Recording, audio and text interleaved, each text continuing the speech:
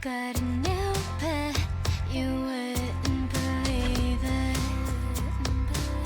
Living on and on, but why do I still hurt when I'm driving and I'm lost again? Hurt when I'm sick and you're not here. Hurt when you seem like you're just fine without me. Oh, I'm not trying to get you back. Oh, I know we're better when we're not together. Sometimes I think of all the things that could have been different when we were in love.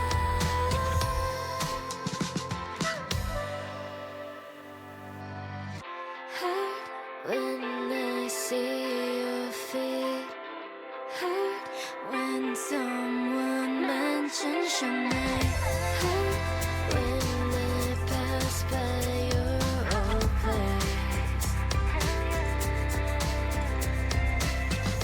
Hurt when I'm driving and I'm lost again. Hurt when I'm sick and you're not here. Hurt when you seem like you're just fine without me.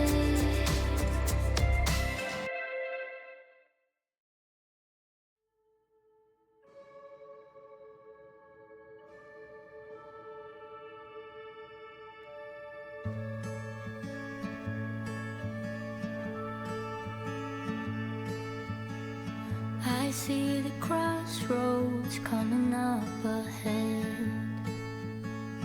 A choice I make, but haven't made yet. Why do pathways feel so threatening?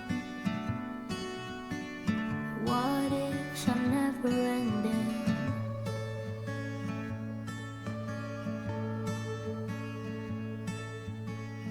Caught in the shadow of what might be. A future I fear, but still cannot see. Wait up, tomorrow should be easier. What if I leap and it's not what I fear? Oh.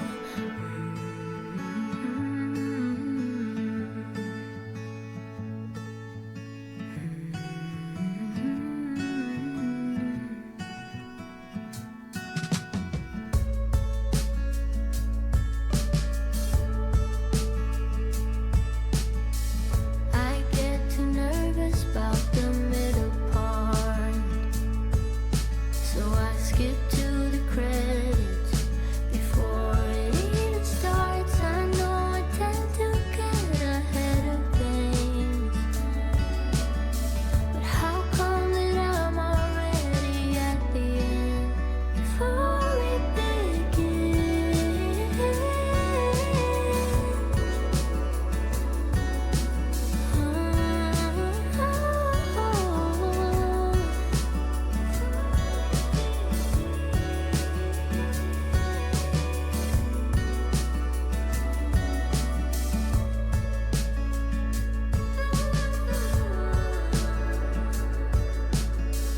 Already made it to the ending before it begins.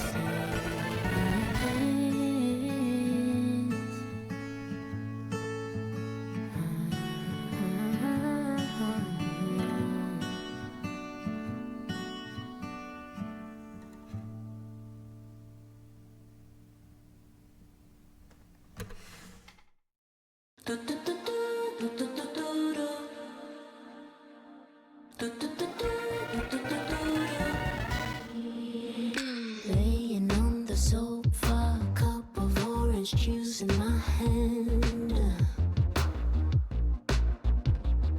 waiting for some thunder, fireworks, some fun. I haven't been feeling it lately. Technology, come and help me. I just wanna feel a bit naughty. Think I'm gonna paint him in 3D. He will give me his love and all the loving that I need.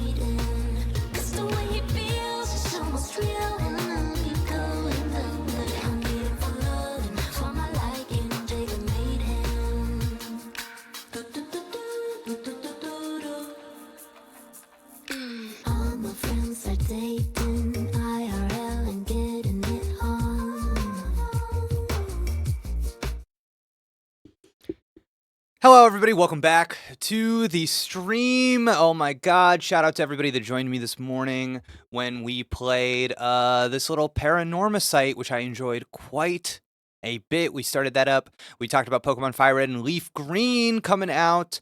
What would that be, a week from today? A week from today, there'll be a sweet little rounded square on our Nintendo Switches or our Nintendo Switch 2s of little Venusaur and Charizard. And before we even got started here, oh my god, we had a couple of people sub. I cannot believe it. Oh my god. Oh my god, look at this. Who was it? Who was it? 2 minutes ago. Cornford Caster. Twitch keeps asking me if I want to share this darn 9-month reminder. Thank you so much for the sub. Typhon64, thank you for the sub. Hey, Sabe. And Line of Demise, thank you so much for gifting a sub to Kasumi Blue. Kasumi Blue was begging. Was begging for the sub. I saw it in the chat. And Kasumi Blue, you got it, baby. Hey everybody, listen. I got an email today that was like, "Hey Jake, keep it up. Keep up your streaming and we will elevate your account to Twitch partner." And I was like scrolling the email, and then I did some Googling, and I was trying to figure out what that meant, what that was, what that would do for me, and I couldn't figure it out.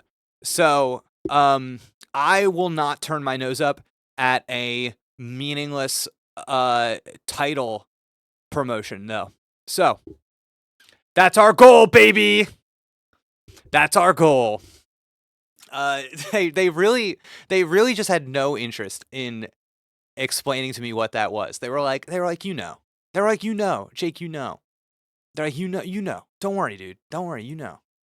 All right, so I say we just keep things rolling. Xenoblade Chronicles 2. What else is there to say? We had a good Paranorma site, all caps. No, I like that. That's good. As it should be. It's representative of the title. No caps. Now see, this I don't know about.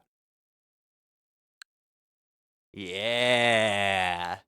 Yeah. Okay, wait a second. Okay. Wow. Okay, this is really throwing me for a loop because Clubhouse is one word, but in the logo, are you allowed to do that? Are you allowed to do that whenever you want? That seems like cheating. That seems like cheating. That seems like cheating. Does it ever rustle your jimmies that Game Boy is not one word? In my brain, it's one word, and I think I do it wrong every single time when I have to write it down. Does that ever rustle your jimmies? It does. It rustles mine. Okay. All right. Yeah. Okay. You guys get it.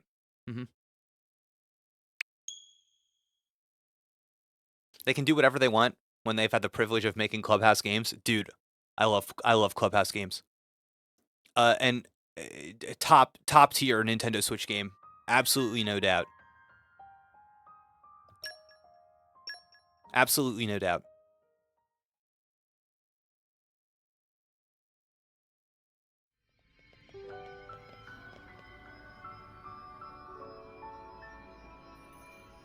One second.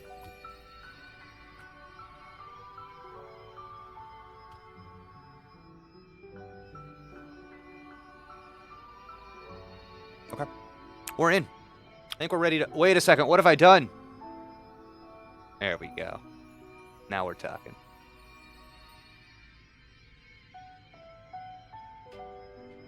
Okay.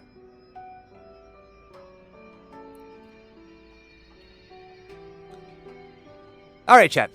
So, listen. I'm anticipating here a big gaming session, right? I'm anticipating a big, like, oh, we're playing video games right now. You know what I mean?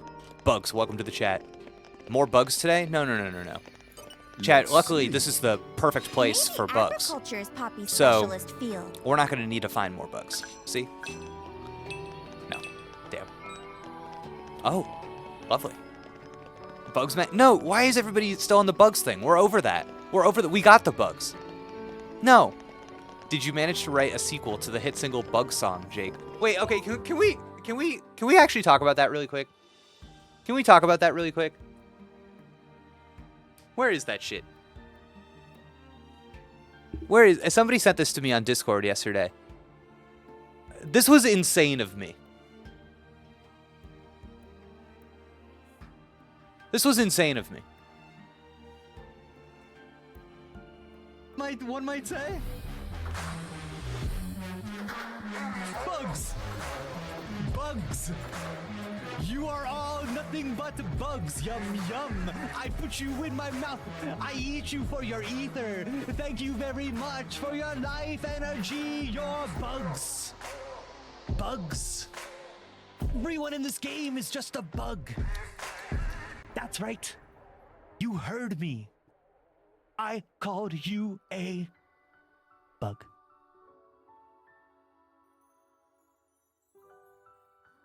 I don't know what I was going through at that period of my life, to be honest with you all. I genuinely have no idea what had put me in a state where that came out of me. That's not good. That's definitely like a cry for help. And I'm a little disappointed in everyone who watched those streams. And there wasn't like a single comment that was like, "Is he okay? Like, should we check on him?" Ooh, we got a bug. There wasn't like a single person that was like, should we like call someone? Cause that's like not good. Like that's like not. You were going through a better game. Holy shit. Okay. Oh man, absolutely brutal. Well, I'm surprised we're just like going down all these stairs, and I assumed that this was gonna be like a gauntlet, but I see now that we're just going to the next cutscene. So what's the next cutscene gonna be? The next cutscene. So, okay, like what would be like the dumbest cutscene? I guess it would be, since Nia just told us her backstory, a flashback of Nia's backstory, so that I can get it again, but this time get more background information and lore. What have we here? Ah, the portal of the Registering hero. coordinates.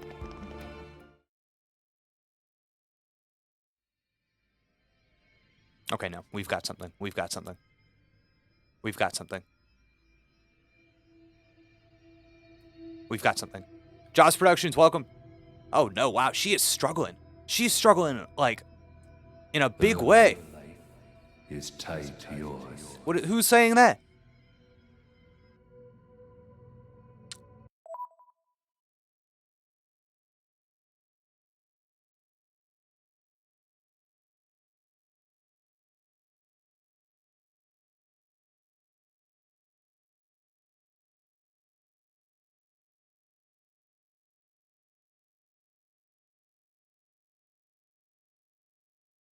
It's not cool. It's not cool when it does it when I'm kidding, though. It's not cool when I'm like trying to be, I'm like trying to give them a way out. You know what I mean? I'm predicting something and I'm like, well, this won't happen.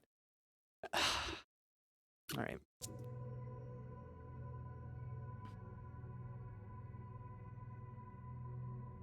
You have a life within you now. A life. She lives on inside you. Her life is tied to yours.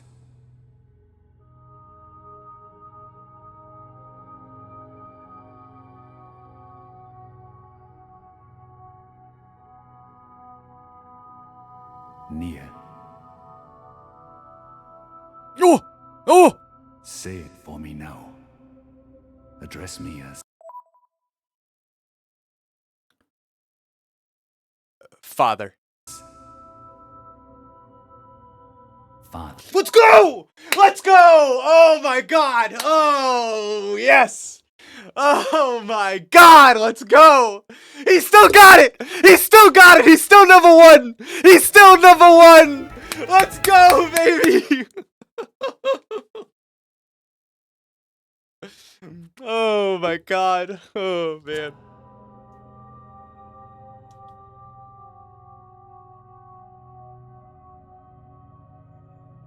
Yes. Father. That's the whole scene?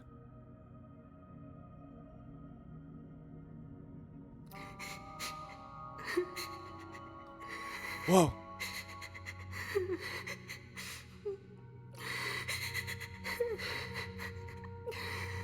Father, Oh God. Father. No, no, no, no, no, no, no, no, no, no. Oh. Oh, dude, that's This was Daz. it's Dromark, dude. Reborn. Reborn.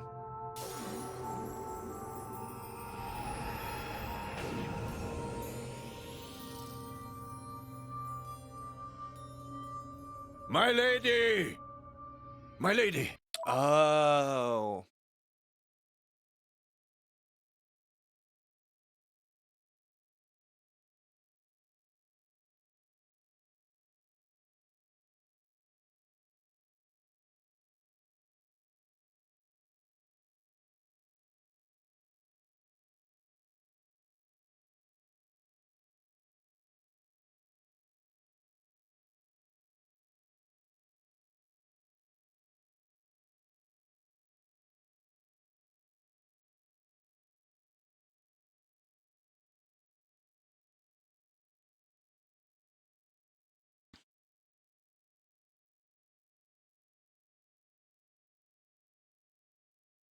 So, okay, so is it that she was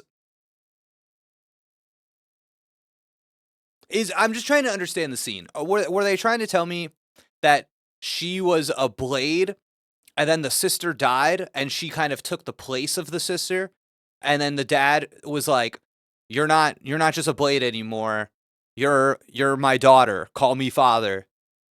And then this somehow manifested in a kind of surge of humanity, and now she was able to awaken her father's blade, or the sister's blade, or I don't know, somebody's blade, Dromark.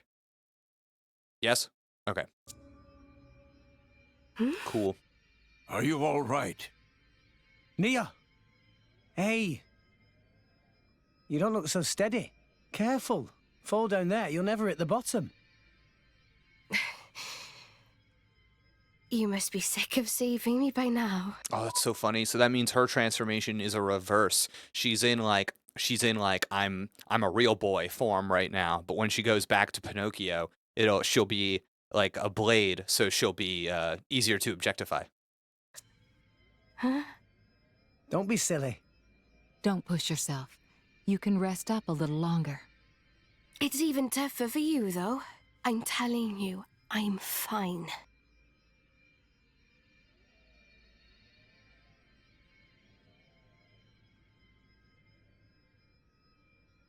After my sister died, it wasn't long before my dad died too. Huh? I'm finishing my story. Dromark was all I had left to remember him. We started wandering together. Or maybe I should say running. Running?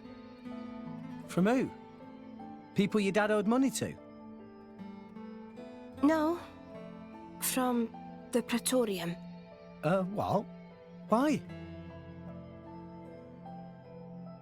Well, it's a long story.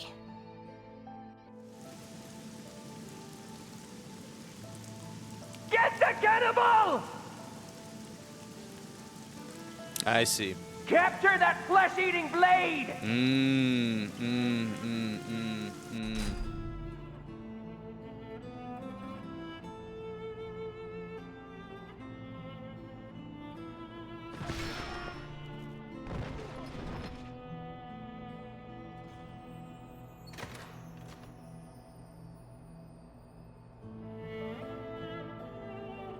Sure. And now I'm with you, Doug.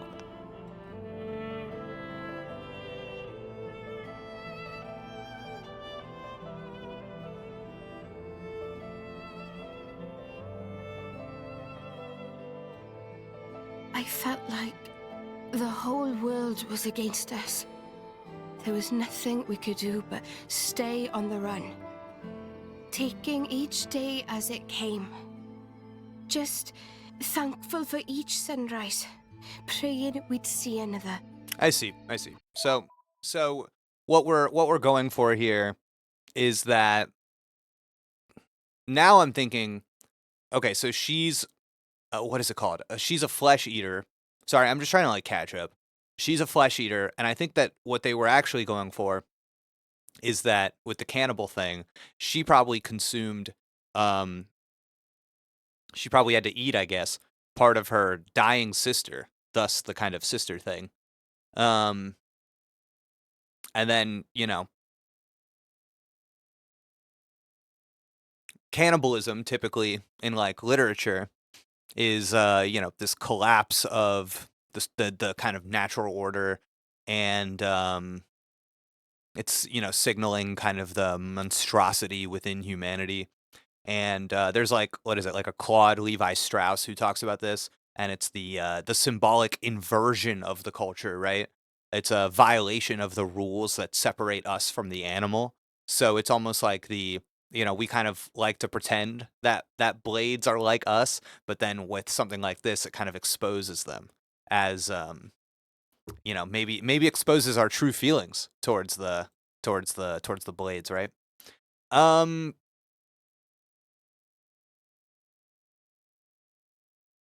And there's also an interesting thing going on here, right? Because it's the like the only like meaningful place that you can really go with this is that since blades reset when the drivers die, the being a flesh eater probably affords you a level of independence so that you no longer reset, you are no longer subordinate, and you cannot be like disposed of by like the systems of the world.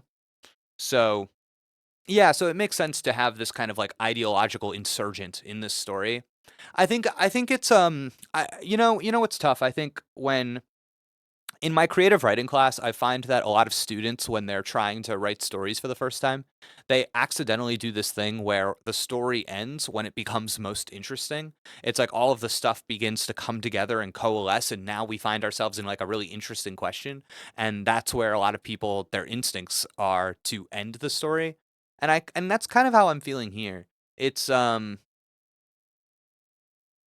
like I actually like this. I think that this is like an interesting layer to the story, but at this point in the game, we're so like deep in that it's not it doesn't like really mean anything to me in regards to the rest of the game. It feels like Nia could have been removed from this game, and you could have like kind of cut out this entire element, and it wouldn't have really impacted anything. So I think I would have liked if this was maybe something we knew about Nia's character from the start.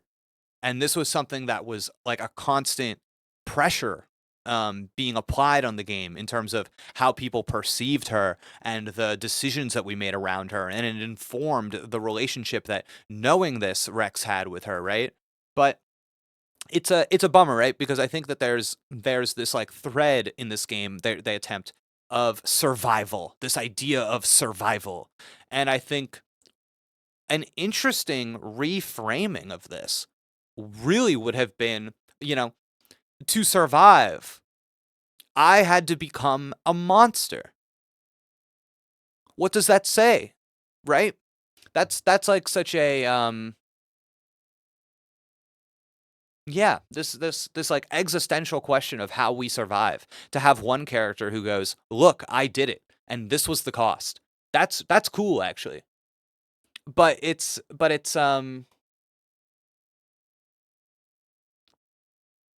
especially when you think about like the parts. I think I'm compelled by the parts, right? Because there is a act of in like becoming a monster.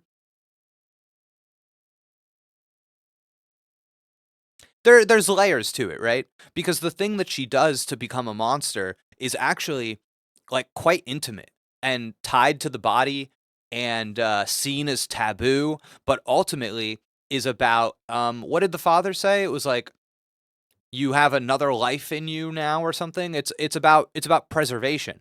And so much of this game is interested in the idea of the preservation of the self. But the problem is that Nia has not been preserving the another person in this game up until this point, right? It's kind of like this post hoc justification problem where if if we never, I don't know, this knowing this information now does not alter or enhance my understanding of anything the character did prior, because the character wasn't given enough opportunities to really do anything prior. So being given this information now, it just kind of feels like flavor and it doesn't feel particularly meaningful. Um but I like the parts, right? I like the parts because there's this kind of long literary history of, or literary tradition of, women's bodies themselves being framed as transgressive, right? We all had to read books like that in high school.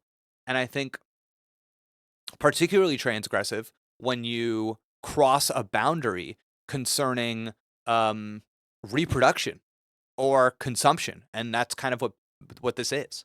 So yeah, that's, I don't know.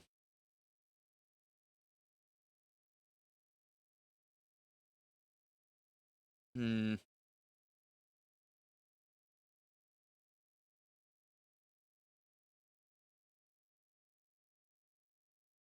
It's like a very gothic lit idea, right? Because she's motivated by love, she's motivated by grief, and the people outside of her experience read it as appetite and corruption. Oh, that's what it is. That's the thing that's missing. That's the thing that's missing, right? Is that we get the perspective into Nia's true self and like Nia's good intentions at the exact same time as we see them juxtaposed with how the world sees her, right? So obviously, I think that there's like a version of this that might hit a little bit different, a little bit more effectively if we are able to linger on social consequences instead of, we're not shown any like shame or disgust or any of like this. We don't experience this, so it doesn't land for us. Instead, we're just being told, so it feels like I am being told backstory, not like I am learning something about the world or about like the thematic situation that we find ourselves in. um Yeah, so it's funny because the idea, oh, this is I think a great microcosm of how this game works, because the flesh eaters as a concept off the page can be used to interrogate the exploitation of blades. You can talk about the ethics of being a driver, um our willingness to dispose of people who are fully sentient just like ourselves, and the societal fear of bodily autonomy. But instead of doing any of those things, the text doesn't do that. All of that stuff is happening in your head off the page. Instead, the text just uses it as a tragic backstory fuel, which is frustrating because conceptually it is, I think, the richest part of this character. But the story is not interested in applying pressure to these elements and bringing us through a journey in which our feelings develop about them, or we have opposing thoughts or different, or in which we have to deal in like any way. um so yeah, like I get this. This is the first thing in the game that I will say I like actually largely understand why it resonates with people, because the game, it's not fully articulating it, but the image of the idea works, right? The pose of the image, because a girl who consumes the body of her sister to preserve her experience or her existence. A this person who, for merely surviving, is kind of given the scarlet letter, a very classic idea, and branded a monster and chased for just existing the only way that she can. And I think that is, it's it ties into some of the larger thematic concerns in this game about like refusing oblivion and being punished by the world. But again, it's just the pose of this, because nothing in the actual structure or movement of the story did anything to allow these elements to hit particularly strongly. They just told you the elements, and you will only like them as much as you are willing to swirl them around in your own mind. This is kind of what people mean when they say we are gesturing at ideas rather than fully exploring them. Yeah, that's a bummer. That's a bummer, I think.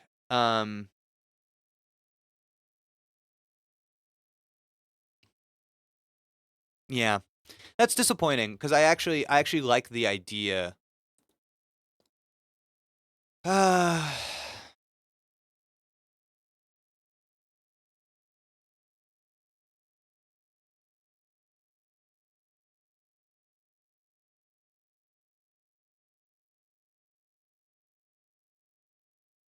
Gesture maxing. That's good. That's good. Queentism said, also, this is why she's considered the trans character, which, like, sure, I guess it's like that. Yeah, I mean, I don't wanna like.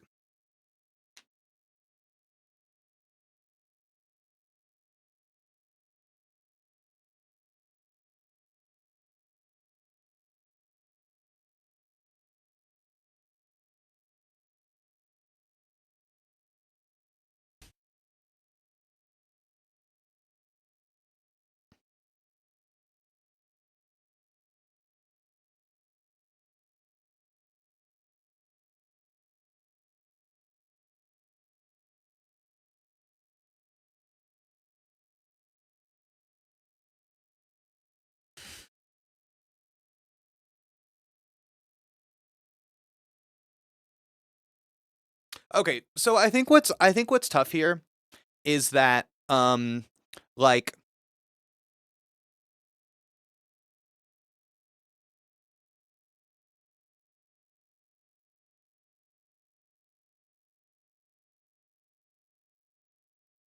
yeah, man, this is this is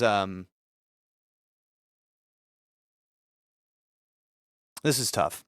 Yeah, this is tough. Okay, so this is okay, so the problem with this is that I know what people are saying, but if we want to be like really specific about our language, okay, so I already see people making like big mistakes in the chat. Okay, I see people making big mistakes. So everybody take a deep breath in.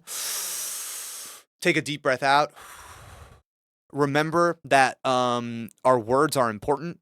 The words that we use, they mean specific things. And it's not about being correct. It's not about going, well, actually. It's about trying to help people understand what we mean when we use the words that we say. So, is Nia a trans character? No. The answer is no. A trans character is a character who is explicitly defined, identified within the text as transgender. They are positioned within gender transition discourse. That is not happening in this game. There is not a narrative framed around gender identity in this game.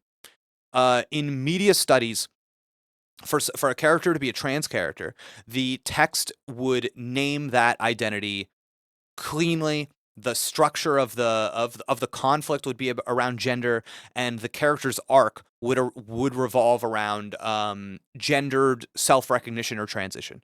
So I think that there is nothing in this game that frames her conflict around gender identity or locates her gender in any kind of transition discourse. So that's the first thing. What people are trying to say is that the story is transcoded. Coding is the word that people want. And this refers to this is about semiotics, right?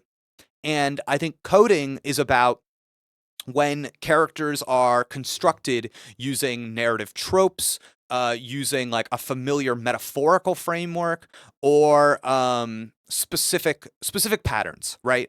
And I think when we use the term coded specifically, it's black coded, it's Jewish coded, it's this code, right?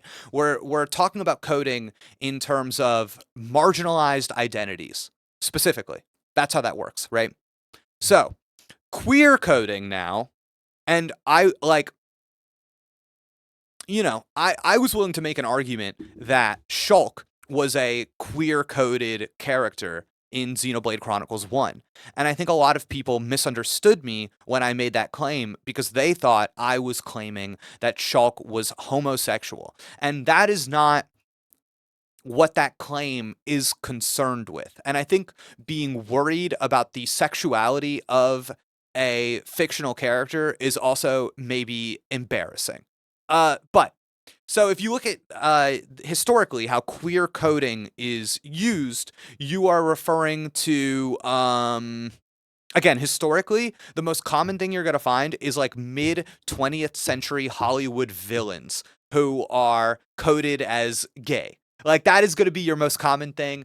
And I think you're going to find characters whose like mannerisms, who their secrecy is kind of like evoking queerness, right? So when we talk about a queer coded identity, no, when we talk about a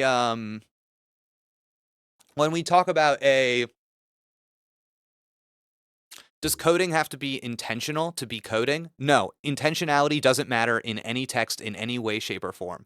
If I give you Pokemon Red and Blue, and I tell you, I'm the creator of Pokemon Red and Blue. I intended for Professor Oak to be a serial killer. He is a serial killer, setting up all of these children on little adventures so that he eventually can kill and eat them. Does the fact that that is what I intended change the text at all? Absolutely not. Because you can run into a situation where I say, hey, I intended this in the text, and then later say, oh no, I was actually just kidding. So if you allow intention to affect your understanding of the meaning, then turns out your understanding of the meaning is not at all connected to, coming from the text. And all meaning is a conversation between the reader and the text. So intention doesn't matter. Intention never matters. No. I could accidentally write the greatest queer story of all time. It doesn't matter. This intentionality assumes that artists know what they're doing, which is often not the case. Okay? So no, intentionality is so funny. I think people so often get so scared or are too people don't want to do the work of forming an argument, of reading the text, and instead do the easiest possible version of discourse, which is looking up interviews, reading Wikipedia pages, and trying to collect the answers. But stories are not answers. There's a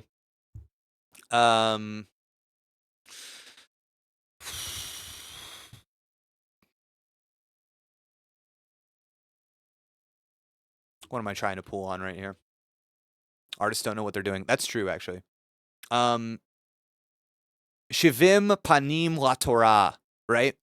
Is 70 faces to the Torah. And it's this Jewish idea that the Torah holds, 70 valid interpretations that you will experience over the course of your life. And all of these, and they're multiple, they're contradictory, and all of them are equally valid. So it's this idea that as you change, as you are a growing, developing human being, the meaning that you are able to get out of the Torah, but out of any text that you read, will develop and change with you. Because meaning is constructed between the person and the text, this is why so many different people can get so many different messages out of the same piece of text. And unlike Christianity, Judaism actually encourages this kind of dissent among it. So it's all right. But yeah, I don't know. So okay. So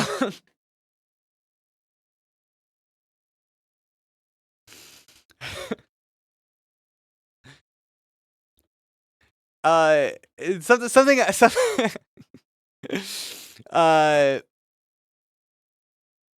the other Jewish concept that we're gonna practice here is I think ayin tova, which means the good eye. There's this Jewish concept to look unto others with generosity, to judge others favorably, to look at them with a good eye, and that's a concept I really like because I try to bring it to my textual readings. I try to bring it to my practice. Yeah, but anyways, so backing things all the way up.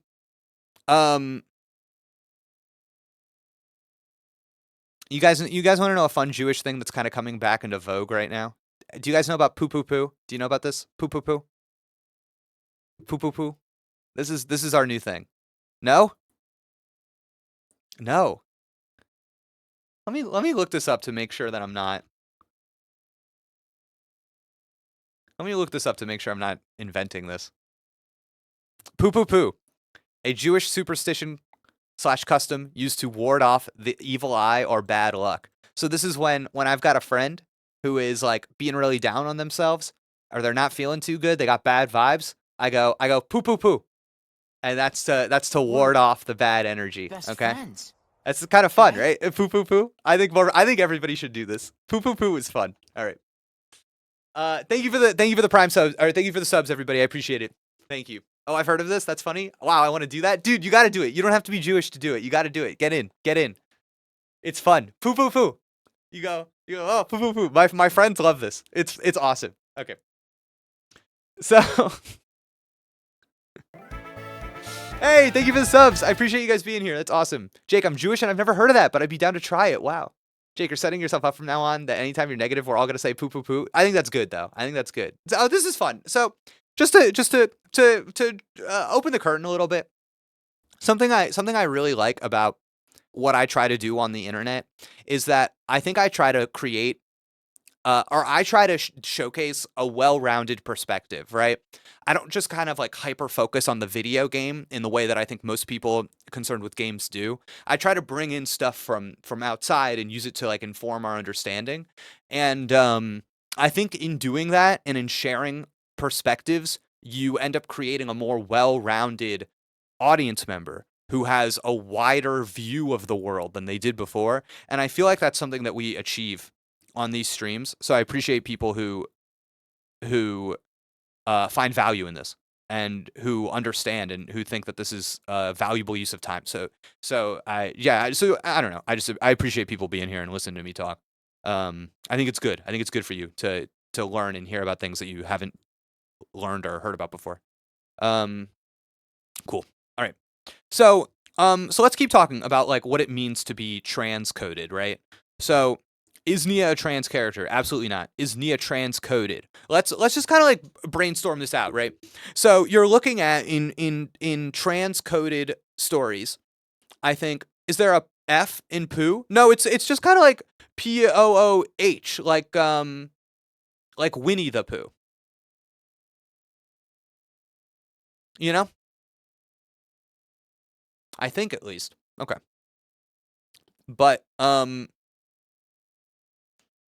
I found hits on Google for PU. Oh, interesting. Okay. Maybe I gotta check. It's all this shit's like it's like coming from Hebrew stuff, so I never really know. But you know, I'm not even a particularly religious person. But I actually that's not true. I'm actually not a religious person at all. I've said to my wife, I think if it wasn't for other people, I would actually be deeply religious because I like Judaism quite a lot. But I think people have ruined it, and out of all of the religions I have, that I have kind of examined in my adult life, a lot of the Jewish concepts and the wisdom just kind of resonates with me. I love that idea, the 70 faces of the Torah. I really love that idea. Anyways. Okay. So if we kind of soak in the transcoded logic of media, what you want to focus on, I think, are stories that involve a fear of being discovered. Do we think Nia has that, a fear of being discovered? I would say that Nia has that. I would say that Nia the character has that. I don't particularly think that the story does a so this I actually think that this is really valuable. I think that this is like a really valuable conversation because we all agree that Nia has a fear of being discovered. And you kind of see it in these very obvious moments where she doesn't want people to see who she really is. And that's obvious, right? But I think all of us would also agree that the movement of the story and kind of the direction of the plot, it's not really concerned with putting pressure on Nia in a way that's like, oh, you're gonna be discovered. Like, that's not really what's happening, right? And I think maybe a stronger story would actually embrace that element and be like, oh, we can do interesting stuff with this. We could actually use this to our advantage, which is like a real bummer because it's there. Okay, so that's one thing. Okay, a concealed identity, right? I'm somebody else, but that's not the person that I'm showing the world. 100% Nia has that. Again, do we feel that the story is creating systems of pressure that expose that perspective to the audience? No. I know that the game wants me to know that she has a concealed identity, but it doesn't teach me anything about that. It doesn't teach me anything about that perspective. I don't actually really learn anything about like the trans experience or the experience of having a concealed identity in any way from this game. I just know that she has one. So again, it's there, but the story is not taking advantage of it. I would say living under assumed identity, right? So it is what people see me as is who I have to be. I play into this aspect of who people see me as. I opt into it rather than being my true self, sure. Unfortunately, I gotta say, unfortunately, I think transcoded stories historically do have reveal is framed as vulnerability, you know? We've definitely got that. Body is the site of truth in transcoded stories, right? That's the ultimate site of truth, the body. I think we'll see the game play with that. And it's unfortunate, right? Because I think that, again, it's like there, but it's not. It's like just not doing it. And then even in that flashback, social rejection when exposed. Very transcoded idea, right? So, you know what I mean? This kind of like, oh, okay, people see me for what I am. There's kind of a there's kind of like a transcoding to this where it's like I am scandalized in the view of society. People see me as other, people see me as bad, which we of course know is foolish and dumb. What is this? Boulder Frog is asking, what does site of truth mean? Oh, okay. So a site in like academic language, a site like a construction site, not like a vision site, right? But when you're talking about craft, a site is not just the body, the location, the body being the location of truth. A site is like a place where meaning is produced. It is where conflict plays out, and it is where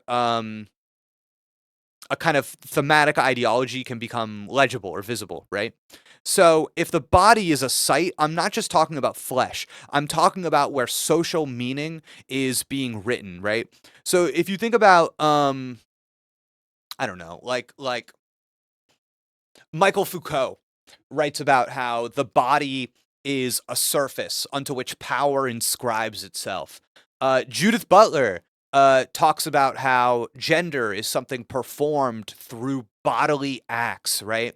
The body is where abstract ideas are showing up materially. So it's the site of truth. It's where identity is ultimately revealed, authenticated, contested, or made like undeniable, right? So truth here, again, not referring to scientific accuracy, is referring to this idea of like the authentic identity, the reality that is being hidden, the truth that cannot be concealed forever, that must come to the surface, the thing that is beneath the social performance, right? So when a narrative uses a reveal scene, right, where someone transforms physically and says, this is who I really am, that is locating truth in the body, right? So when Nia's identity crisis here that we're watching culminates, it is going to, we know this, culminate in a physical transformation. She is not going to tell Rex, I'm a flesh eater. She is going to become visibly different because her ontology must become visible. So, you know, the truth is confirmed through an embodiment of the truth, right? And I think this is important because in many, in stories about hidden identity, the body is the thing that betrays your secret. It betrays your secrecy. The body is something that can transform under stress. It reveals what our character is ultimately afraid of socially, right? Think about any story that is concerned with a bodily transformation, the eruption of superheroic powers, the transformation of a werewolf, the awakening of a mutant, the transformation of a magical girl. The body is the proof. You cannot perform around this anymore, right? And I think, like, tying it back to queer theory, the body is so often this contested terrain. Is my identity something that is internal, or is it external? Is gender something that you are, or is it something that you perform? What happens when your body does not align with social expectations? So there are disclosure narratives, right? Where the body is functioning as the feared evidence, the thing that will expose you, the thing that will make people reject you, or maybe it will be the thing that will finally give me a road to acceptance, right? And so you've got Nia here, who is, if you see me, if you see what I truly am, you will not accept me. And her transformation literalizes that fear. So the body is the location where the acceptance or rejection is decided, right? And obviously, and I know people here understand this, there's an important distinction at play where it's this idea of the body containing an essential fixed truth. That is absolutely not true. And stories like this are not concerned with that. I think biological essentialism is a bit too rocks for brains of a position for anybody to hold here. But in theory, when we are saying that the body is a site of truth, we mean that narratively the story is positioning embodiment as the decisive moment of identity revelation. It's about storytelling structure, right? It's not about, yeah. So, cool. Cool.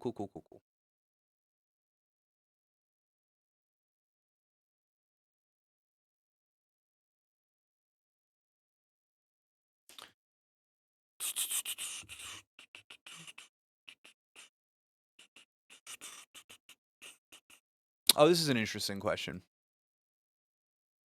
What do you think of the objectified form in the context of a trans reading? I've seen some people argue it's self-actualizing, but I'm a bit wary because of the issues with objectifying trans people. Hmm. Can I get, this is one of those where I think I need a few more sentences. So, like, I'm maybe not as familiar with the discourse as you are. So, what exactly is the question? It's like, We're best friends, right? oh my God, thank you for the sub. I appreciate it. Is it, are we asking, like, like, given that so many female characters kind of transform into a version of themselves that is more appealing to the male gaze or objectifiable. Like,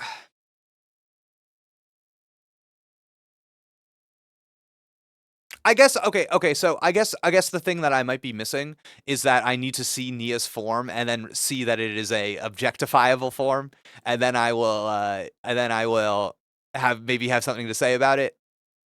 Is that kind of where we're going with this? We can just say yes and move on. Okay, yeah. All right. Let's just. Is this good? Are we good? Do we have any more questions? I think this was a good thing to talk about. I think this was substantive. So okay. I just want to make sure that before we move on from this, everybody feels seen and heard. How are you, Jake? I'm good. I'm actually having a great day. I posted it in the Discord, but I made myself a big old bowl of spaghetti, and had a little bit of like an early dinner, and then I went on a walk, and then I came back, and now I'm streaming. Yeah, it's been a good week. Oh, I love spaghetti. Jake, best superhero? Superman. Do you like the water? I love it. Well, that settles it. I'm making pasta for supper. Hell yeah. Sketty. Okay, wait, don't continue. Ad started. No, we have to continue. People are watching an ad right now. Gotta sub, suckers. Ads for the lamos that haven't subscribed. Oh boy, is it nice on this side of the sub wall. Ooh, it is delicious. I am sharing sacred knowledge right now. Oh man, I am scandalizing. Oh my god. Okay, scandalizing the ears of my listeners. Tee-hee. Okay. Good work, everyone. It worked. We got one! The sub. Oh my god! Oh, excellent. Aetherwake, thank you so much for the 5 gifted. That is awesome. That is absolutely awesome. We're doing good. We're doing really, really good. Welcome, everybody. Welcome. 40 seconds left of ads. Jake knows how to get them.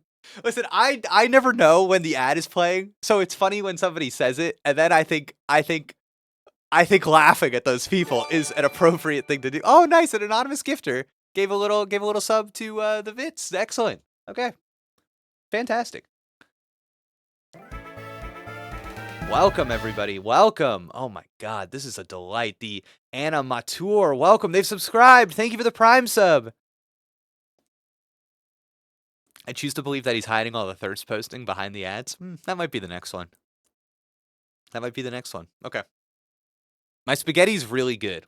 I love my spaghetti. I'm very confident in my ability to make a delicious bowl of spaghetti. Hold.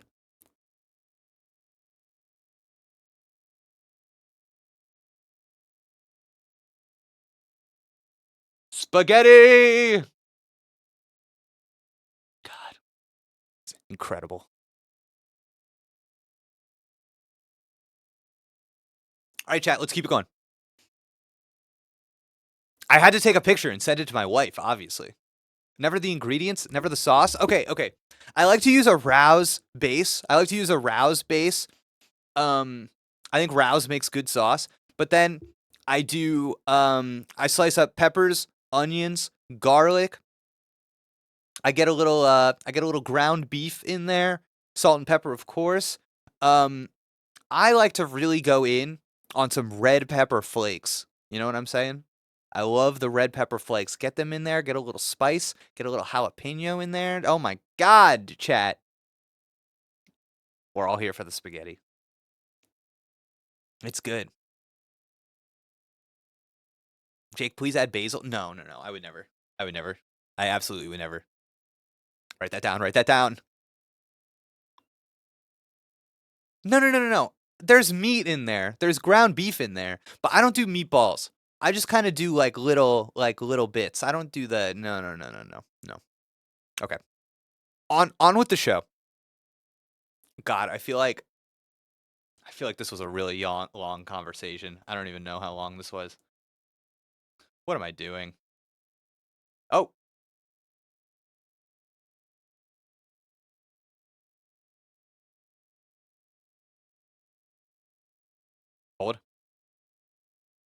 Hold.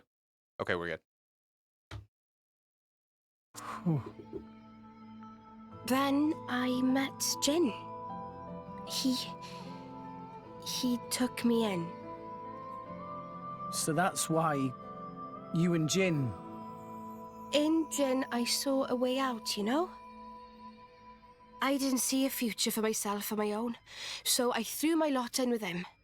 I'm a little disappointed how often the story puts characters in positions where they kind of just have to make a choice. Like it's not a real choice. They're just like, oh, I'm a victim of circumstance. I think it's too much. It's like all the power scaling stuff, all of the like, so that's why you were with Jin, because you had no other like there wasn't another option, right?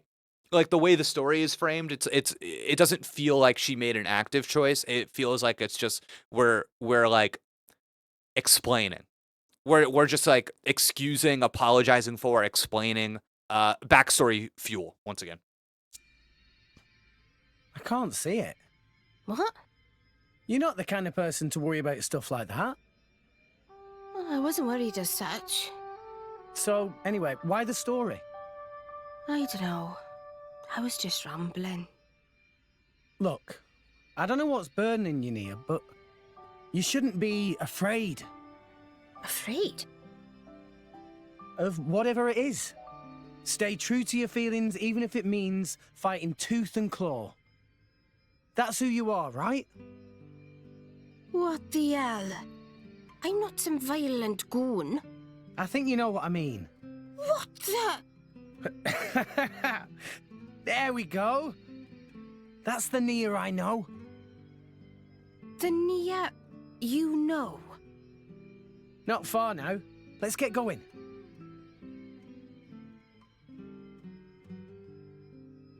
Rex.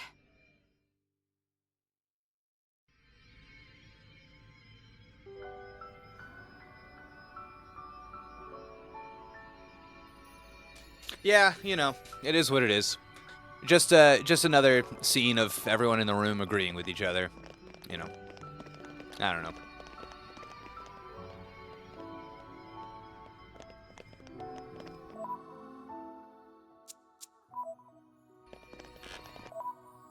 It's tough, right? It's tough because it's I just get nothing out of Rex's character. He's too default. He's too I am simply operating in the role of the protagonist, right? So none of it feels like a choice. It doesn't feel like something is being revealed to me. It feels like it's just business as usual. There is no version of Rex that could have responded any other way. What's here? So it all feels pointless. It feels like Rex would have been just as nice to Nia 12 minutes after meeting her as he would have been now. It makes the story feel like there's a lack of purpose. And we're not even really getting, like, I don't know. Yeah.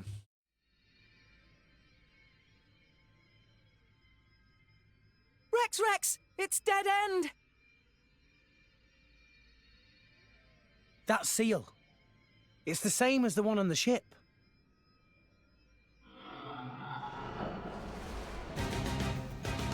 I know. Who? Or what? I know. Hey, watch out there, Rex! Don't worry. Rex is not involved in this fight. Don't worry. Won't even have to use the eye of shining justice.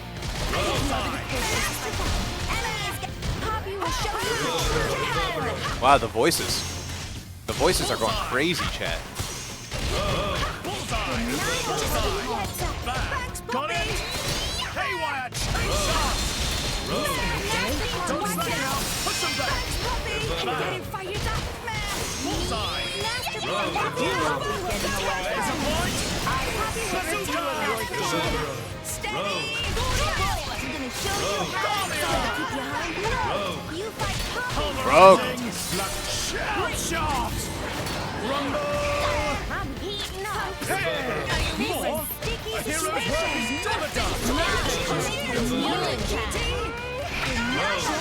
Broke. Broke. Broke. Broke. Invertebrate. Invertebrate. Broke. Broke. Getting so bad. This is so annoying.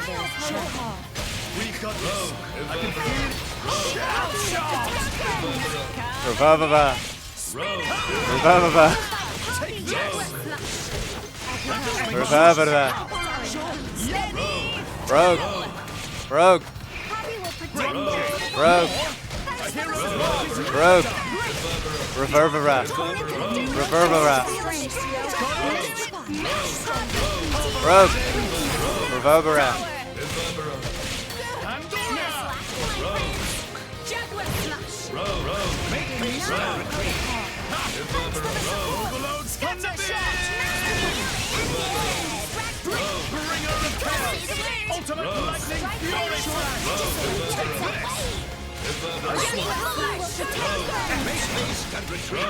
Broke.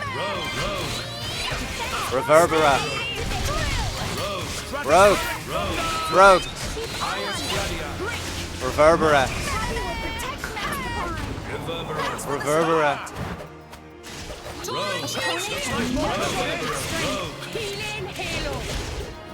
Okay.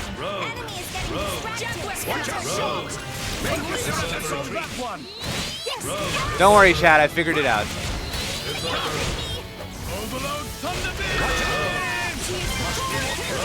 Oh, no. Don't kill him. Shit.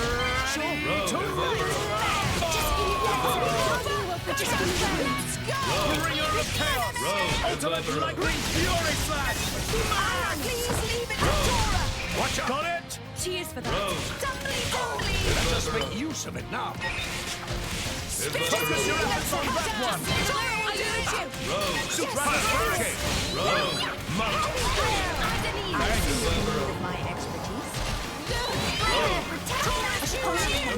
company. Focus your efforts on that one. Reverberant. Let's finish this so we can start the research phase.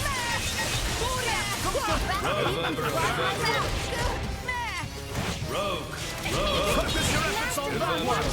Are you checks for the please Focus your efforts on that one. Tora will show them.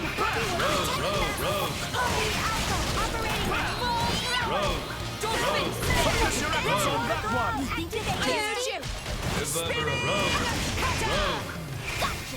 Focus your efforts on that one. Focus your efforts on that one. This is a great opportunity. Focus your efforts on that one. Are you legit? Focus your efforts on that one. Tora will show them. Poppy missile. Focus your efforts on that one. My lady. Poppy Let us make use of it now. Poppy will protect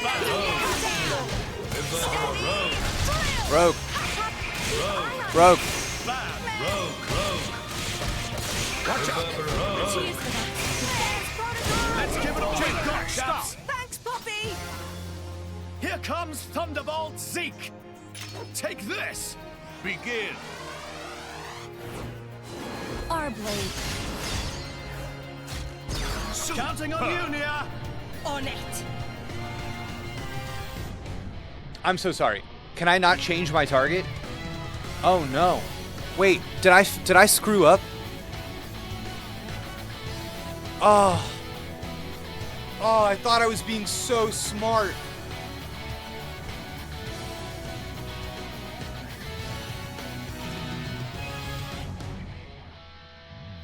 Okay, wait. How do I know? How do I know which one's an AOE attack?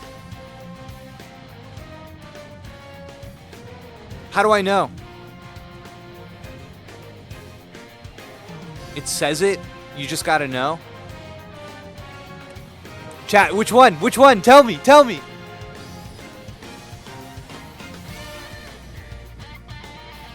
Surely my encyclopedic chat knows. Wait, are you kidding me? You people don't know? I'm very disappointed. I thought this was the group. All right, I'm seeing Boreas. I'm seeing Boreas. I'm seeing a lot of I'm seeing Boreas.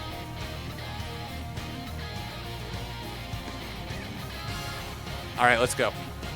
I'm gonna do it properly. Here goes. Good. Chat, that did not look like an AoE. That did not look like an AoE. Tora right here. Poppy Alpha. Okay. Poppy, all power to weapons systems. Poppy Alpha operating at full Oh, chat, we didn't do it. That was a big mistake. Stronger than before. That was a big mistake. Maltus. All right, let's get it done. Let's get it done. Let's get it done right now. Shit! Cheers for that. Lock on. So mad. So mad.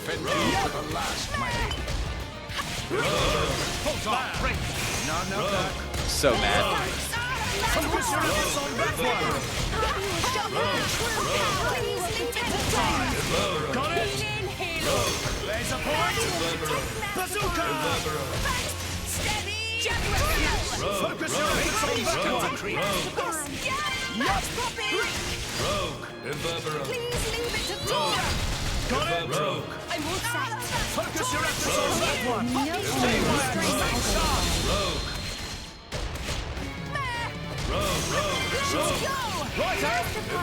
Naponic destruction. I can feel it in my left eye. Focus your efforts on that one. Looks like more company.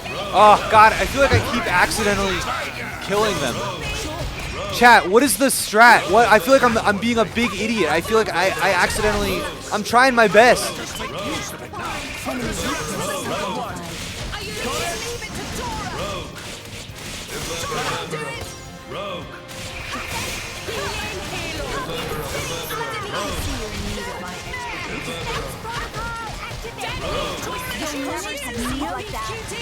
Focus your efforts on that one. Don't slack out. Push on.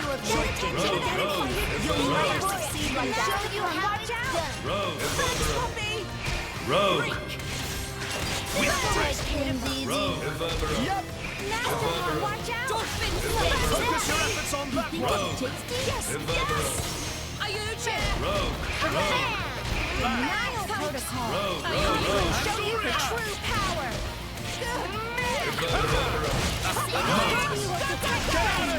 Tora can do it. Maltus. Take this. Come on! A hero's work is never done. How did that not do it? Never done. Oh, I really thought I had it. I'm depressed. I'm literally depressed right now, Chad. I thought I had it. I'm so depressed. Oh my god. Oh, I'm so depressed. God. I felt like a genius for a second there. I was like, oh, I'm about to impress everybody. Oh, I just accidentally killed that one. Oh, I suck. I suck at this game. I suck at life.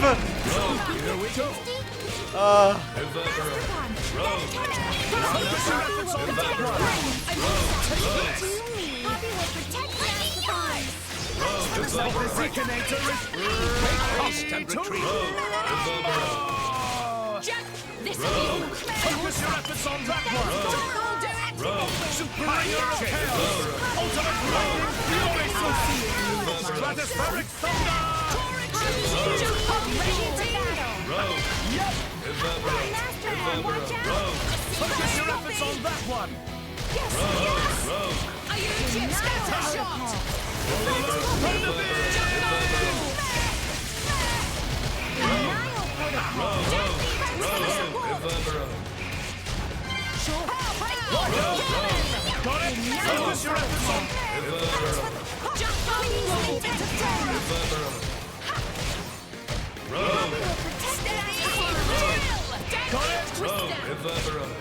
Let's give it all we've got, chaps.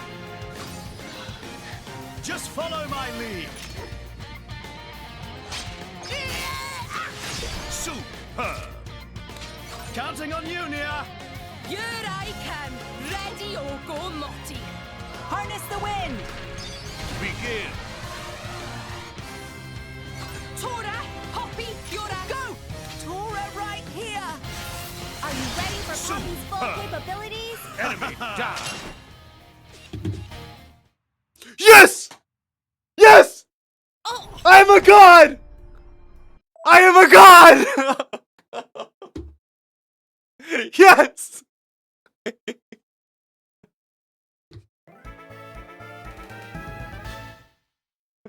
Oh my god. Oh man.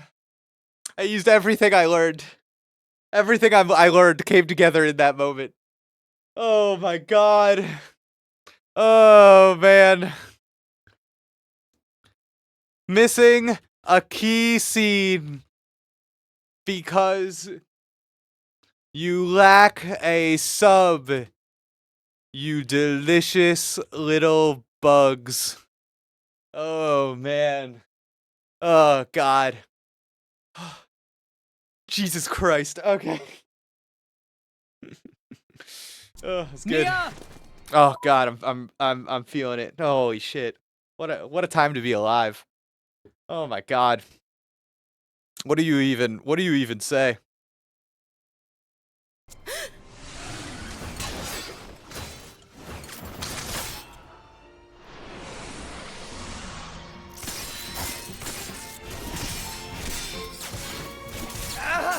Oh my god, here we go. Here we go. Here we go. Rex! Here we go. No. No more. Ooh. I won't hide any longer. I won't hide who I am. Oh my god. Yes.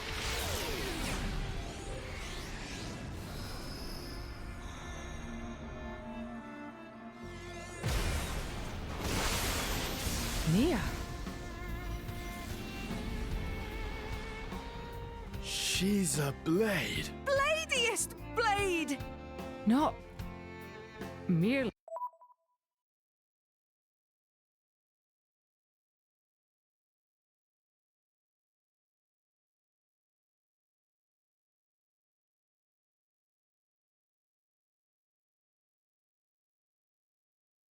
They didn't hold back. A blade. She's a. Nia. I am burdened no longer. Not by my past, not by Jin. Oh my god. Oh, ew. Oh. Ew. People like this? Oh. Oh. Oh, fuck, bro. Oh. Oh.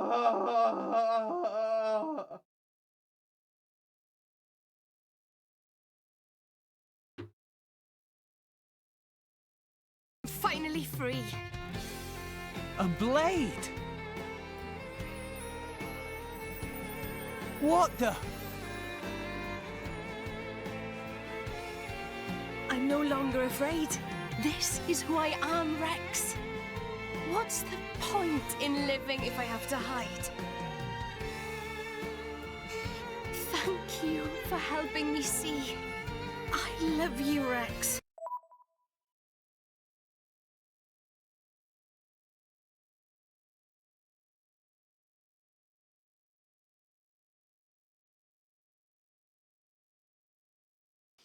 F minus.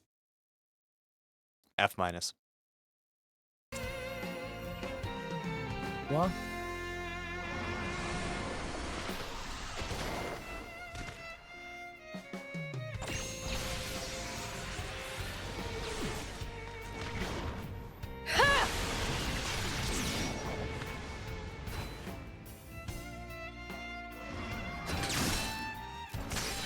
Come on then! Who wants a piece?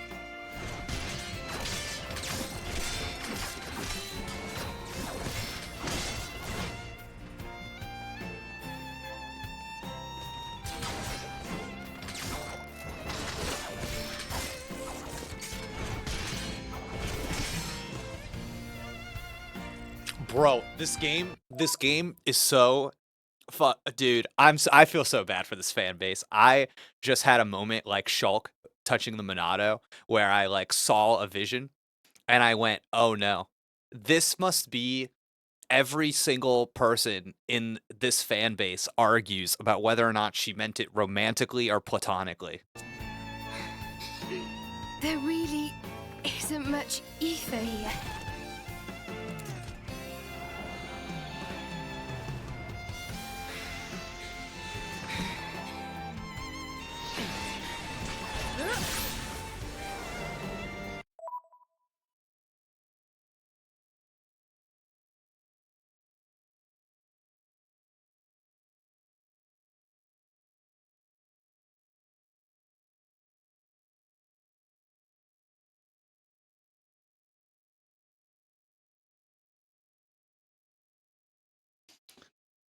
The rare triple F minus. The rare triple F minus.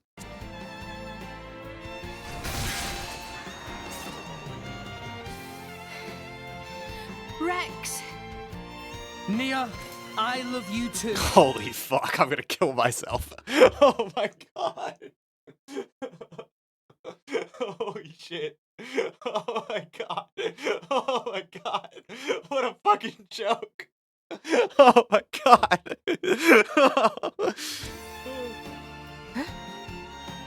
I love you and all you guys.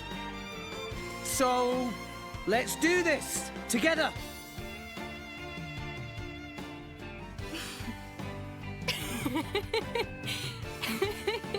That's just like you. It's all I could ask for. Let's give him hell! Ready? Ready! Oh wait, I want to be clear. I want to be clear about something. I do not respect anyone who is trying to. That's too harsh. I have a hard time being generous to somebody who is trying to tell me that. Okay, obviously, to mine own eyes, the way that you are supposed to consume that scene is Nia says, "I love you" romantically, and then Rex says, "I love you" platonically, and it's the joke is that he didn't understand because he's so dense that Nia meant it romantically. So she kind of laughs and goes, "Oh, Rex, you big dumb idiot." Like, that's the scene. And I literally don't have any, I cannot comprehend anyone having any other response to that scene. Truly can't comprehend it. That is so clearly what that scene is that I think like okay, yeah, I don't know.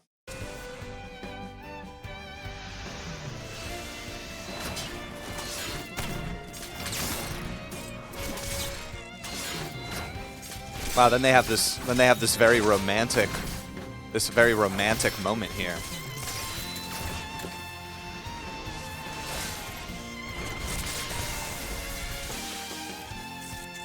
Oh my god.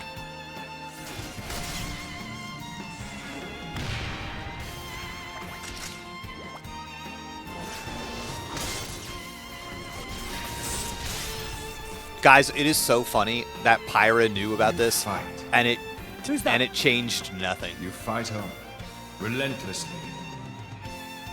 But you do not fight for yourself. I fight for my friends. Yeah! I have been waiting for so long. For one such as you.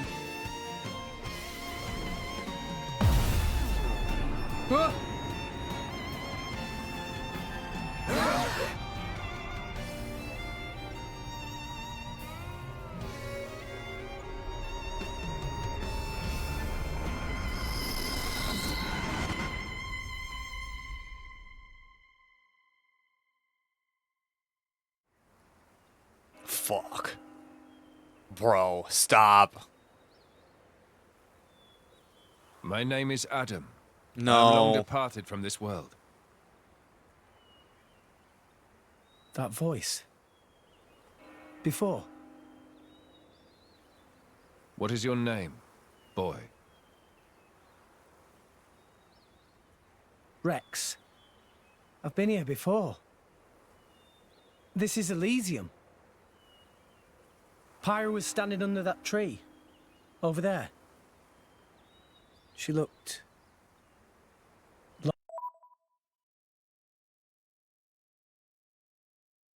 Okay. lonely. Is that so? I must offer my gratitude. Hey? You are the one who brought me here. I have never been to this place. Once I sought to come here, but I never did. Oh, really? Neither have I. Not yet. It is beautiful. Yeah. Rex, what is it that you seek? Holy shit, man. Were we not just doing a whole Wealth? thing? Or were we not just doing a whole thing with Nia?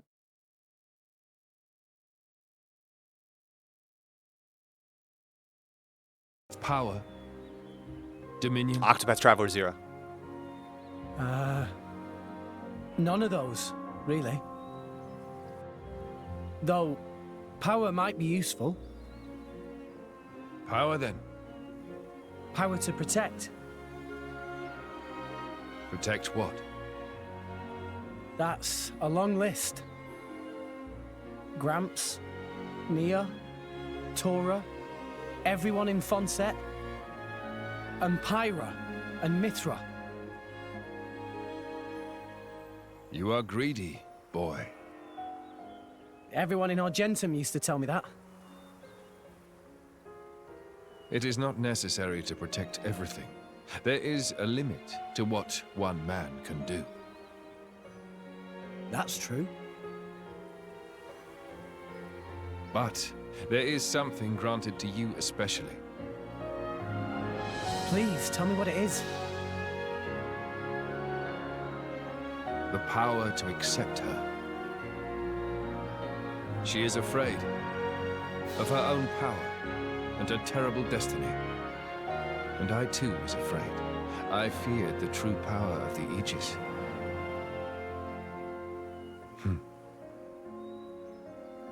Your will to fight comes from your will to protect. Blades and mortals are linked. When you take on the weight of all the fear she carries, then you will be her true driver.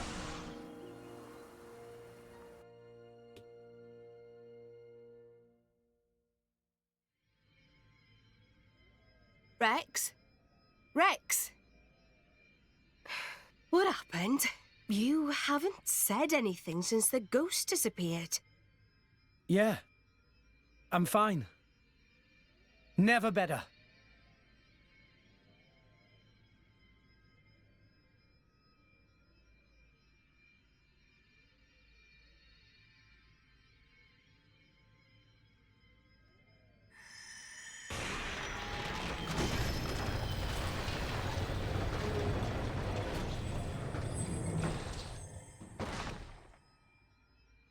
There it is.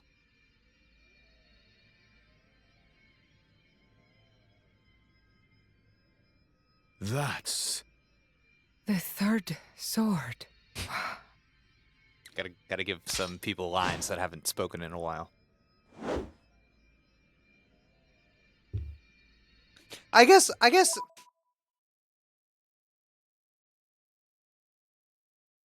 it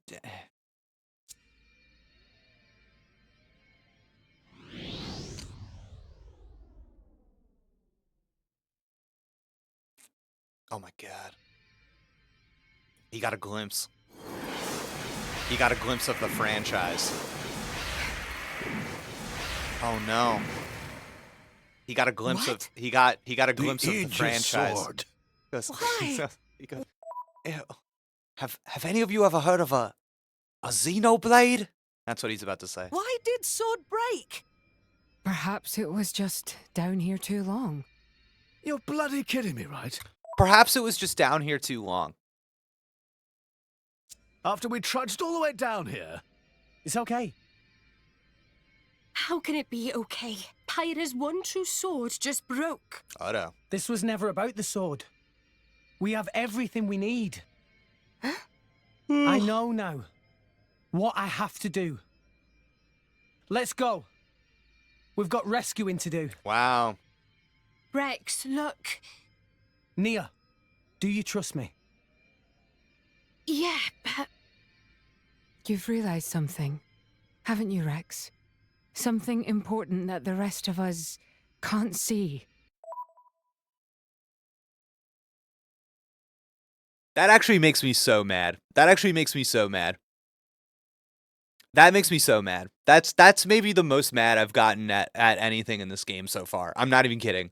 That is the most mad I've gotten at anything in the game so far. They're literally like, the game is trying to gaslight you into thinking they told a story. That's crazy. I'm with you. I've seen that look in your eyes before.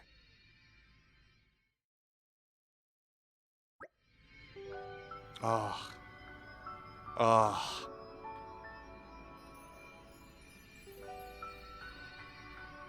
Oh. Oh.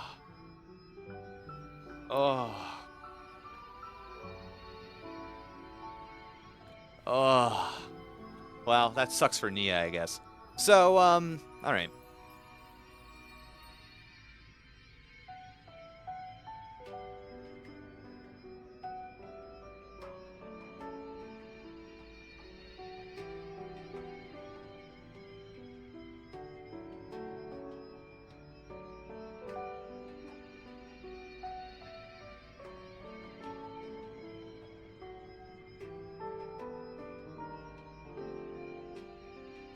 So, okay, I think, okay, so where do we begin?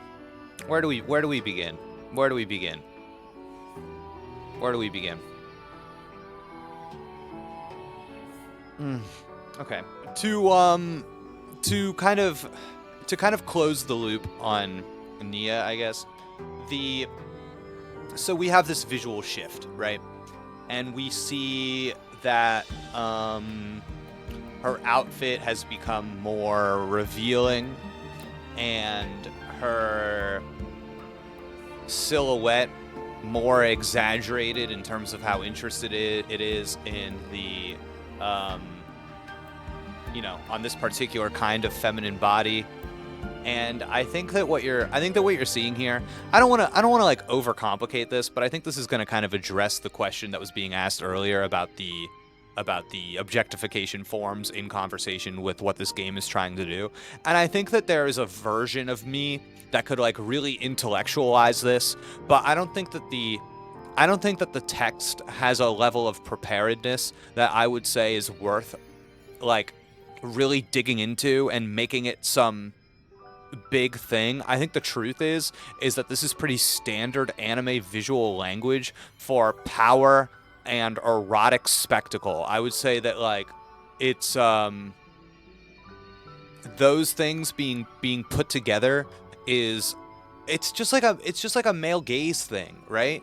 Like, I don't know, man. The seminal male gaze text, Laura Mulvey, frequently argues that women are just positioned as spectacle and framed to be looked at, and the language of the directorial vision is framed around heterosexual male desire.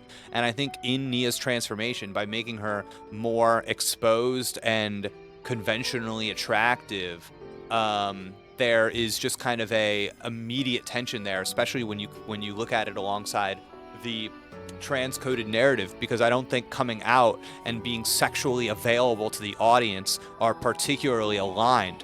But the transformation is obviously charged with eroticism, which makes the whole thing feel very cheap. So I would even say maybe like ethically fraught, you know? And I think, you know, historically, trans bodies have kind of been exoticized and fetishized and rendered as kind of like these objects of fascination. And I think that having those elements in this particular scene makes me feel a little grossed out, actually, at what the game is doing. And, you know, I think in trying to reach this kind of, oh, it's actually self-actualizing, right?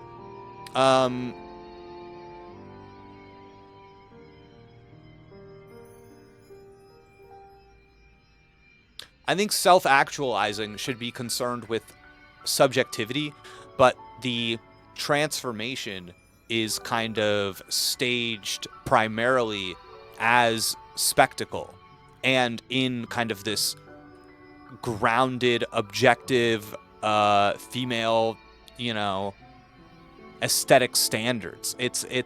We are invited to look at Nia and kind of sexualize or objectify her in a way that I think is heightened above our invitation to understand her, right? The things that are emphasized are yeah, I don't know. Like,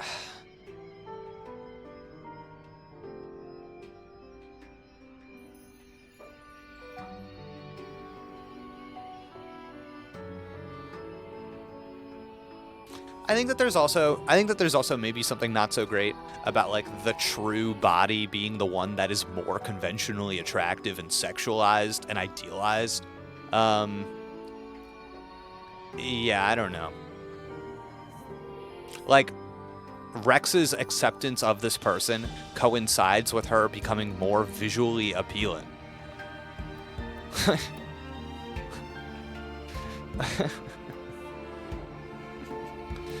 Oh, man.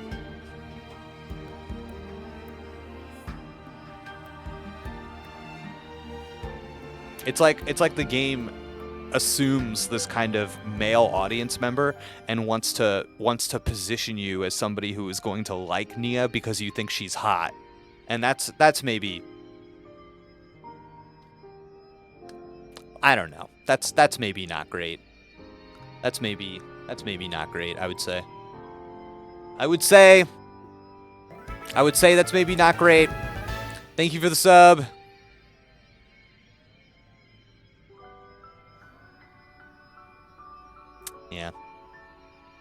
Yeah, it's frustrating. It's not really a coming out moment when the coming out in question is positioned as a reward for the male protagonist. Yeah, I agree. I mean, listen, I wanna. The thing is that like it is mechanically and like literally empowering for her, but the way that the story frames it is for us and for Rex. So yeah.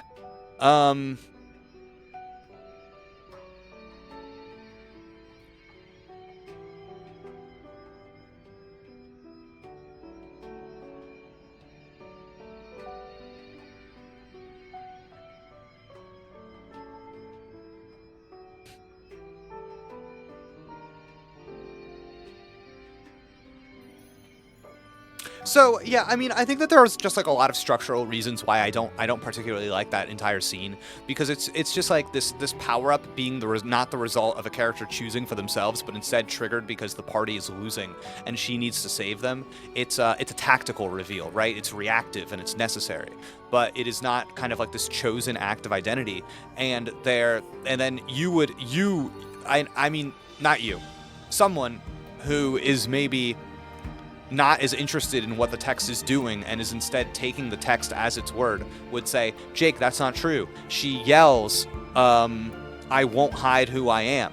But there is no meaningful crossroads where Nia could continue hiding and accept the consequences, right? the friction is entirely skipped. There is only one way for the story to go forward. So she yells, "I won't hide who I am," and it's not a decision. It is not a decision. It is simply lip service to the idea that she is making a choice.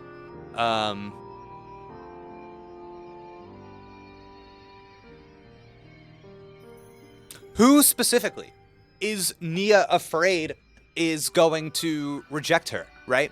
Because we know Pyra didn't reject her. We know Pyra didn't even blink. Where did this belief system come from that she has internalized? Where is the prior scene of her lying and then showing the emotional cost of having lied? Man, that would be a really good scene, right? Lying to somebody's face and then afterwards being like, I am dealing with the repercussions of having lied. So because we don't see her actively conceal herself in ways that would wound her relationships, and instead we're just kind of told she's hiding, there is no toll. So when she says she won't hide anymore, the audience has not been made to feel the burden of hiding. So because there is no accumulated pressure, the release feels incredibly thin. And stories are so interested in pressure. Stories are obsessed with pressure. So I think you can really tell oftentimes when I'm playing this game, I'll be like, man, I wonder why this isn't landing for me. And it's because we haven't accumulated pressure, so there is no release. Man, you know what's crazy too? The whole thing with like the flesh eaters or whatever, I feel like we were kind of, I said all that stuff earlier about how the parts were good, but the story wasn't interested in like talking about them. You really see that. You really see that in the reveal, because it's like everything is ambient. Everything is like all of the problems that she had with being a flesh eater are just like don't exist anymore, even though they like almost all of them should still exist because we still live in the same world we lived in 20 minutes ago. I don't know. It's like not very good.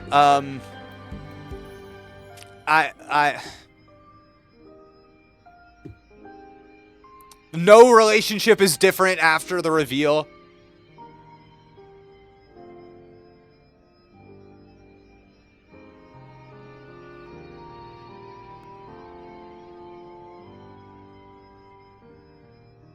Yeah, it's like if all transphobia stopped just because you came out. It's baffling. Yeah, right? And earlier in the game, you could have somebody, maybe even Rex, express disgust towards flesh eaters in front of Nia and see how that hurts her. And then later, Rex could maybe accidentally reinforce that prejudice, right? And that mistake on Rex's part could cost something. It could cost something. It could... Yeah, it would, oh my god, it would turn, like, you can, relational risks and, like, moral decisions, like, none of that is here. And the scene is, like, actually, this is about identity, like, it wants to be about identity and shame, but it's not really about any of that stuff. It's about, like, having a big moment for Rex, I guess. Man, okay, so then, like, she thanks Rex. She goes, Rex, you helped me see. And then she says, I love you, Rex, right? And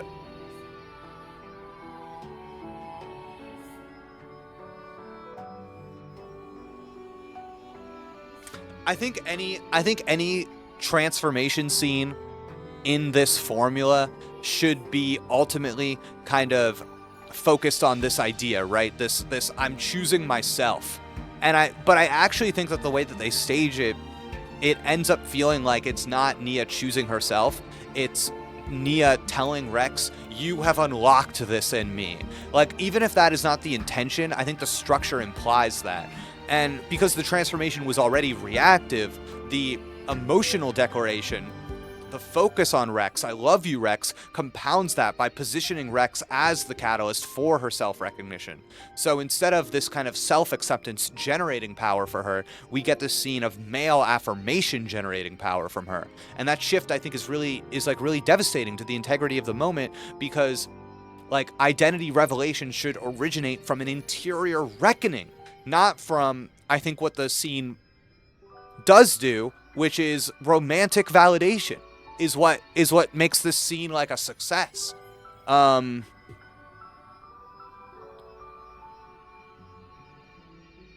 Because you've got all this stuff in there, right? You've got shame, you've got identity, you've got self-erasure, you've got the choice to stop hiding. But the second she says, I love you, Rex, the thematic center of the scene changes, and now the audience is forced to think about a made-up love triangle that only exists in a fan's mind.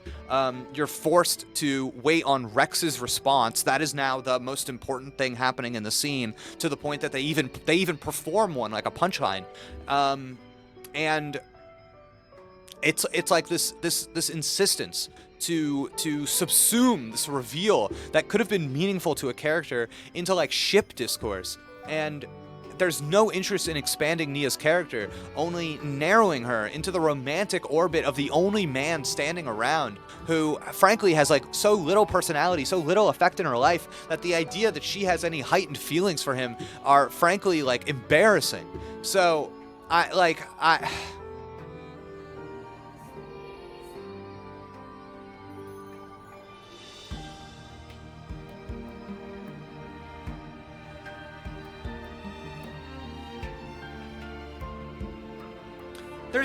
it's not even good as like a romantic thing, because there was no structure of escalation. There was no like prior moment where she was like, oh, I'm like, how many times have you seen this where she's like, I'm gonna say it, and then she doesn't say it? There's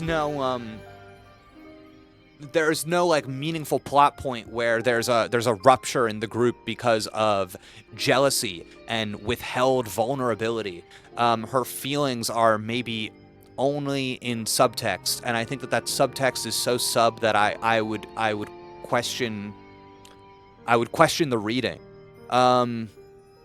So man, dude, so it honestly feels like that the story is like folding in on itself, and everyone is just pretending. It feels like Rex just randomly became really important because he has to for the sake of the genre. So the I love you, it almost just feels like this I have to love you because you are the hero of the story, and it's a requirement for what we are doing. And it's I don't know. It's like we're just cashing checks, man. We're just cashing checks we didn't even write. Yeah.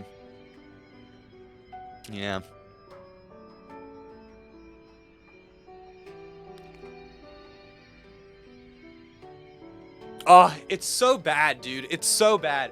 It's like, it's just ornamental, the entire thing. What does Rex do with I love you? Nothing. There's nothing, dude. No change in the dynamic, no different point of view. It is strictly ornamental. It is strictly to exist in ship discourse. That is it.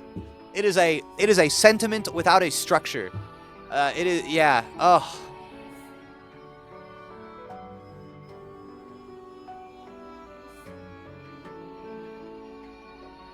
So then she says that,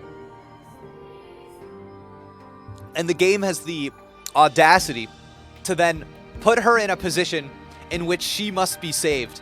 The scene reassigns physical agency.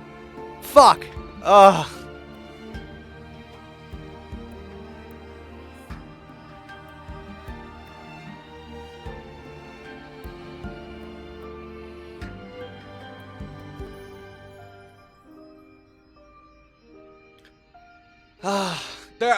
There's literally, like, the point of this scene, I would say, is for Nia to demonstrate that she is physically autonomous. Like, that is the fucking point of becoming a flesh eater.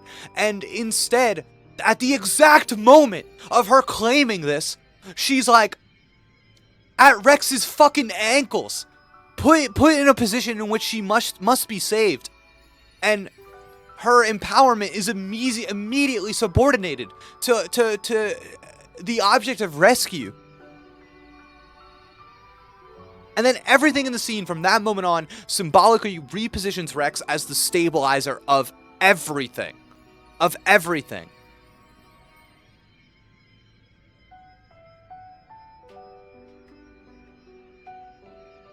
When Rex misunderstands her, in this scene about Rex seeing her, in the scene that she tells us is about Rex seeing her, she says, you see me, this, that, whatever. He misunderstands her confession of love and dilutes it.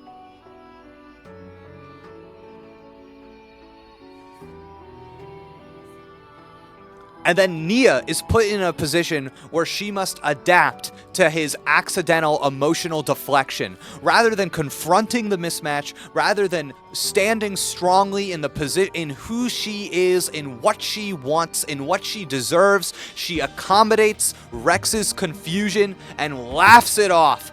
Terrible. Terrible. F-. And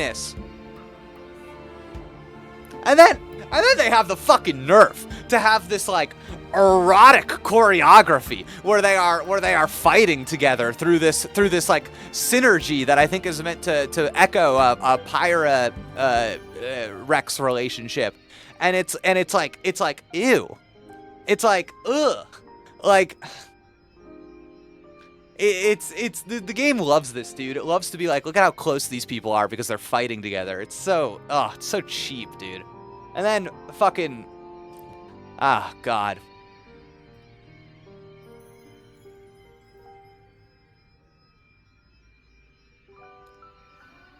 So then the game fully collapsing under the idea that this is entirely about Rex, decides to fucking teleport him to this other scene with Adam that I don't give two fucks about, to be honest with you all.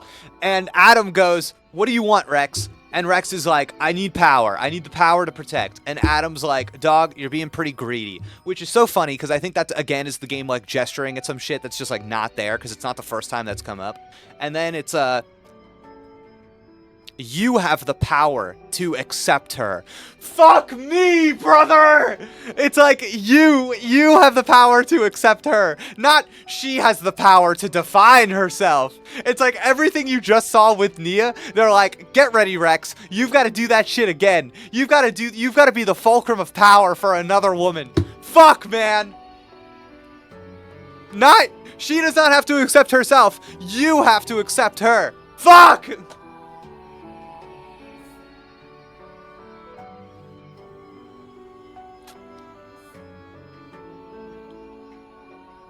When you take on the weight of all the fear she carries, then you will become her true driver. Sounds nice, doesn't it? Doesn't that sound nice and romantic?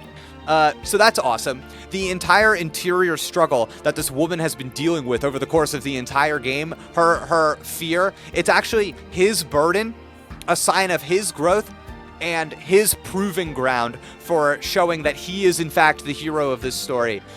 His destiny is mediated through his capacity to endure Pyra's pain. That is so fucking stupid. It is so fucking stupid. It is not like, in a game that wants to be about sharing power, it is literally patriarchal absorption dressed up as a partnership. It's like, I absorbed you, so we are working together. Fuck! So bad.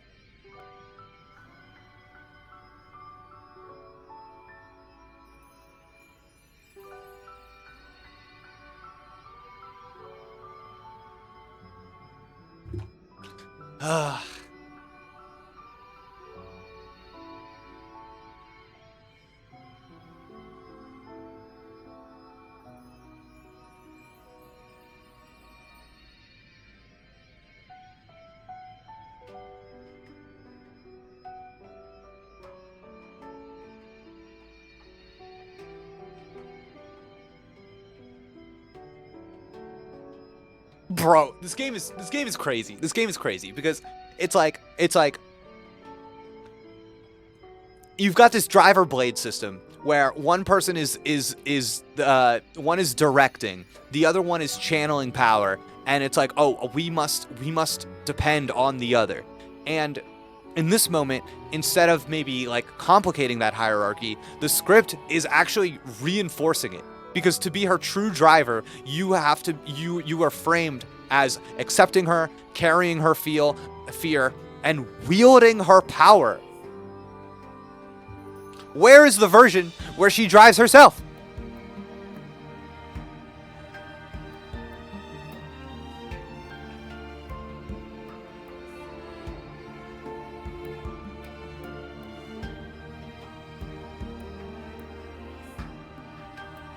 Would it have been so wrong?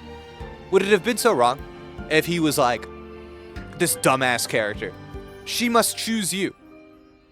Your role is to stand beside her. Would that have been so wrong? Bro, I hate this shit so much. It's literally, we gotta just recenter Rex at every turn. We gotta frame every bit of power must be framed through male acceptance. Morag is literally like, oh, Rex has something, so we're good. Ugh. What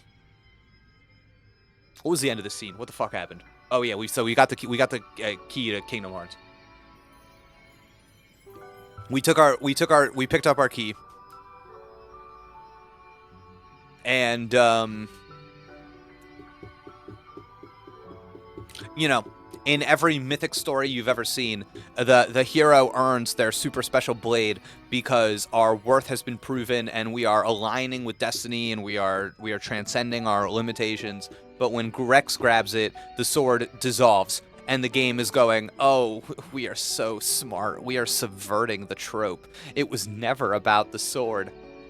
So they're like trying to do something here, but it's like, instead of earning the sword, he just gets moral superiority over the sword, which is the girl.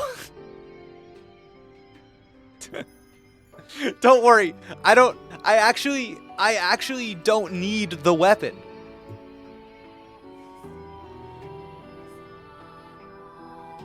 I have the girl.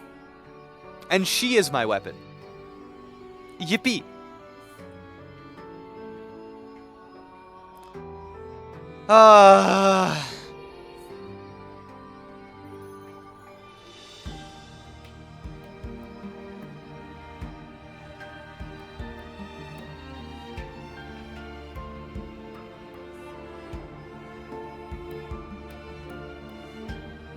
Okay, you know what makes me really mad? You know what makes me really mad, Chad? I think there's a lot of jumbo dumbos out there, who get it in their head that it's actually like deep and meaningful that like Rex doesn't change. This comes up here all the time. People try to make these arguments about Rex doesn't change is good and deep actually. But then there are all these like little moments in the story that I'm like, if you're telling me he didn't change right there, what do you think this game is doing the whole time? And it's one of those ideas that I think only holds up if you talk about it in a vacuum and are not playing the game. It's like I find it to be like absurd and immature and lacking any kind of real like valuable framework. I don't know. I think like I would be concerned about where these people are getting their arguments from, and I would almost wonder if their arguments are not born of human interpretation and are instead born of maybe something else, which is quite popular nowadays. So that's where I'm kind of falling on that analysis at this particular juncture. Because, you know, we've got this scene now where Morag says, "You have changed. You understand something now." And it's like, what did he understand, right? Because structurally, I would say we did not witness a transformation that is like sufficient to justify that line. So like, what did he understand, right? He, so Rex reaffirmed his desire to protect everyone.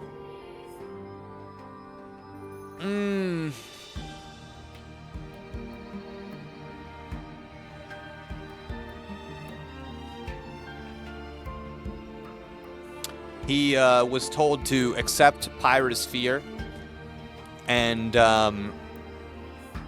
he declared his universal love for all people, and then he grabbed a sword and said it didn't matter. None of that constitutes like a transformation, and I think he has believed in protecting everyone since hour one. I don't think his ideology has evolved in any material way, and I think when Morag says he changed, the script is just instructing the audience to perceive growth that has not been demonstrated at all. It doesn't feel like a story, it feels like coercion, and it's embarrassing to me. Growth requires certain things, and I don't think we have seen Rex sacrifice any of his beliefs or relinquish control or revise the way that he sees the world. And so when you've got this group of people looking at him, kind of affirming his transformation, it reads as maintenance for where the story has to go, rather than like meaningful development, right? Man. And it's crazy, and it's like it turns out all of Nia's fears and her anxieties and all of this stuff with her transformation, it was really just an instrument for Rex's kind of mythic evolution in the story. It's a step for him to demonstrate to the audience who he is becoming, which is not good, I would say. Not good. And it's funny, right? Because you could have a hero's flaw be wanting to save everyone. You could have a hero's flaw be loving everyone, being too generous, being this and that. And but like, we have Adam insert himself into the story in a way that doesn't make any sense to me, and just call it greed. But I don't think that the story has never treated it that way. So it's just people saying it. It doesn't matter to me. So you can say, like I would say Rex's desire to protect everyone is never interrogated, and I think somebody would look at me and go, that's not true. Adam calls him greedy, and all that does is elevate Rex. Adam calling Rex greedy is just being like, actually, you just don't understand how dope Rex is. Ugh. Bro, everybody in this story just like lives to validate this dude.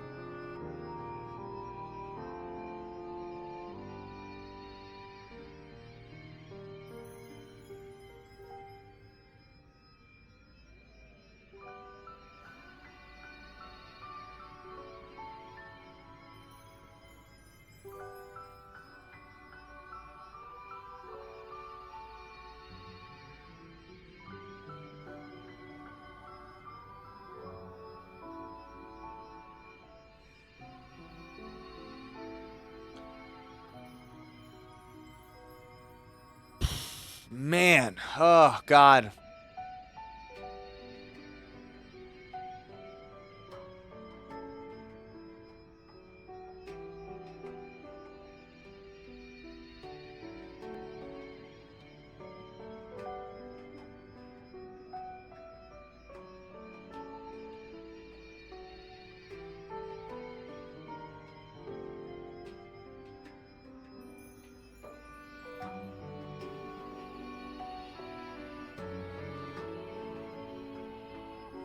Jake, what's supposed to have transformed Rex in this moment? I think the story is hand-waving, gesturing so broadly that I can never understand. I have no idea.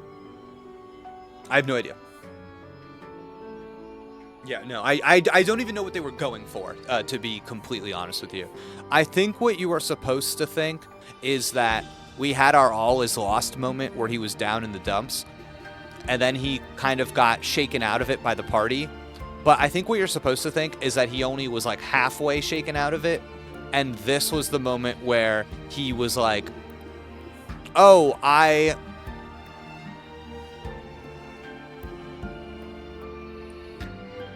because what he learns in this scene is that, like,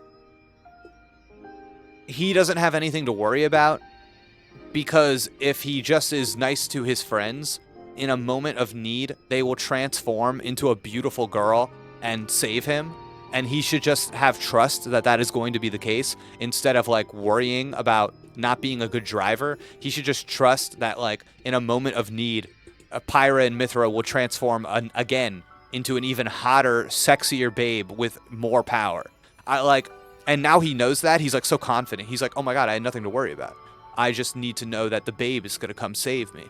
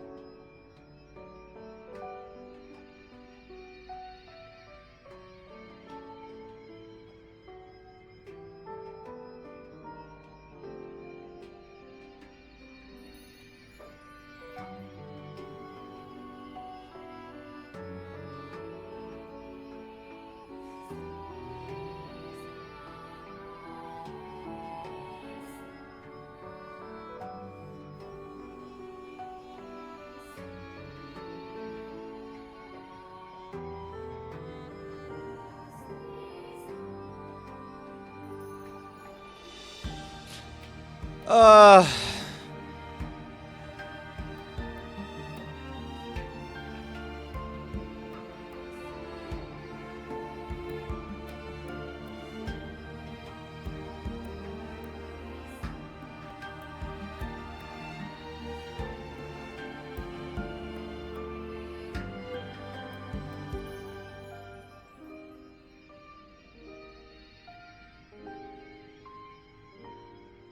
Jake, now that we have had this scene, what do you feel the game expects us to do with Rex's revelation from this point?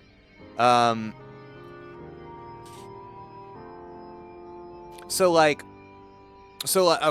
yeah. So the game expects us to reinterpret Rex from this point forward, right?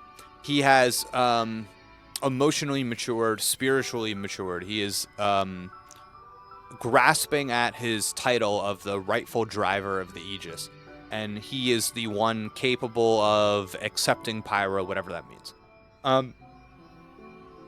Adam told us he needs to take on the weight of all the fear she carries.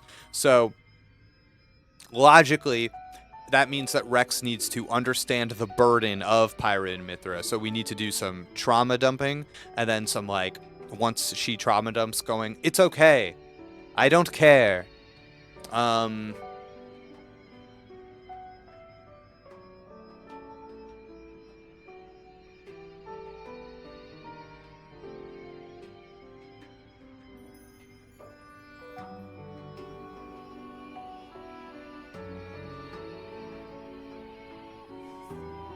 don't know. I think it's over. I feel like the game's just over. I think we're gonna stabilize his bond between Pyra and Mithra, and we're just gonna kind of move the game into its end game escalation, whatever that's going to be. And from this point forward, we're just kind of supposed to be confident in Rex. And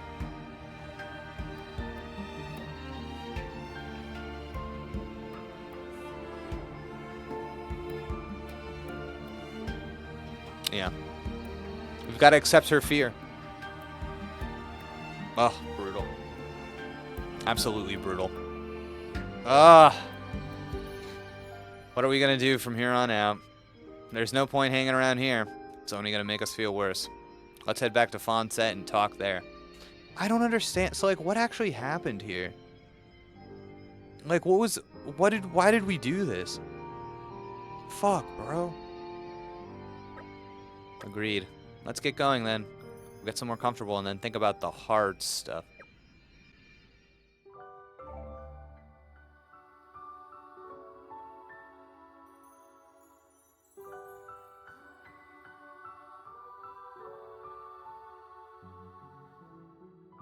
I'm sorry. I don't love this.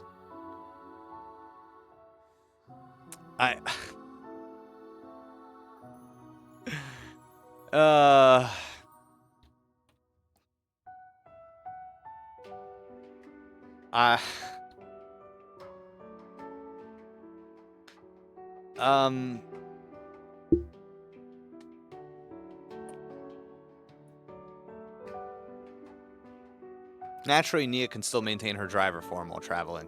When you want to engage Nia as a blade, go to main menu characters and select the driver Nia and press Y. And you want to do people do this or no? Yeah, I got it. You're just a weapon, Nia.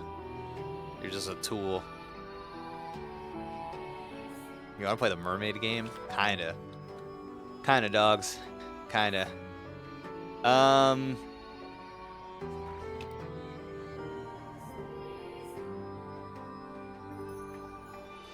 Okay, so Project Ispheria asked me if I have a prediction for the final image of this game. The final image, of course, referring to 15 beats. Typically, the final image is a mirror to the opening image. So, oh god, I'm exhausted. Okay, so the opening image in this game, what are we doing? We've got Rex salvaging, diving. We've got the dead titans living off scraps of a dying world. We've got this kid who believes he can get to Elysium, wide-eyed. So aspirational, materially constrained. The world is decaying. Rex is surviving. So what the final image needs to do, show how much the hero and the world have changed. It is a visual summary of transformation. So what is the logical mirror of a boy scavenging in a dead world, right? The world is no longer dying. The world is no longer dying. What does that look like? We've got all of these titans are scattered. The economy of the world is something you have to explore and discover. Everybody is separated. All these titans are separated out in the cloud sea. So much like Pyra and Rex must come together, the titans of the world must form Pangea.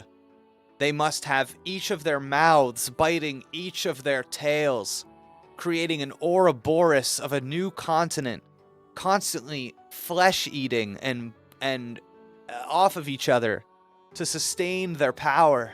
Yes, as one long strip of land, like the Great Wall of China, we will be visible from space. The world is now stable because we're all working together. And then, the mirror is complete. You had a boy diving into the ruins of an endless ocean on the back of a dying titan. And now the final image is a man standing on solid, living ground with a wife on his arm who can be a redhead or a blonde. Not alone anymore. 2 wives. Yeah, that's good. There it is.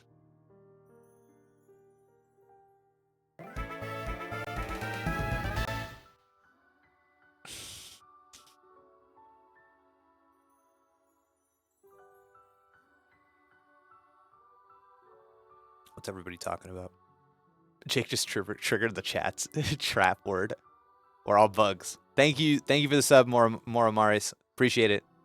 Oh my god, for 6 months in advance. That's crazy. Thank you for that. Thank you for the subs. That's wild. Appreciate it. Supporting the stream. Otto. That entire sentence gave me a stroke. What was wrong with that sentence? Even the controller wants out? Which is crazy, because these things last forever. Was that not the word I wanted for that thing? Ouroboros? Is that not what I'm looking for? With the mouths and the heads of the snake? Is that what that is? I might have checked on that, or messed up on that. No, that's it? Oh, okay, good. All right. I was thinking God of War. You know that one?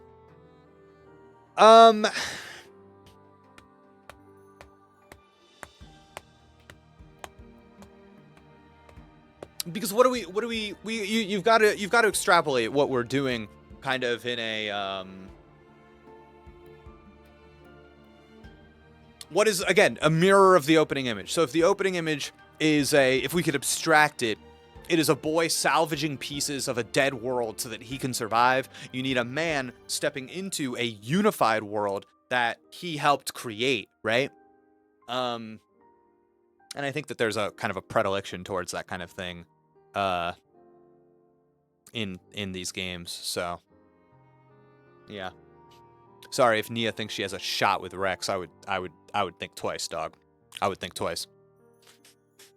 Ugh.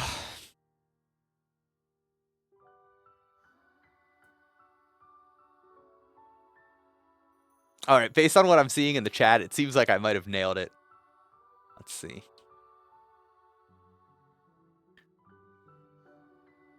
Two wives. I think I got you all with 2 wives. Only one way to find out. Oh, mama. Mama, release me, Mama. Release me.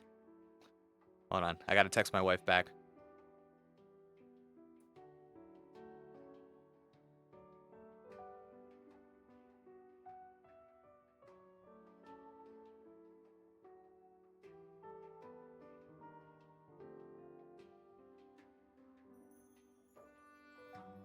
Wow.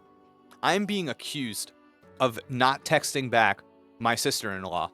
And I'm telling my wife right now that that is in fact not the case. And I have the screenshots, the receipts that prove my innocence. I simply did text her back and said that I would be circling back to her at the beginning of next week for what she was asking me about.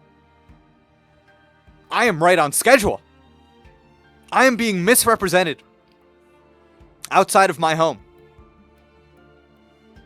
Oh, she's typing. She's typing. Wow. I am right on schedule. I thought you were my wife. And if I've learned anything from playing Xenoblade Chronicles 2, it's that our power dynamic is quite specific and very much in my favor. So...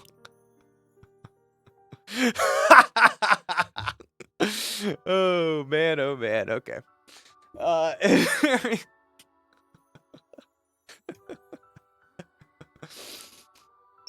Are you not familiar? Are you not? Oh my god. Chat, I've got to be close to the end of this chapter, right? I've got to be close. Am I going to hit this chapter 8 soon? Okay. You're close? Okay. Wait, what is this nah? Close-ish? Few hours? 2 more hours? Will you be going through Torna? What does that mean? 2/3 of the way. Okay. Ah, this is a big chapter. All right. What did he say? We're gonna go back to.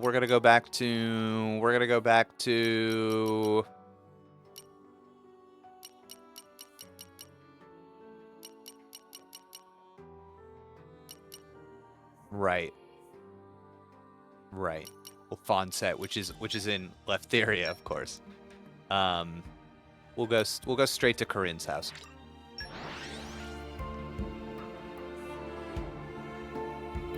Torna is the 25-hour DLC campaign? No.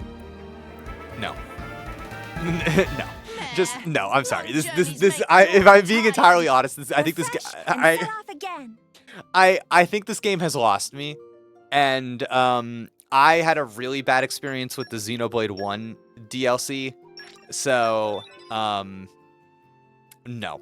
I think I will talk to my friend Autumn, and I will ask. I will seek guidance, but otherwise, my answer is probably not. My answer is probably not.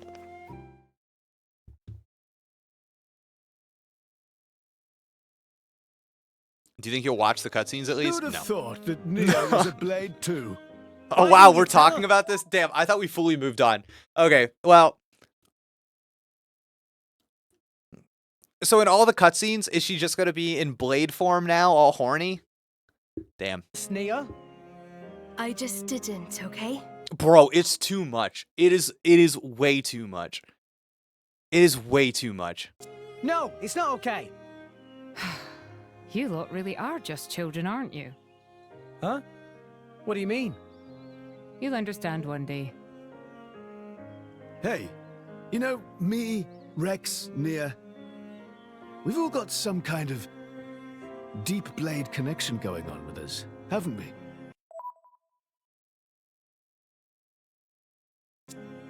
To tell the truth, I am a little envious.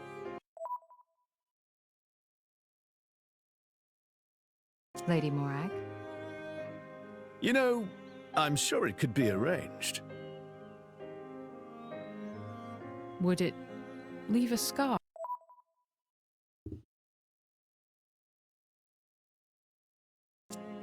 That's kind of part of the bargain. In that case, maybe not.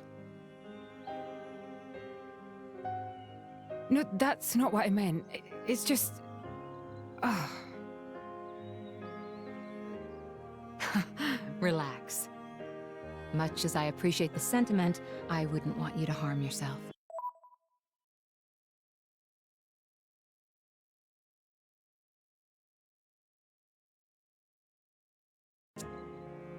I am sorry. Anyway, what do we do now? It's all well and good that we escaped, but we've got nothing to show for it. Don't worry. I know where we have to go. Are you sure, Rex? You know Pyra's location? I think so. Near the World Tree. I see a rotting Titan. She's there. A rotting Titan? Could it be? What is it? Morag knows such a place?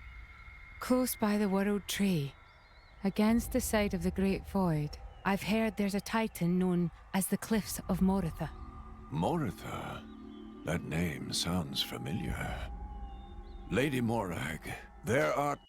Listen, I'm pretty tired, so maybe this ain't it. Maybe this ain't it. I'm sorry. But, like, does it stand to reason that all drivers should want to liberate their blades? Like, through flesh eating? I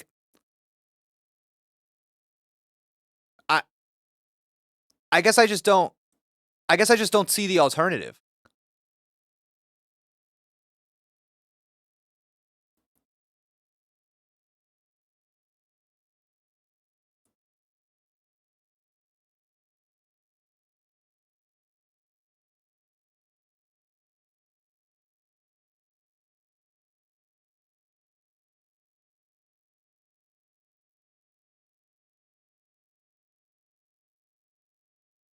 Blade eating does not liberate.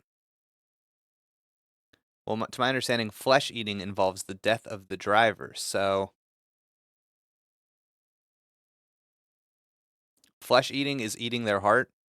I don't understand, though. It's like, how did Nia do it? Was the sister the driver of Nia? And it was like, oh, well, Nia's just going to die anyway? Or the sister's just going to die anyway? So then when the driver is going to die, they should, in every single scenario, sacrifice themselves for the liberation of their blade. Cole's driver is still alive, and Cole is a flesh eater. Interesting. It's all falling apart.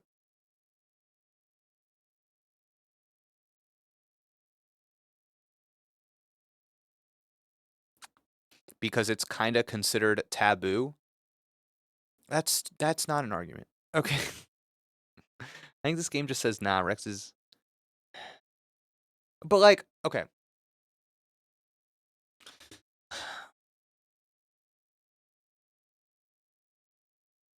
So, like, the game is doing this weird thing, right?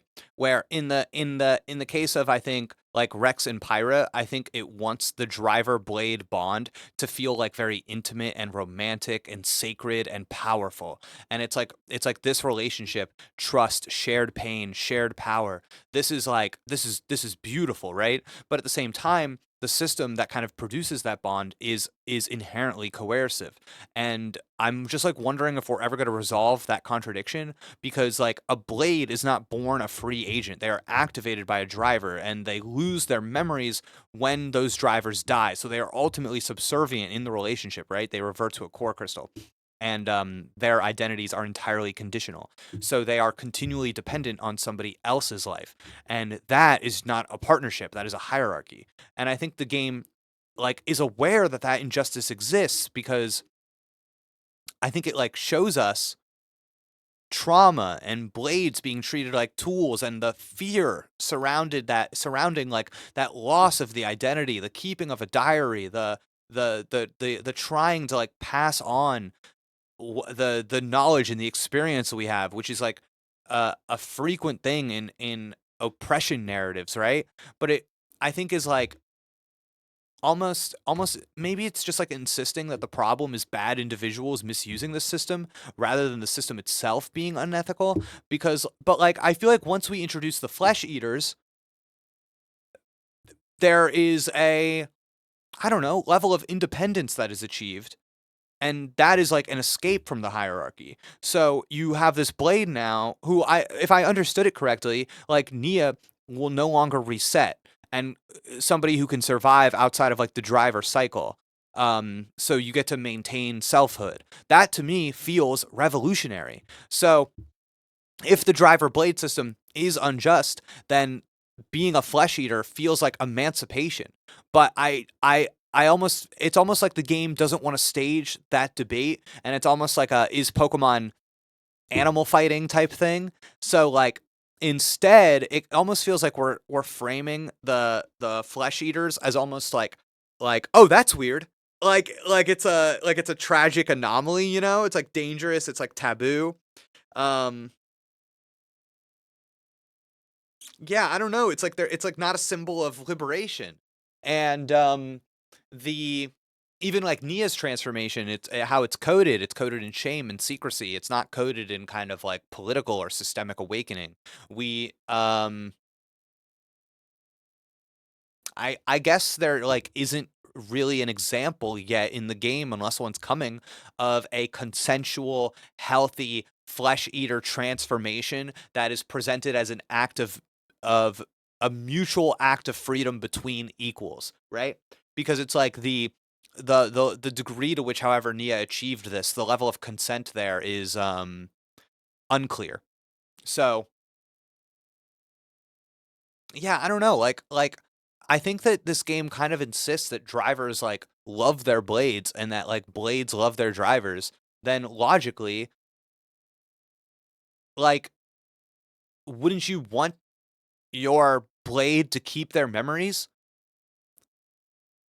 Like, wouldn't you want them to exist beyond you?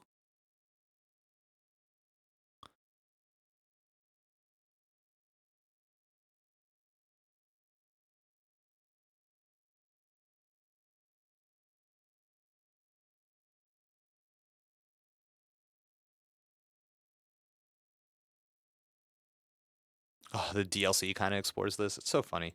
Every time I bring something up that I want out of the story, it's side quest and DLC.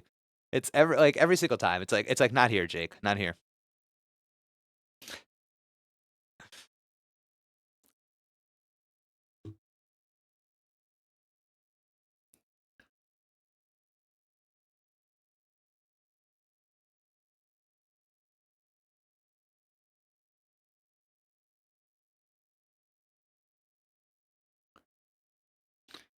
If I recall correctly, the game makes a fuss about how becoming a flesh eater makes the blades lose their immortality since they can't be reborn. So that's actually, I think, misidentification, because blades don't have immortality.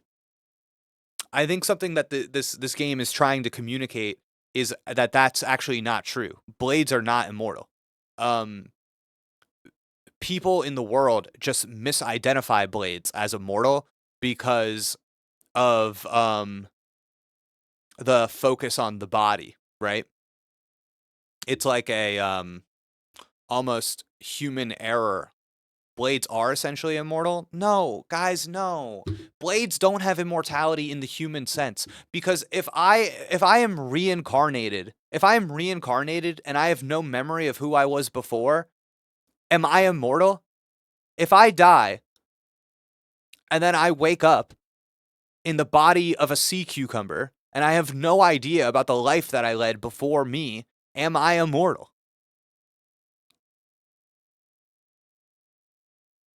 You see what I'm saying? The only people who think that the blades are immortal are the people who aren't recognizing the humanity of the blades, who are seeing them as weapons, as bodies, not as sentient people.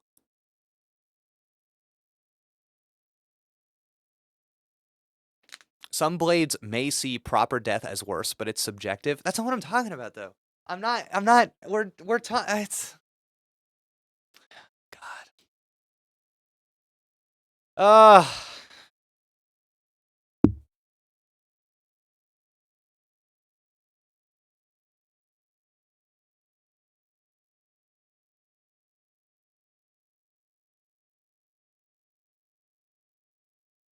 We have the blades looking at the fact that they are reset and lose their memories as devastating. We have that. We have that in the text. That is in the text. So I think that to assume that losing immortality means that that is a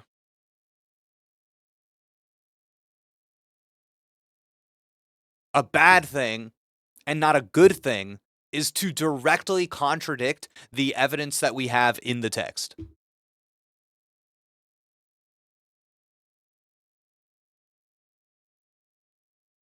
Because a finite life with memory and growth and consequences and continuity is more human. It is more real than an endless reboot. That is not human. Yeah.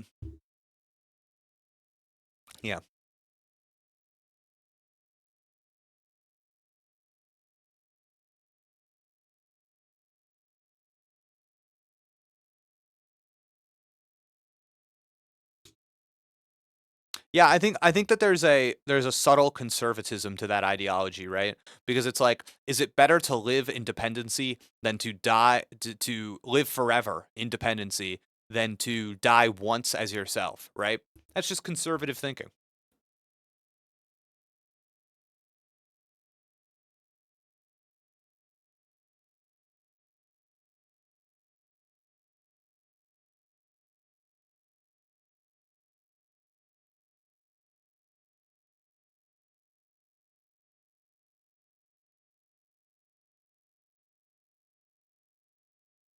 That is part of the game's story. You're a liar. You're lying to my face. I've been playing this game the whole time. I've been playing this game the whole time. You're gonna tell me that's part of the story? Which part? When? When? I would like to know. When was it part of the story? And don't reference to me when somebody was talking about blades being immortal or dying or being reset. When was it part of the story? I would love to know. I'm talking about dying as you or living forever as different selves. When is that part of the story? When is that part of the story? Please tell me when that is part of the story in a scene in which it is not characters explaining their positions on that issue. When is it part of the story? I would love to know. I will wait. I will wait.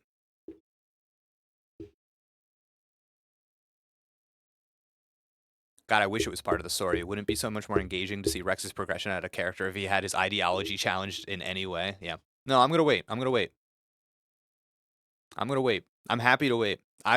Listen, I've played a lot of this game, and I'm excited to see this side of it that I must have missed. I would love to know. Jin probably, but not well.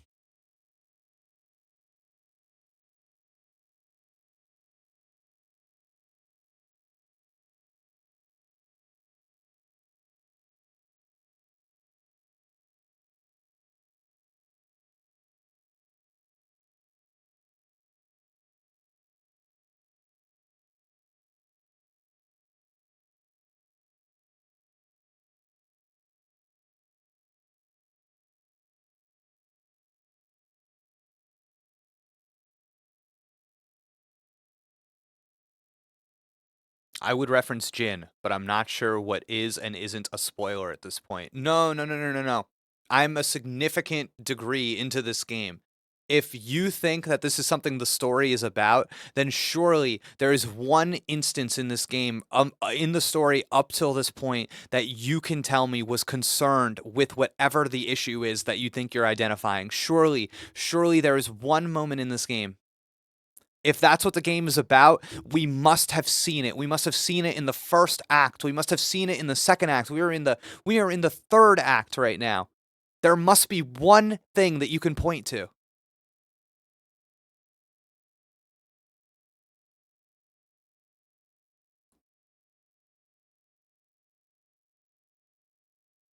Surely there must be one plot hinge on characters choosing finite selfhood over immortality.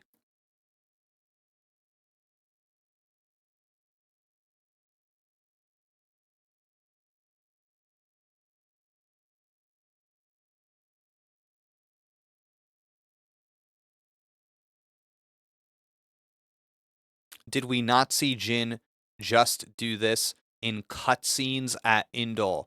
You're telling me that we have a character who is actively choosing mortality over their cyclical reset. We have a consequential loss because of that choice. We have a climax that affirms or rejects that philosophy. I think that, like, hold on. Is Hayes fan?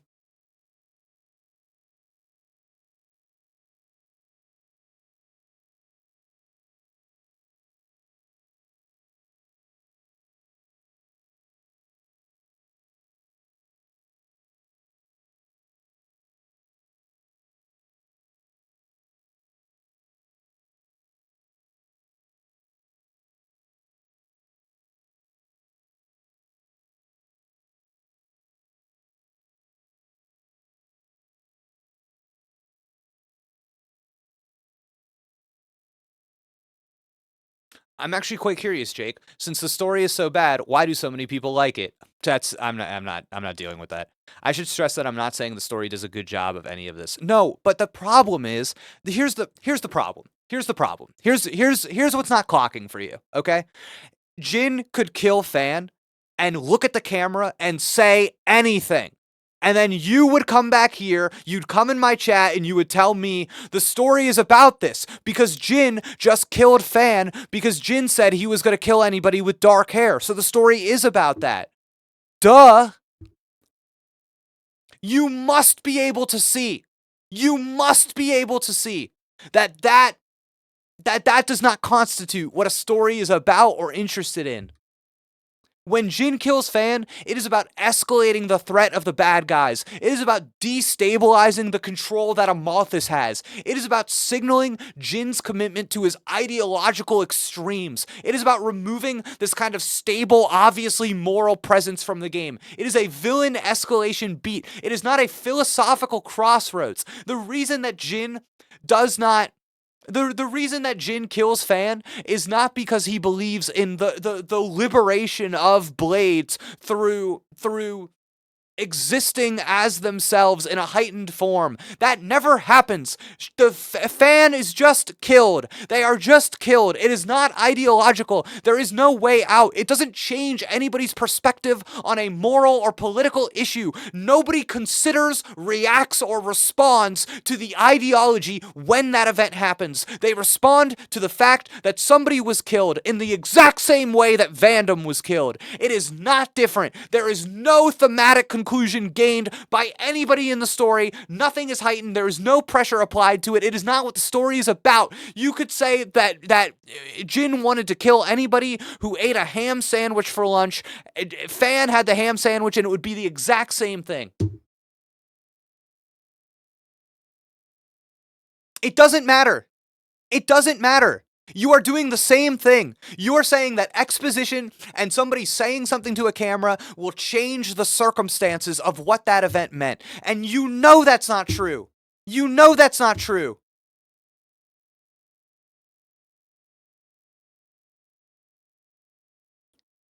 It doesn't matter what we think. It doesn't matter that you made up a philosophical thing in your head and think that the game is addressing that. When did Rex respond? to what you are claiming the story is about? When did any of these characters respond to it?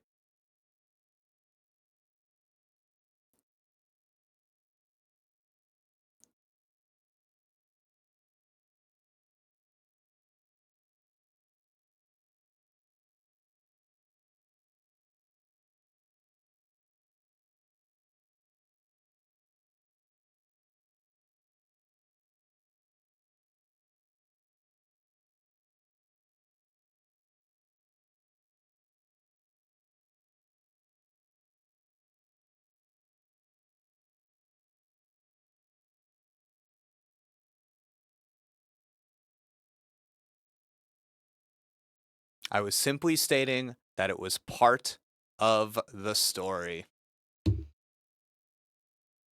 And I am simply stating that it is entirely in your head, because I am asking for where in the story somebody responds to the thing that you are saying is there, and I can't get an answer. Tales. Tales of a land of the dead, and the cliffs that lead into its depths. Yes, indeed. The land of Moritha, a place no living soul has ever witnessed. Well then.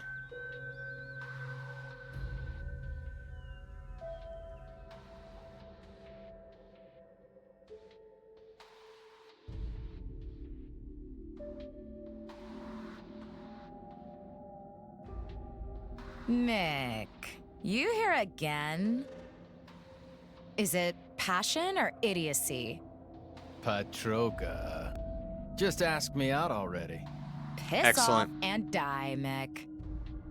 Oh, I'm sure I'll get around to it one of these days. So, what are you doing anyway? You know, the Marsanis is the last Tornin warship. I'm readying it for battle with non-mortal opponents. What are you talking about, non-mortal?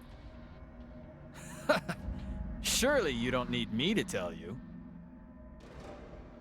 You don't mean... Something wrong? Did you want something? Oh, food's ready. Get it while it's hot. You came all the way here to tell me that? You've got quite the crush. Mick Kyle, I'm gonna crush your... Nuts. Okay, got it. Well, I'd better go and eat this delicious spread. Okay.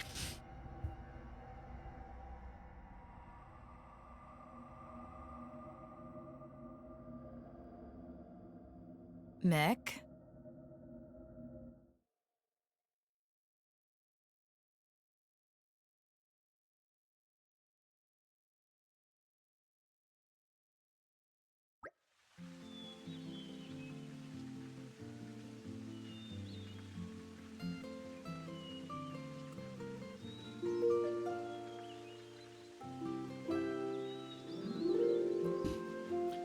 Ooh.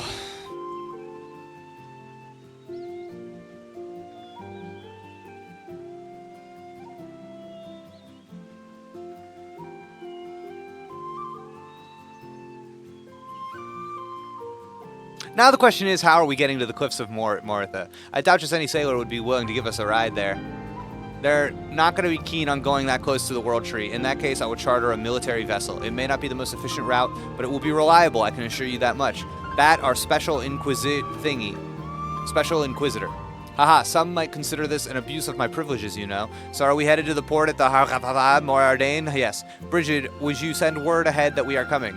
Of course, Lady Marag, I am but your humble servant, and you are unwilling to liberate me from my chains, so leave it to me. Right, then let's get moving.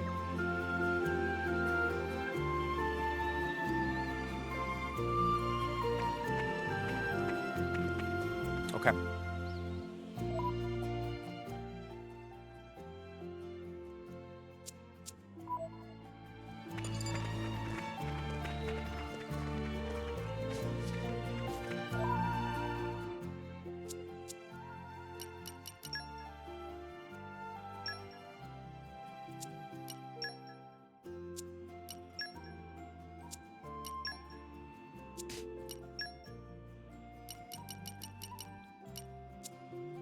Thank you for the gifted meteor. Oh my god. Incredible gift.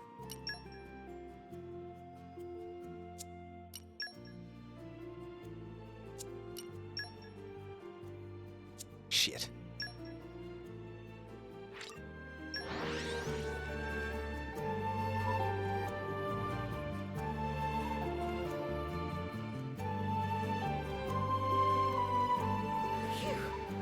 That was a slog. All right, where Chat. are we headed next? Quick my honest break. I'm gonna refill my drinky poo. I'll be right back. But what's the point in making devices give me all that I want? I haven't been feeling it lately. The technology came and saved me. I think I will ask it to marry me. Think I'm gonna paint him in 3D. He will give me his love and all the loving that I'm needing.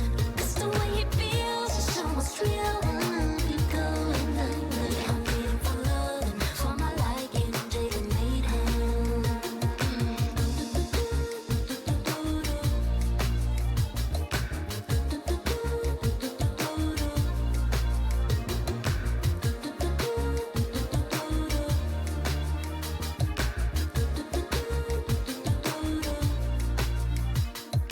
Think I'm gonna paint him in 3D. It will give me his love and all the loving that I'm needing. 'Cause the way he feels is almost real. Yeah, I made him for loving. I made him for loving. Think I'm gonna paint him in 3D. He will give me his love and all the loving that I'm needing. 'Cause the way he feels is almost real. I'm needing for love and for my liking. Jaden made him. Think I'm gonna paint him in 3D. He will give me his love and all the loving that I'm needing. 'Cause the way he feels is almost real.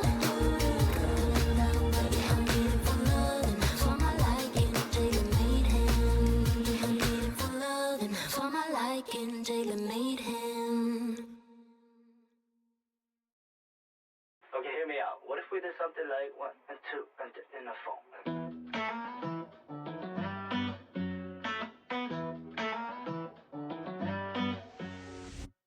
Forgetting what I did. What happened to you all night? I never meant it. Feels like a loop every time. Oh yeah. 'Cause I got nothing to lose. What do I choose? Running me out of my mind. Got me confused. But I figured you out, but you're making me high. Right now, I'm falling out of love, oh my. 'Cause all I know is lately she got me wanting more for love. A better way of lately you're not the one I'm dreaming of. 'Cause I just don't wanna be feeling alone. You know, I never get this torn up when I play Mario Tennis Fever, you know? I never get this torn up when I play Mario Tennis Fever. I'm trying to think about, like, I guess I'm like,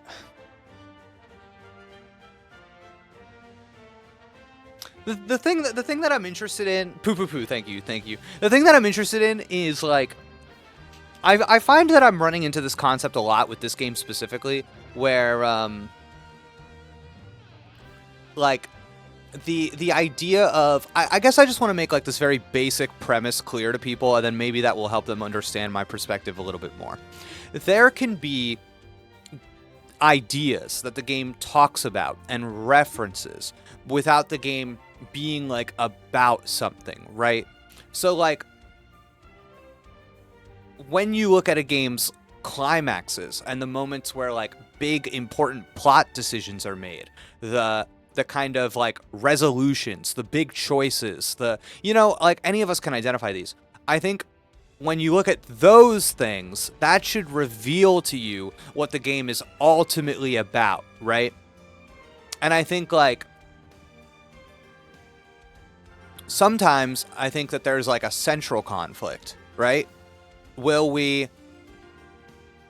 I don't know. Whatever, it doesn't matter. A central conflict or a central question.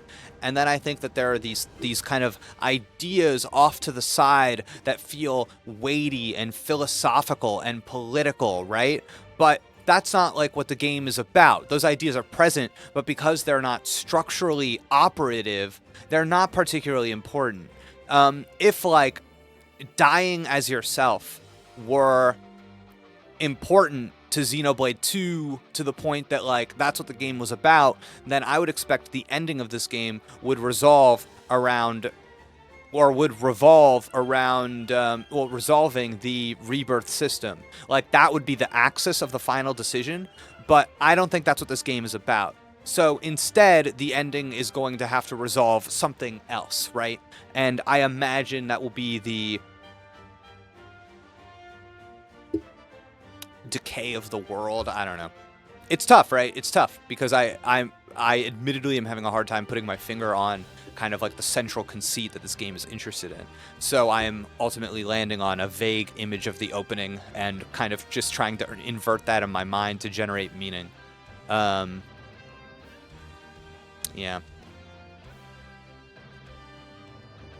And I think it's cool to like give the world texture and give you something that you enjoy talking about.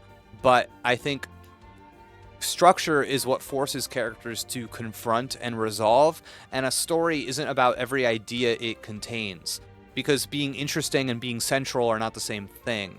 And I think that maybe there's a lot of stuff in this game that people find interesting, and then they imprecisely say, well, the game's about this because there's an idea there that you independently find interesting. But when your interest outweighs the structure of the thing, I find that you and I are maybe not talking about the same thing anymore.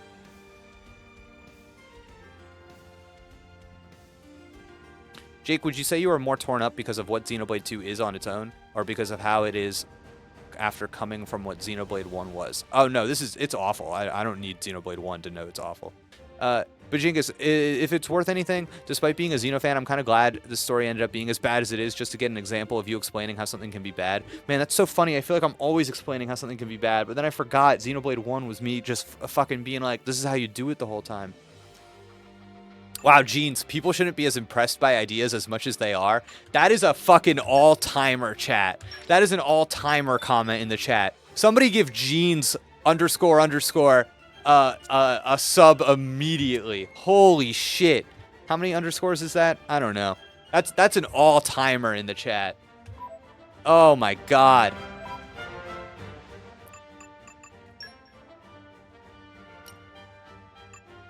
People are really impressed by ideas. People love ideas. Oh my god, it happened. Jeans. Jeans. That was an inside job. That was an inside job between me and Jeans. We got Jeans that sub. Oh my god, look, he's got the nighttime snacks. Can you believe it? That's crazy. Is this game like the Final Fantasy VII Advent Children movie? Collection of scenes with choreography? I don't know. I don't know the reference.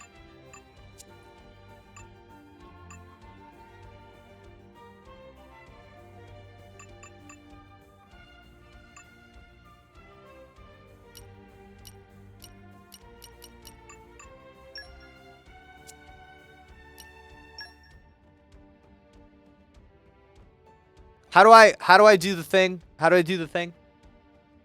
You know what I'm talking about. How do I do it?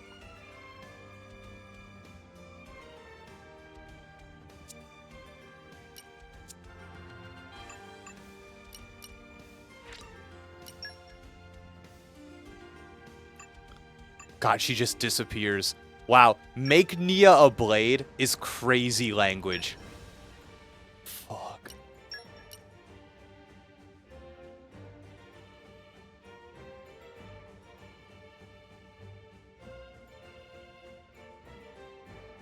Bro, that's crazy work. Okay. How do I bring her back? Oh, no. Oh, no, no, no, no, no. Oh, no, no, no, no, no. Oh no. Showtime! Oh, that's so embarrassing. Okay. Yeah, we got it. Oh my god. Wow. Wow. Wow. And then the game's like, "Hey, remember everything you had equipped on her? Forget about it. Forget about it. Now you only have 2 guys equipped. You big idiot." No. No. Chat.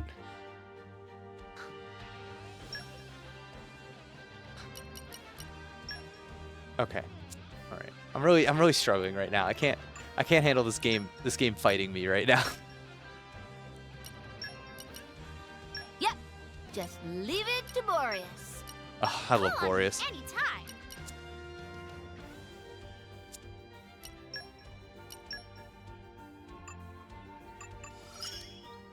My thirst for knowledge is endless. Good. I think I learned something just. You learn.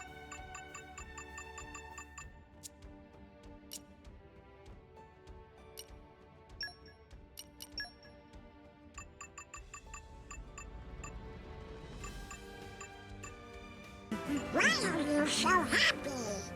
Thank you for the gifted, Zomar. Oh my god. It's cushioning my pain a little. It's review that Pokemon Boreas. All right, you got me. All right, you got me. Fuck. When you Google Boreas Wiki, you know what you get? You get Boreas, the Greek god of the cold north wind. You get Boreas from Genshin Impact, and then you get Boreas from Riordan. No, I need Xenoblade. Boreas, there he is. Oh my god. All right. Hold on, where is he? Where's Bobo? Oh, there he is. Oh, Bobo. All right. Boreas is a rare blade in Xenoblade Chronicles 2. He can grant tremendous power to his drivers, Rex, Nia, Zeke, or Morag, and their allies. Boreas uses the wind element, wields a bitball, and acts as a healer. Boreas is a plump, white, purple, and charcoal creature. Man, chat, I gotta say, I'm pushing back on purple. I think that might be a misread. Are those not simply shadows? I don't looking both cute and strange. Interesting editorial comment from the Xenoblade Wiki. I don't appreciate that they said strange. I don't appreciate that at all. Draw Boreas?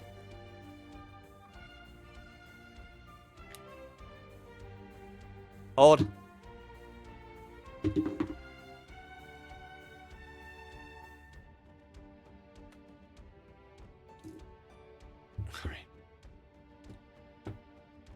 All right. All right, chat. Here we go. The real content starts now. We must we must draw Boreas. Okay. Now, normally when I do a drawing, I don't have the image in front of me. So I will have a bit of an advantage here, I think, in my Boreas artistic pursuit. Okay. So I'm thinking like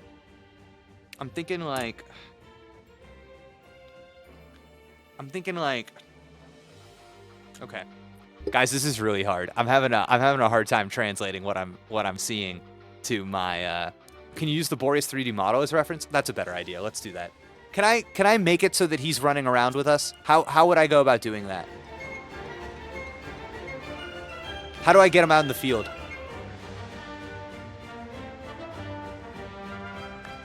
I'm sure there's a way. Put him to the top. Got him.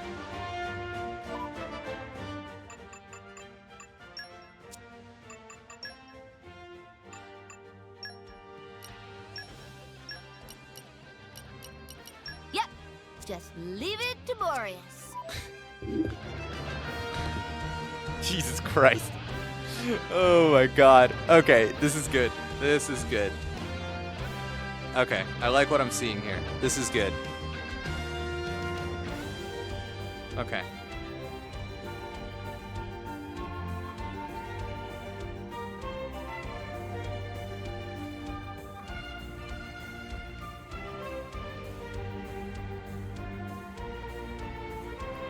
Oh god, I forgot.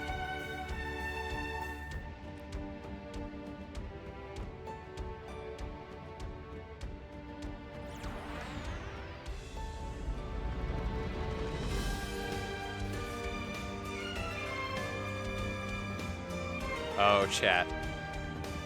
I hope this pleases you. I hope this pleases you.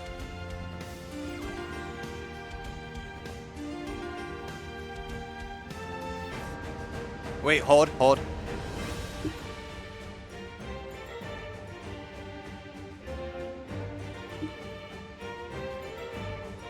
Oh my god, this is so good.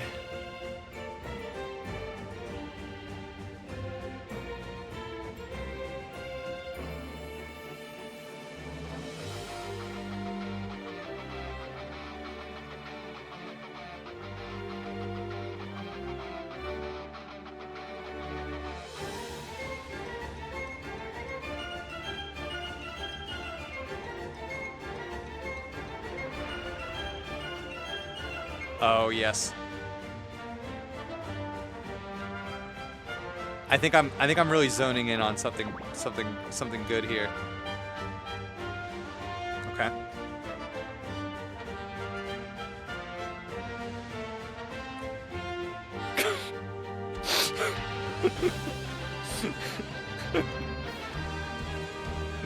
Oh my god, I'm dying.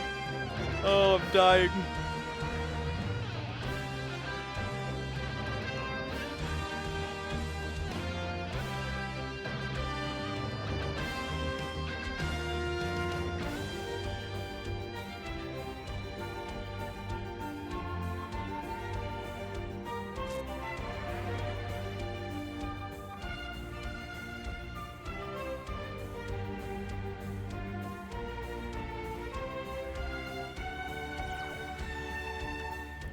Okay, hold. Almost done.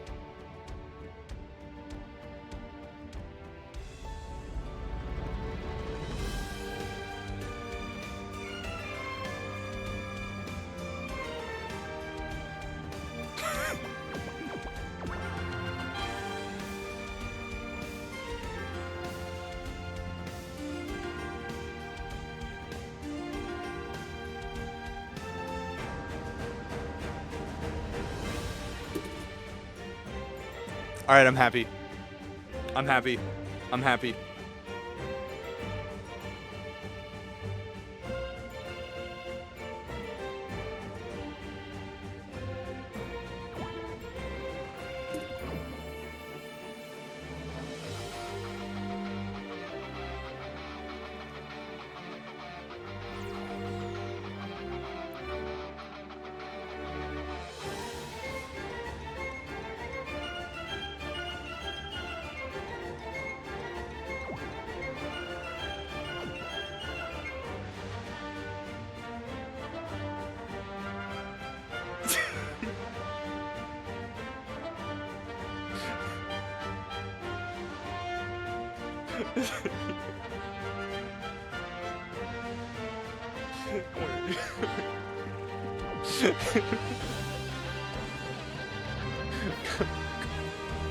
So funny. I'm cracking up.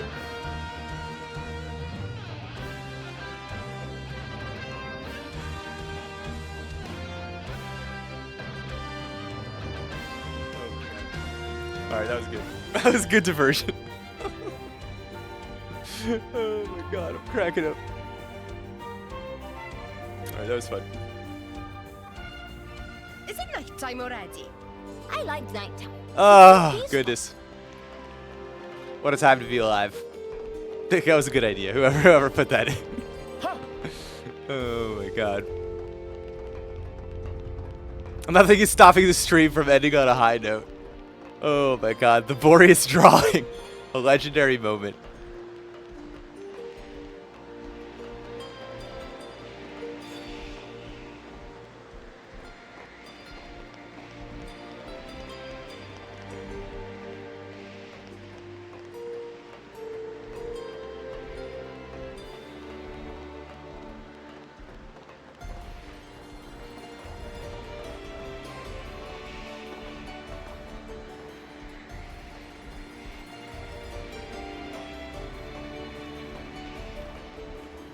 What the hell? Oh.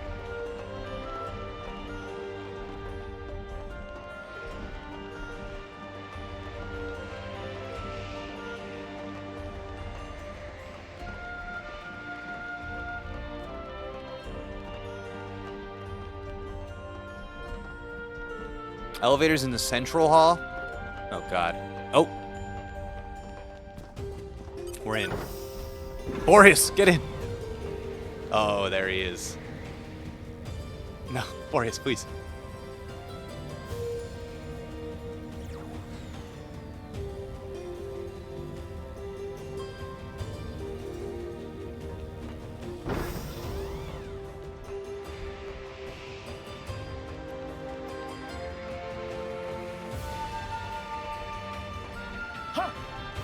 What have we here? Registering coordinates. Lady Morag, we have been expecting you. You have heard my business here, I presume. We require passage to the cliffs of Mortha. Yes, ma'am. The preparations are all complete. I doubt this will be an easy voyage. Are you sure you're up to it? Absolutely, ma'am. By order of the blah blah blah. We are to. Oh, I'll have to. Oh my god. Then let's go. Okay, great.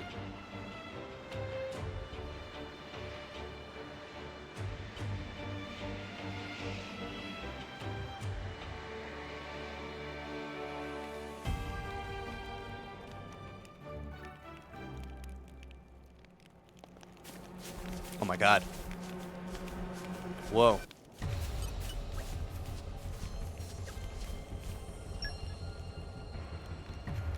Oh shit.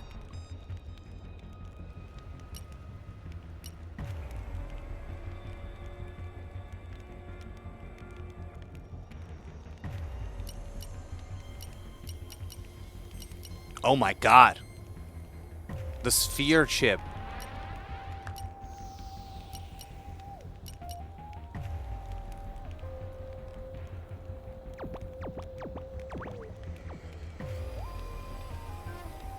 Okay, hold on. Before we go crazy.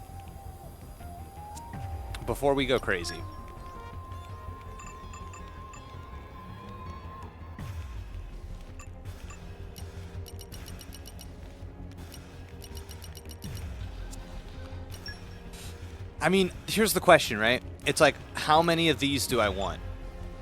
Is the question. Oh my god. Oh my god.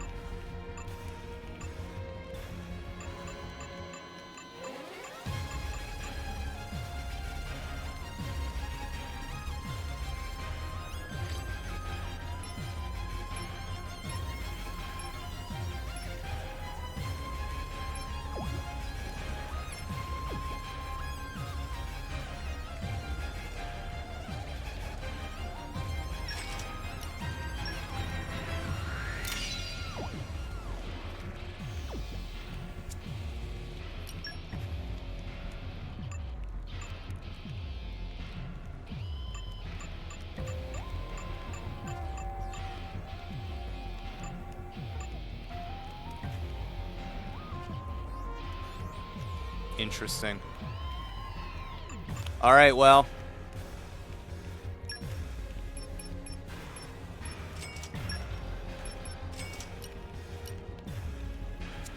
I'm sorry. Is there not a better way to do this? Is there not?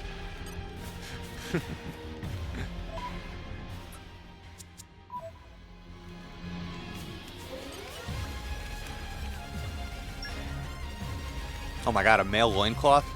A charming swimsuit? Increased damage dealt while Blade is the opposite gender by 50%? Holy macaroni! What, wait, like while Blade is the opposite gender of the driver?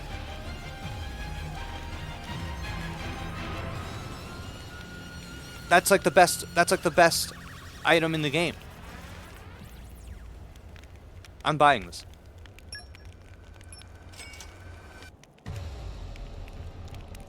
What have I done?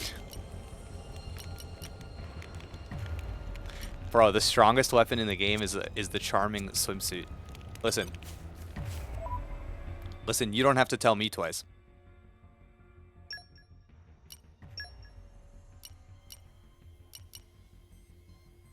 Wait, who do I give it to? Oh, it's for a person, not for a blod. I see. I'm sorry, what?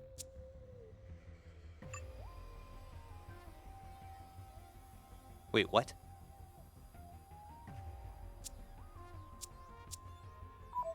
No. No. No, no, no, no, no, no, no. I should have got the loincloth. All right, hold on. Okay, hold. Don't worry. We're going to sort this out.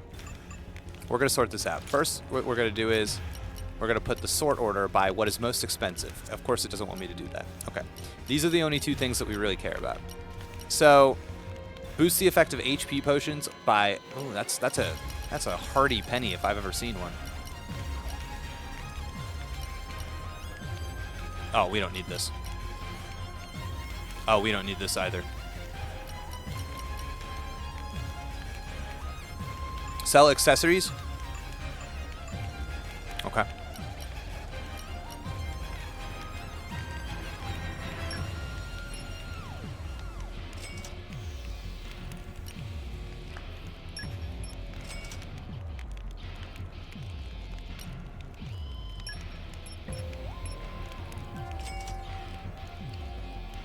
Oh my god.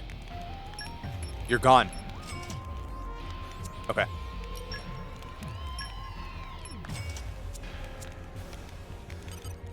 Huh.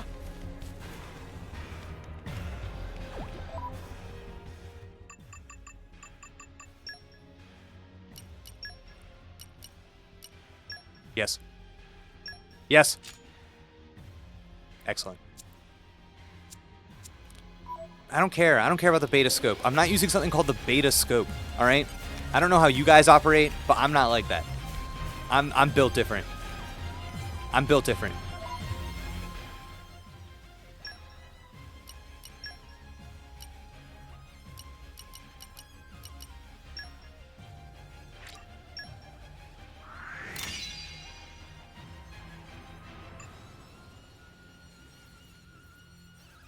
Bro, am I really using Dahlia? Like am I really a Dahlia guy? Am I really doing this? Cuz this is the moment. This is the moment where I could make a different choice. I could make a different choice.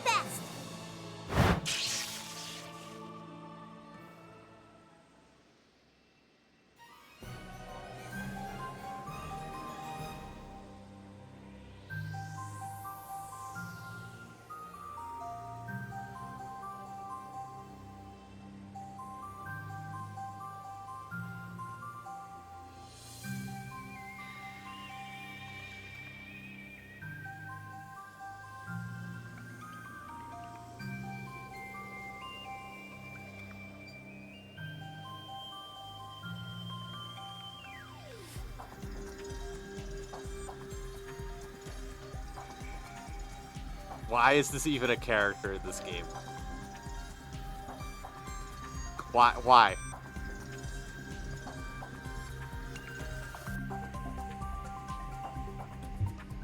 So bad.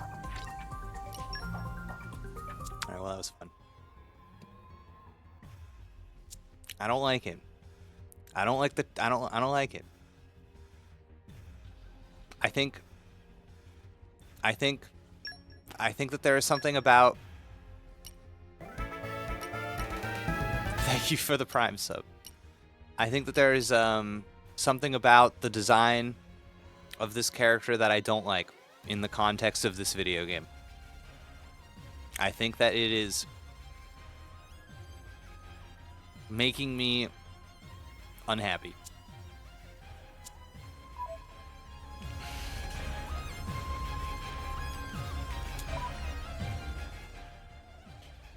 But some would tell you it's on purpose. Well, Dahlia, welcome to the bigs.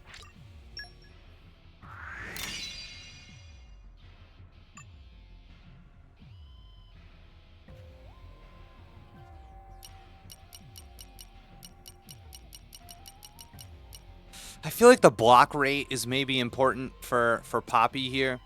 So I'm wondering if there's a better option over here from Nub Nub. Attack is better. Well, listen. Yeah, you're right. It's negligible. All right. Oh.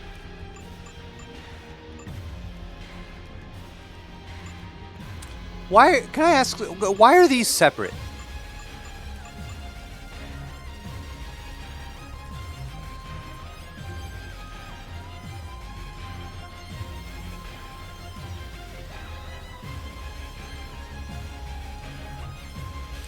I'm really only using this one though, right?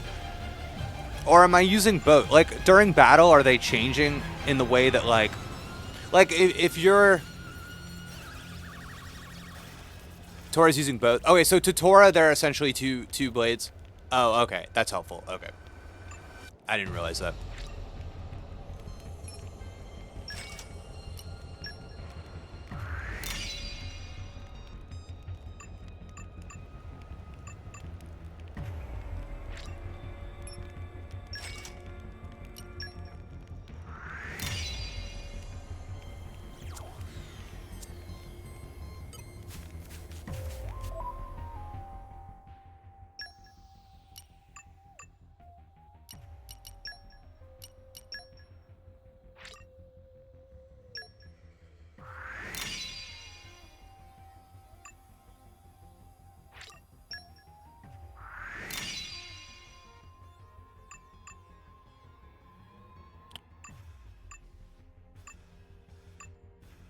Should I be worried about Rex?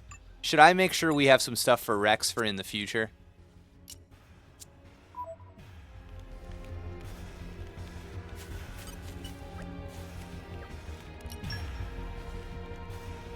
I'm gonna play it. I'm gonna play it a little safe. I'm gonna play it a little safe. Promise ring? I don't think so.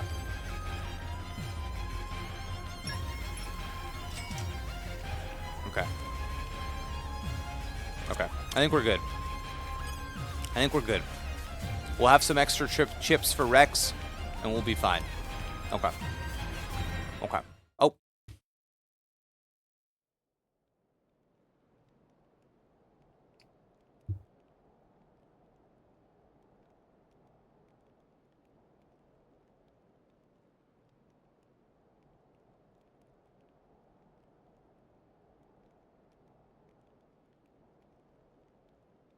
So these are the cliffs of Moritha. A rotting titan, drifting aimlessly until death takes it. I just remembered. Malos mentioned this place once. It's a shortcut to the World Tree. Makes sense. Let's push on. Pyra is definitely somewhere ahead.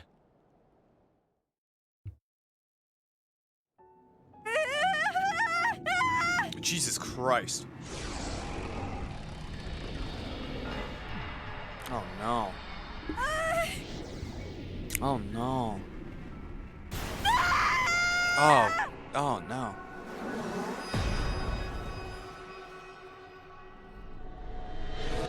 Bro, that's crazy how it was like, look at all these memories with Rex, and it's just like fucking nothing, dude. It's fucking nothing.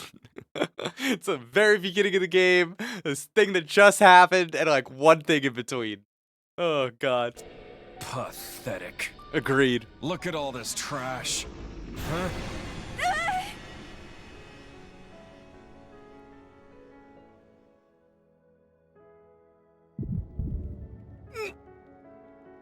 Rex, are you okay? Rex? Wow, I can't believe just like horny maxing I'm Nia fine. just standing there like that. It's so bad, dude. Pyra is in trouble. Thank you for the sub. What's up? I don't know. But we have to hurry. I have a bad feeling about this.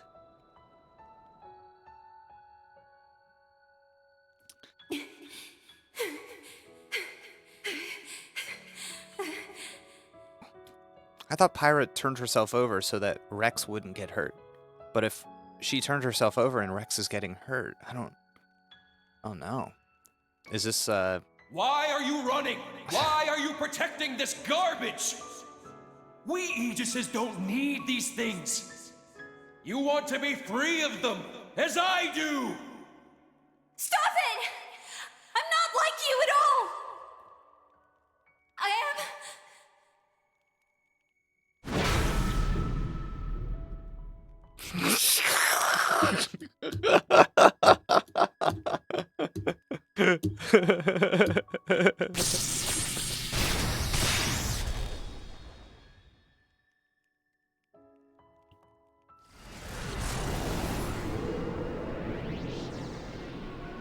Damn, now he's doing this in the real world and in the psychological world.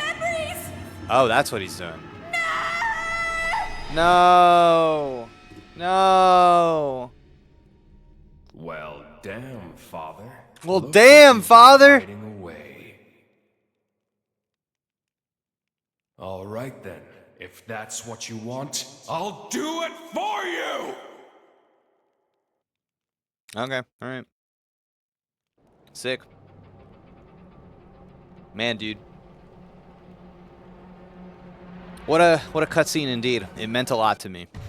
I definitely have a full grasp of what is going on, the stakes at play, and you know, everything else I need for that scene to have dramatically landed for me. Good scene. I better move. Ha! Ha! Ha! Ha! Oh, bugs. Let's see.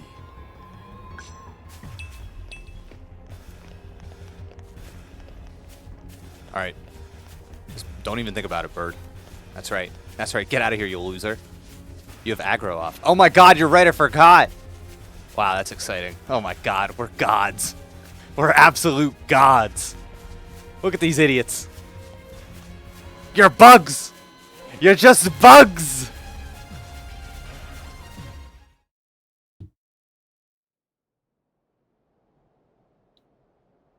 Oh, look at him. He's looking hot. Oh my god. Memories.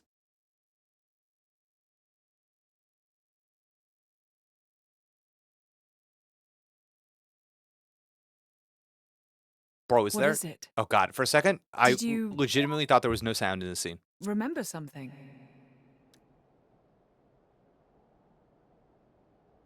It is done. Once we establish a link with what Mikhail is preparing aboard the Marsanes, everything will be complete. Everything will be complete. And the Aegis. Oh, that? It's not an Aegis anymore. Just a lump of meat. Fuck, bro. A lump of meat. I see.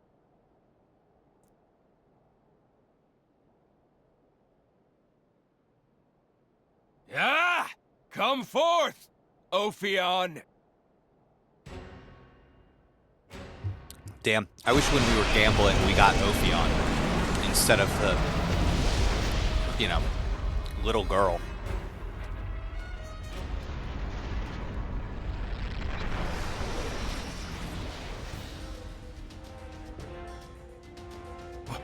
What's that?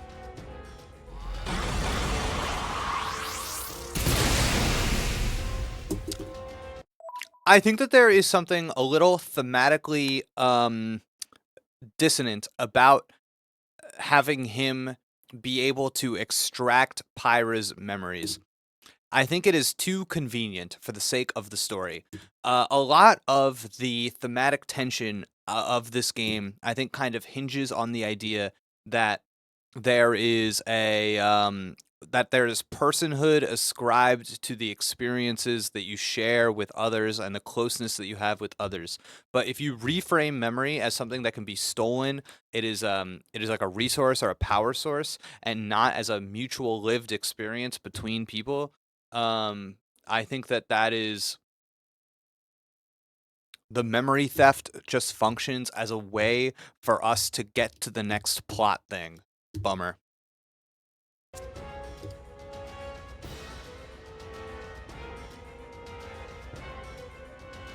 Clever girl. It has its own attack instinct, capable of autonomous action. Okay. She knew that. That's why she came quietly. Bro, okay, let's No go. matter. Come on. All it needs is a little reprogramming. Sure. That's awesome.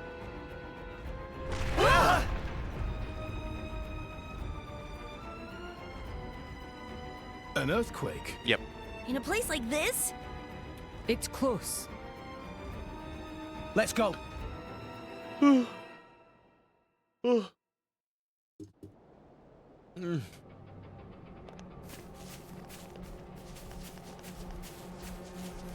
Oh, that's funny. I see now. They were trying to cover for a plot hole. They were trying to explain why Ophion was going to stop them for this moment anyways, even though in accordance with the logic that you think the game was operating under, it would be like, oh, well, because of what we've done, that maybe we, you know, whatever. It's, oh, that's funny, actually. I didn't, that's, yeah, that's interesting. They're like, we have to explain that it has autonomous, offensive, I don't know.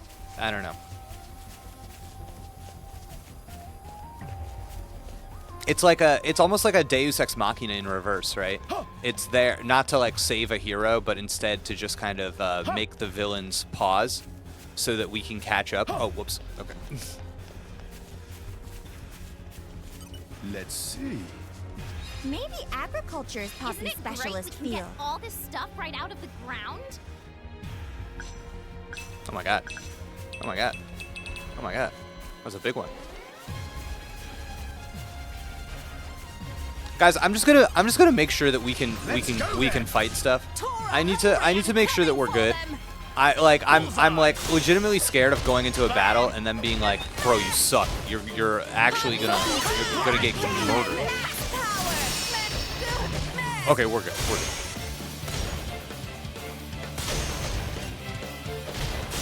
You gotta go to an inn to get the bonus levels? Dude, I know. I wasn't thinking. I wasn't thinking when we were back in the town. Do you think I'm close enough to a fast travel point that I could like leave here and come back really quick? I'd love to get my extra levies.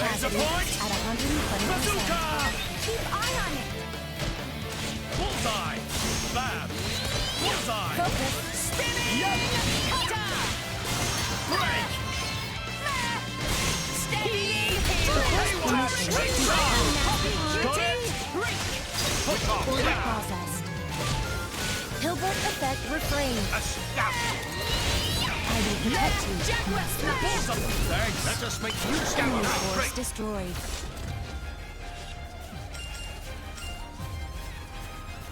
It should come before the boss fight? Oh, okay. I mean, listen, if I'm gonna hit a little resty poo before the boss fight. What's here? NBD. Maybe agriculture is Poppy's Isn't it great specialist we can get field. all this stuff right out of the ground?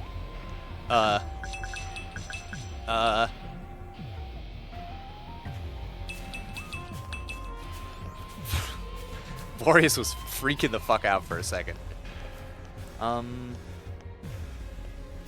Guys.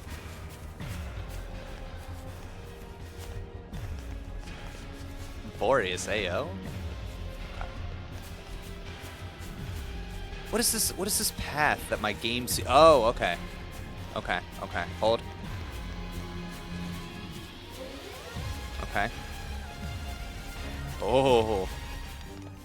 Oh my god. Can you believe this right now?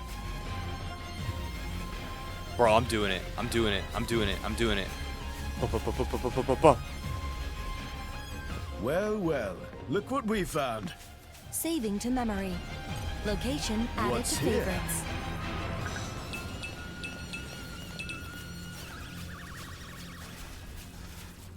Okay.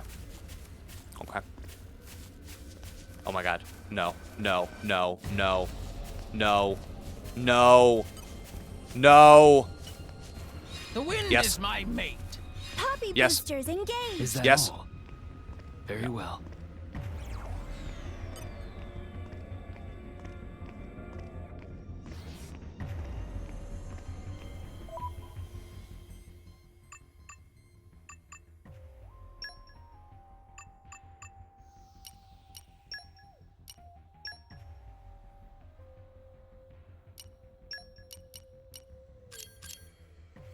What would you do without me?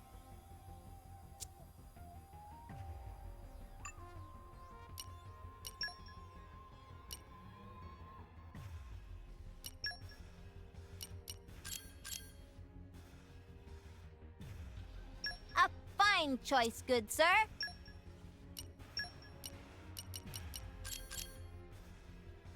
Okay, let's get the party started. Why do people keep saying I need a AG on?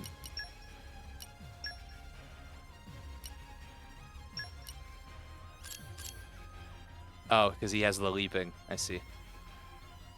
Hello there.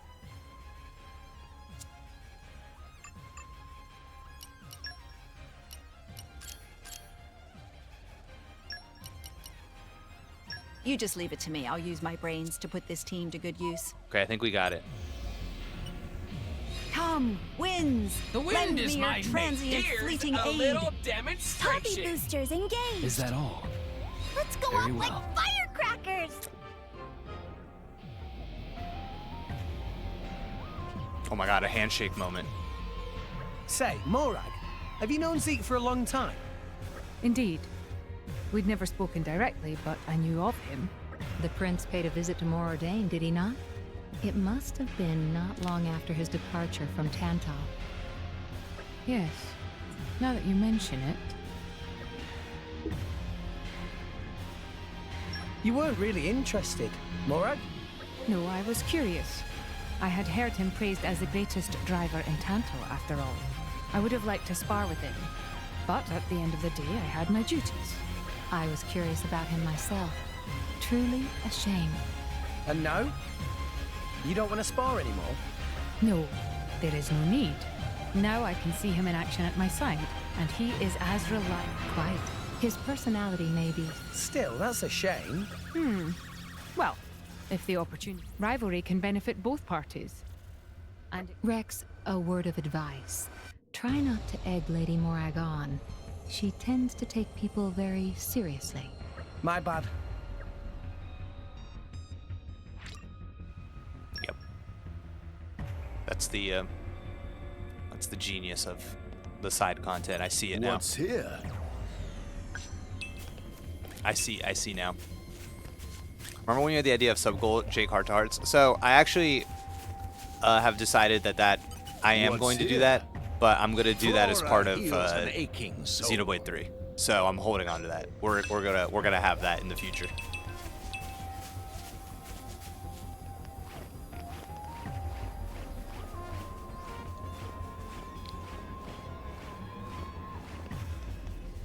Oh god. Whoa, whoa, whoa, whoa, whoa. Whoa, whoa, whoa. Okay there, buddy. I got a no pond doubloon. Huge. Oh my god. I want my hero pond back. Can you do something about that? No, I'm sorry. I can't. I'm sorry. You've come to the wrong place. Should I refund your sub? I don't know what to say. I don't know.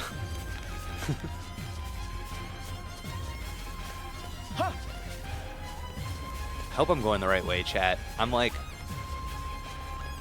I really have no idea. Can Oh, okay. I'm going there. Okay. Okay. Okay. Jesus Christ. The gall. Poppy boosters engaged. Is that all? Bro, now it's Earth Mastery? Firecrackers.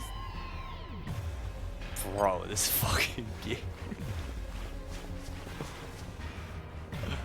Oh my god. Okay.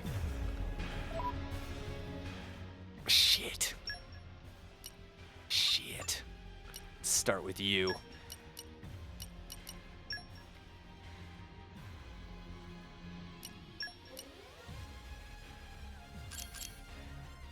It sounds fun. Shit.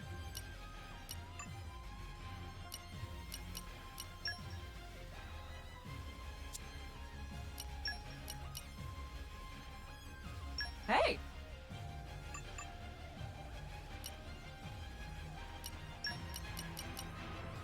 Thanks. I'll do my best. Do we have it? Is that it?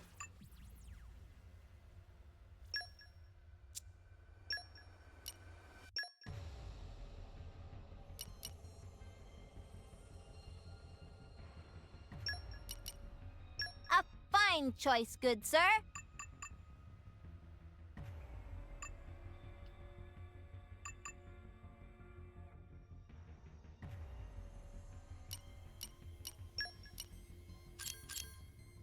Shit.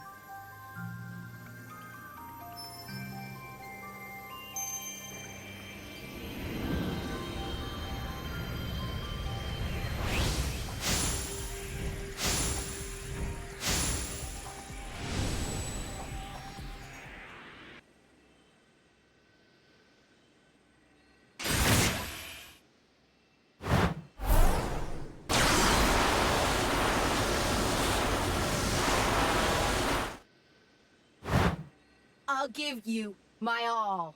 It's not what I want right now.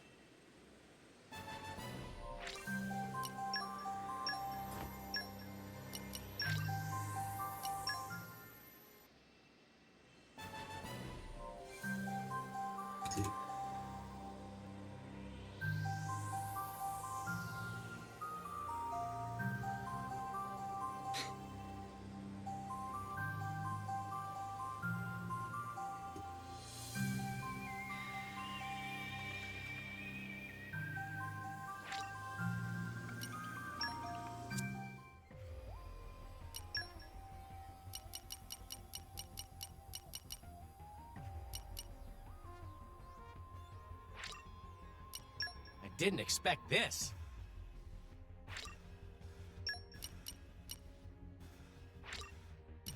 Goodbye.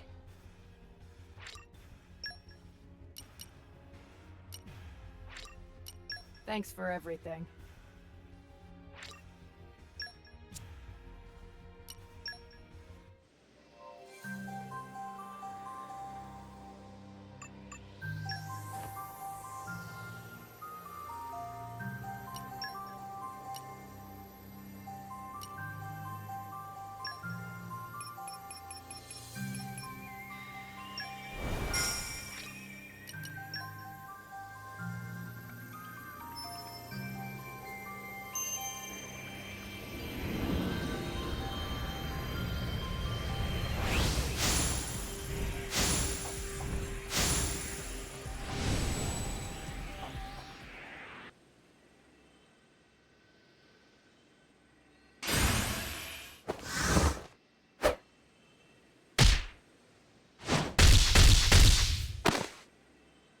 Yeah? Who wants some?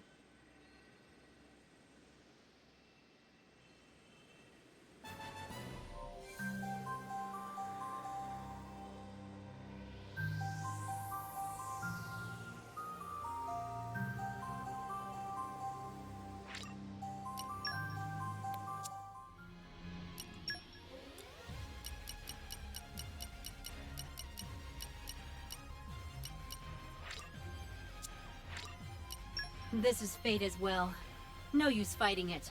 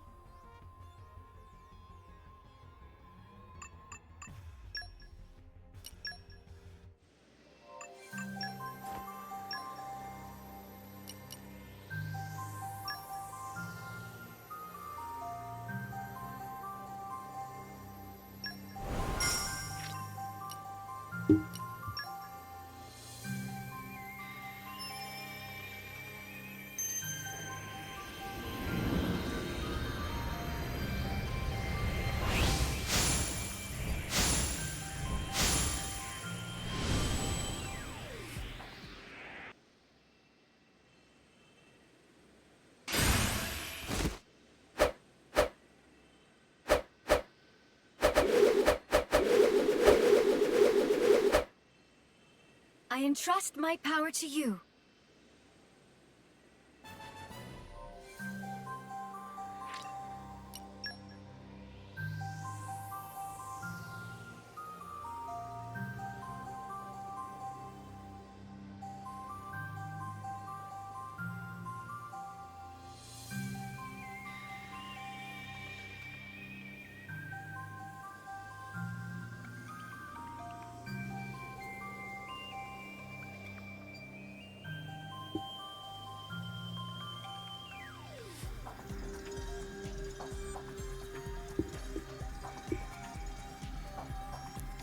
Sorry.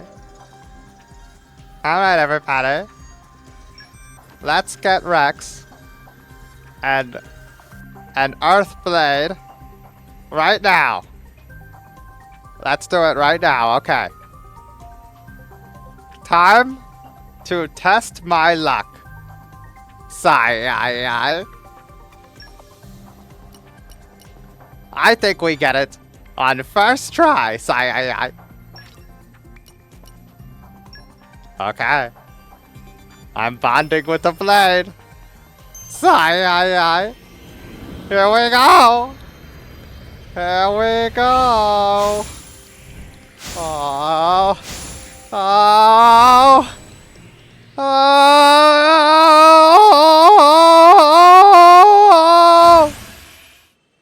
Come on. Ah! Ah! What is that? What is that? Is that Earth? Oh my god! Ah! Guide you to Wait! victory. Did we do it? No! No! No! Fuck! Son of a...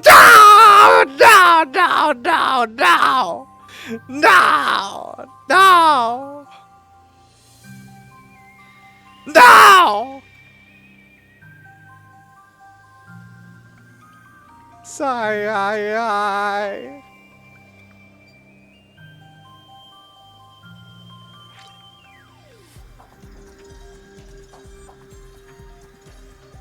Who said it was my fault? Meteor? Watch it!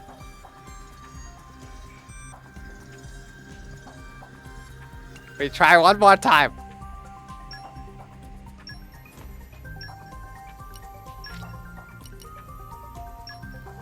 Sorry. Come on. Psyduck needs an Earth Blade. Yes. Aha. I feel it washing over me. I'm bathing in the light. Oh. This is... Wait. Yes. It's... What is this? That's not Earth! I've got your back, so don't worry. No! Why? There's not that many elements! Why can't I get an Earth? Why? Shit! Okay. This time, we try new strategy. This time, we try new strategy. Okay. I think this time, we put our fate in the heart of the cards. I will select this core crystal, but then I will turn around, and I will not watch. Okay. Here we go. Okay. I am not watching. This has to work. This is how it always goes. I just have to not look at it. It's like watching paint dry. I just have to not look. We're gonna get Earth. Okay, here we go. Oh, I feel it. Okay, right now, everyone in chat is watching as an Earth Element Blade shows its moves on the screen. And everybody's going, it's so beautiful, that Earth Element Blade. I am sworn to protect you. Oh my god, sworn to protect us? That sounds like Earth to me. Okay, let's see. I'm turning. Okay.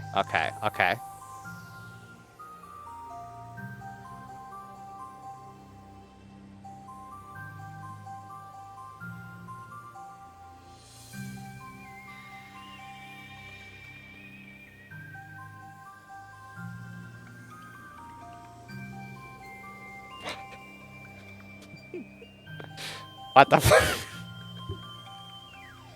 What the fuck is this?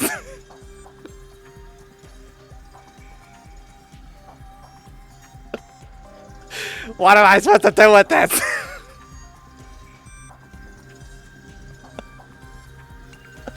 What are we doing?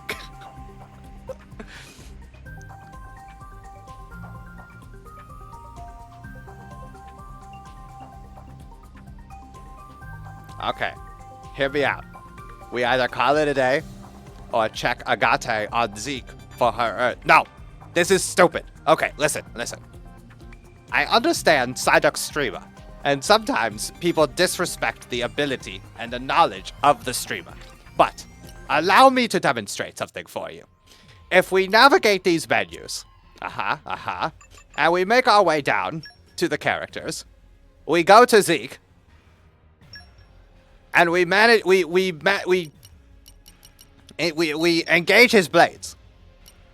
And then I go to somebody like Agate. You will see that Agate does not have Earth Mastery.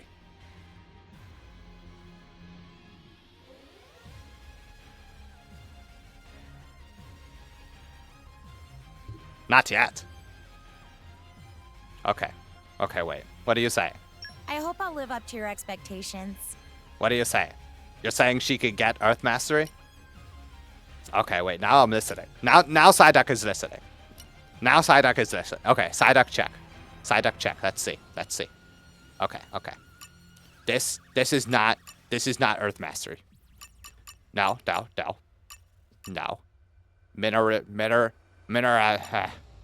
Keen Eye. What is this? What is this shit? What is this?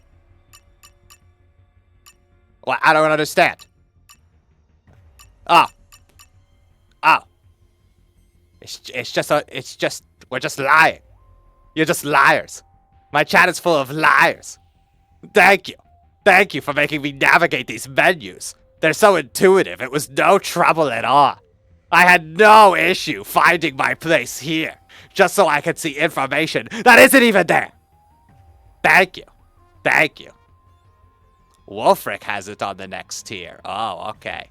We got a wise guy in here. Now we've got to go do the same thing with Wolfric. Who even is Wolfric? I don't even know. Let's see. Wolfric. No. Wolfric. Okay, Wolfric has it. Let's see Wolfric. Let's look close. Look close with Psyduck. Get close. Look. Okay. Oh. Earth Mastery. Interesting. Wait. Why are you saying go left? What are you talking about?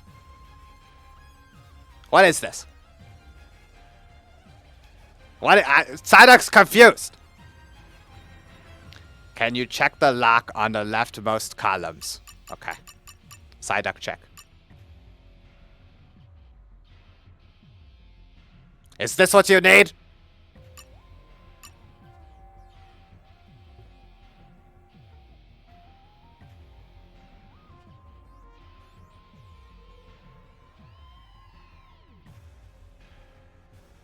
What? What are you saying? Feed Rex what?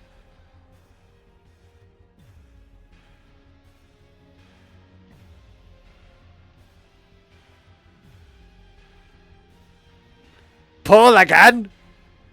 Okay. We pull again.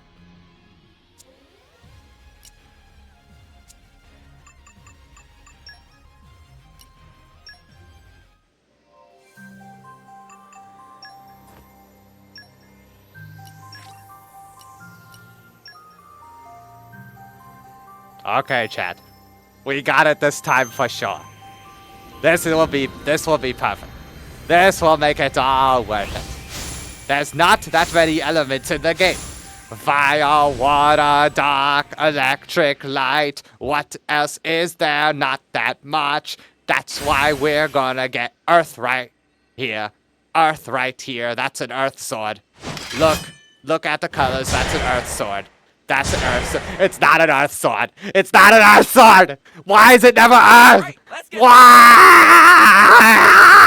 is it never Earth?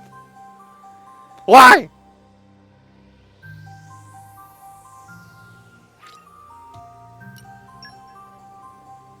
Okay.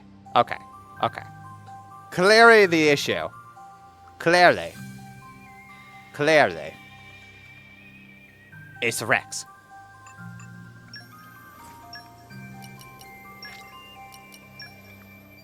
Okay. Okay. Okay. Sigh-ai-ai. Sigh-ai-ai. Sigh-ai-ai. Sigh. Was that fire? Did I see fire right there? Was that fire? Is it over already?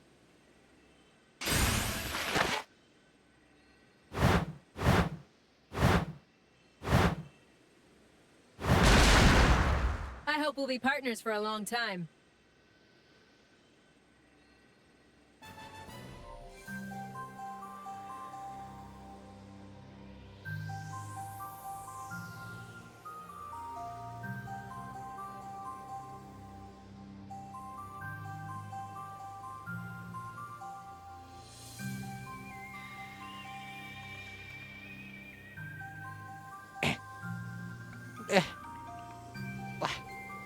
What happened? Where am I? Oh, I had this terrible dream. Oh my god. I dreamt that I opened up like a dozen core crystals and couldn't find the one element that I needed to progress in this game. Oh my goodness. That would be the worst. Psyduck, we want to level trust with Wolfric by eating pouch items on Rex. Okay, okay, we'll try. Okay, okay, okay, okay. We go to Rex. Okay, okay, okay. And then we go to pouch setup. Okay, okay, okay.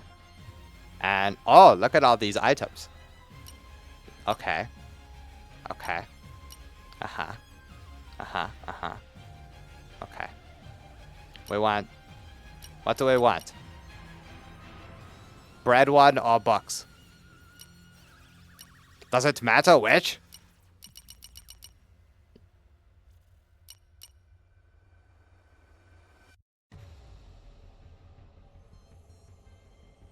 Love sauce. Okay.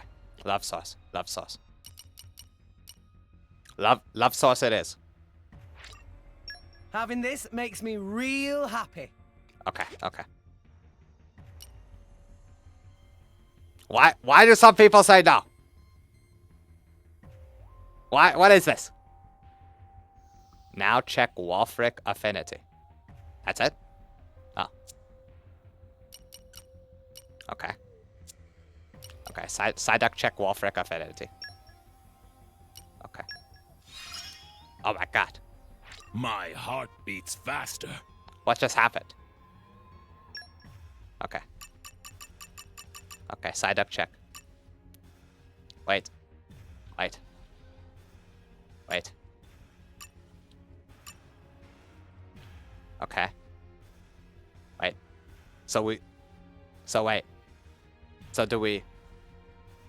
Where do we find them? We go to Uriah? Okay, okay, okay. Jake! Jake! Jake, we gotta go! I can't use the controller! My hands! Jake! Please! Don't let Jake back. You could do it, Psyduck? Okay, okay. What do you suggest? What do you suggest? You're so much better of a streamer, Mr. Duck? Okay, okay, okay. Let's do it. Let's do it. Okay. Okay, let's go. Let's go. Okay, we got it. We got it. Okay. Okay, so first, what do we do? Okay, we go. We go. Okay. Okay, we're in the wrong place. Okay. We go to Uriah. We go to the stomach. And then... Somewhere here. Somewhere here. Maybe right there. Okay. Okay. Okay, okay. We came a pretty long way, hey? Does Rex need to be in the main party, or can I do this without him? That's my question.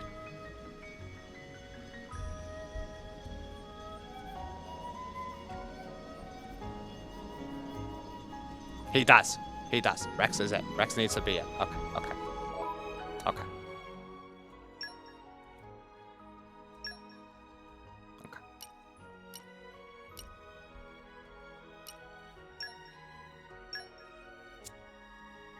Rex is it.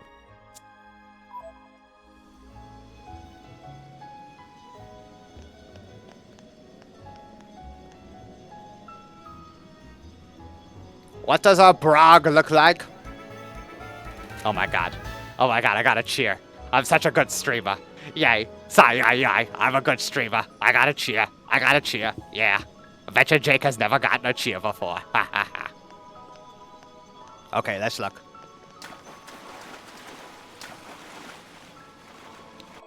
Oh god. Oh, I've seen.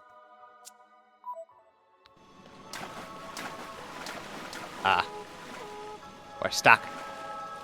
Oh no. What have I done? Like Palpitoad? Oh, I know a Palpitoad. He's in my neighborhood. A bit of a racist.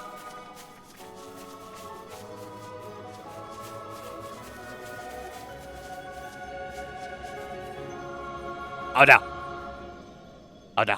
Oh no. Chat. Chat, he's back. Chat, he's back. Chat, he's back. I got it. Okay, play it cool. Play it cool. Okay.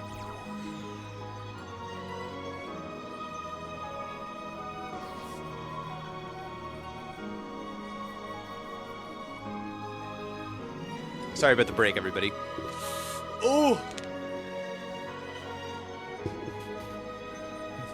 Wait.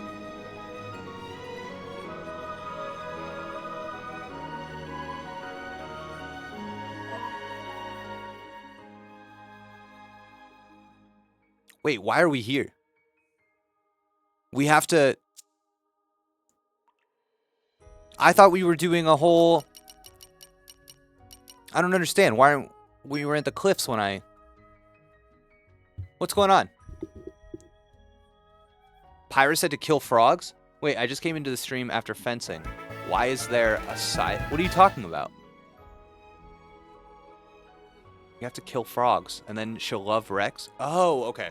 Okay, I see. I see. Sorry, I forgot. Sometimes people talk in this game, and oh, Rex, you're in the party now. Okay. That's a little weird, but... Alright, well, listen, if we're trying to kill frogs, we should probably go by the gate, right? Off we go! Yeah. Refresh and set off again. Okay.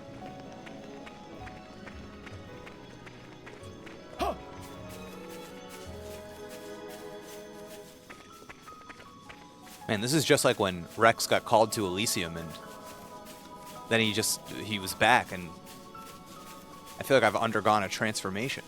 I didn't even know. What is this? Ha! Oof! Even the darkest night is followed by a dawn.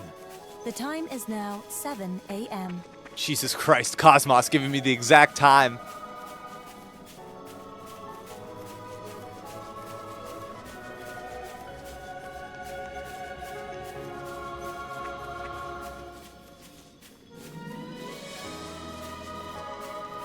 Is that it?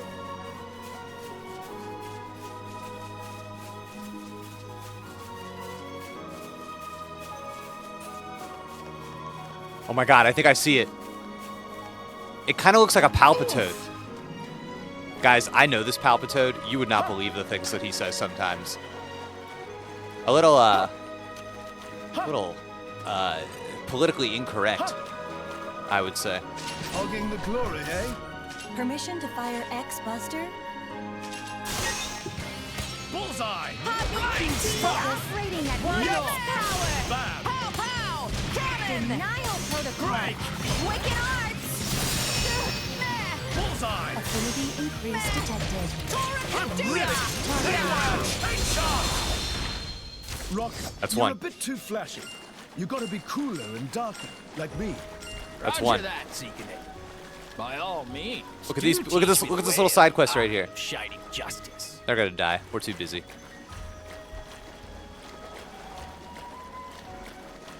Oh, wait a second. Hogging the glory, eh? Permission to fire X Buster? Bullseye! Pow pow! Cannon! Bullseye! Master Pawn! Get attention of Yeah! enemies! Yeah! Ha! Energy field Bullseye! produced. Don't worry about it. Yeah! Push on. Break!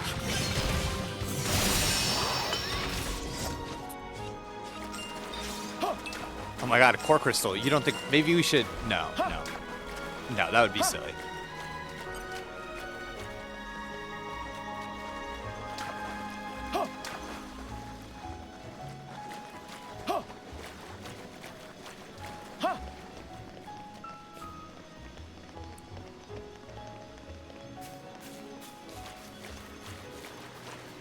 Killing frogs will reduce Pyra's pain. Exactly. Okay. We push forward.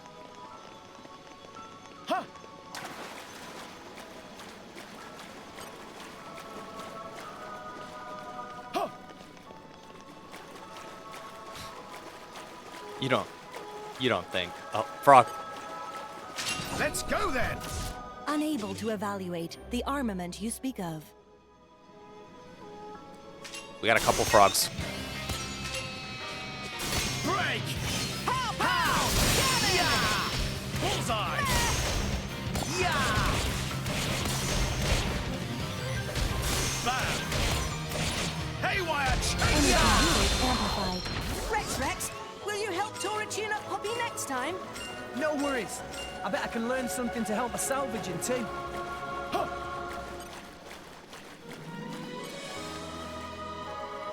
Don't let them off easy just because they're weak. Tora got this! Ha! Pow pow! Stratospheric thunder!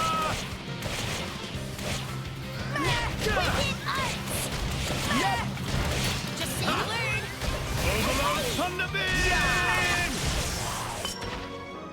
Not to boast, but that was Oh my God. spectacular. Right, Gramps? Oh my Remember god. this.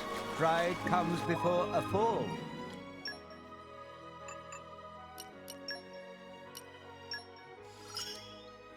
I will show you later.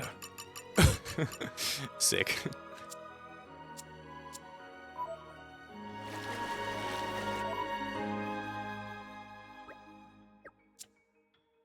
Use an in before you go back? Yeah, good call. Good call.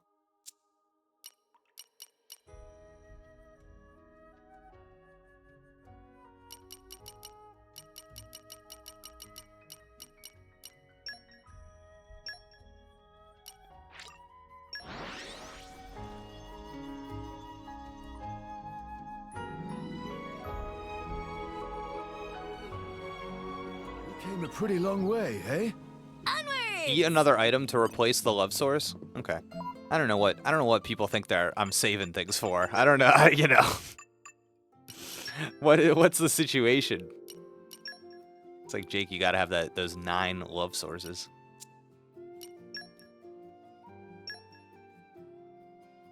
Okay, give him the...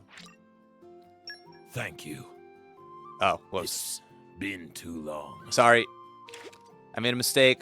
Wait, no. Oh, wait, no. I guess I did it. Okay. Excellent work.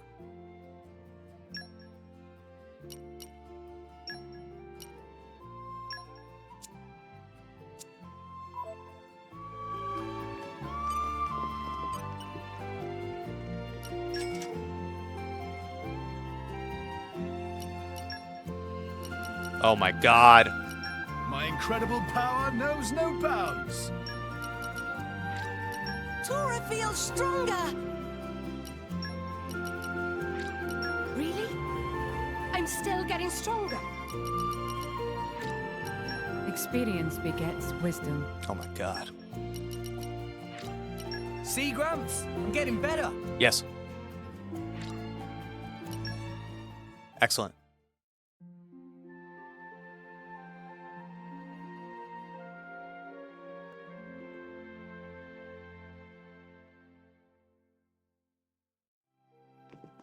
Morning. Did you sleep well? Nice cat nap.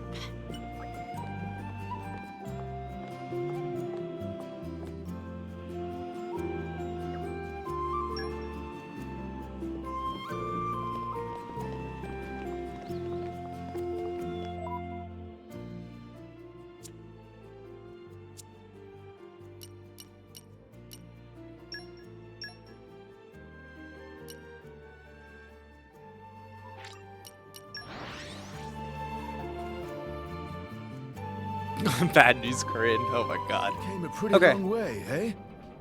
Okay. Okay.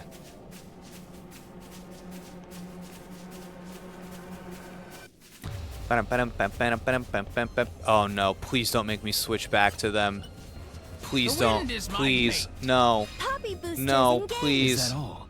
Please. Very well. Firecrackers. No. Okay, well, what I got out of that was that I actually don't need Finch. Finch is an extra. So I can actually change you. That's what I got out of that. And then what is the one that I do need? So Finch has leaping. So I don't need leaping. I need wind mastery. So I can switch you for you. Okay, let's get the party started. And then get another wind mastery over here. What would you do without me? What? Who knows? And then maybe one more. Maybe one more if I counted correctly. Wind mastery. You just leave it to me. I'll use my brains to put this team to good use. Come, winds! What you Lend think? me your transient The wind is fleeting my aid. mate. Here's Oh. a little Poppy demonstration. boosters engaged. Is that all? Very well. High jump activated. Wow, it was so satisfying. It really taught me to value my blades not as tools but as people. Thank you, game.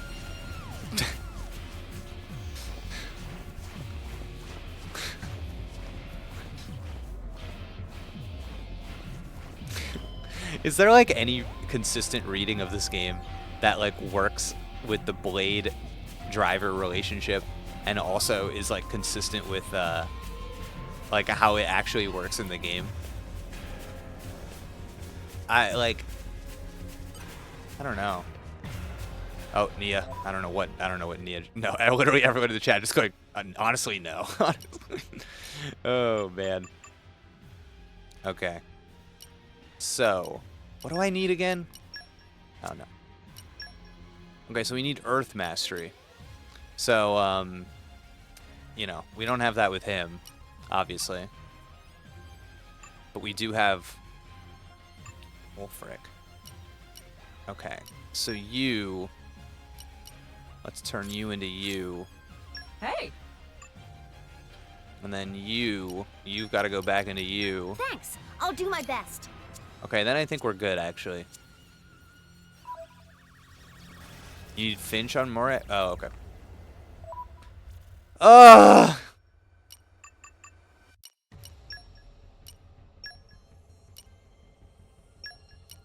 A fine choice, good sir. This is indefensible. It's truly terrible. Great Earth, I Use need my your power. help. Earth, grant me Poppy strength. boosters engaged. Let's go off like firecrackers. Okay. Oh, okay. All right.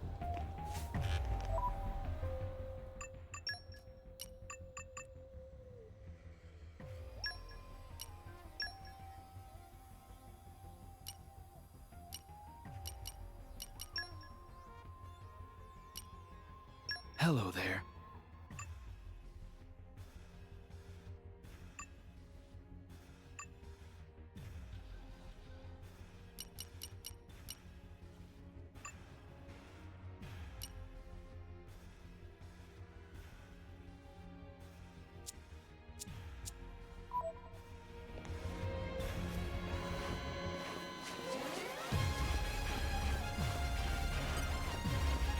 Great Earth, I need your help. Grant me Poppy strength. boosters engaged. Let's go off like Is that all? firecrackers. Very well. Thank you for the Prime sub, Be Smart 87. Oh my god, it was just to do that little tiny little jump. That little baby jump.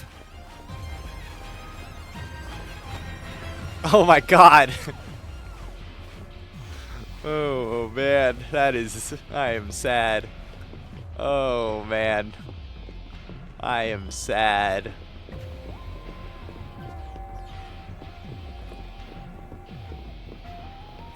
Oh, look at that guy. Yes, tied away, Turtles, mate. Whoa. These guys look serious. Whoa.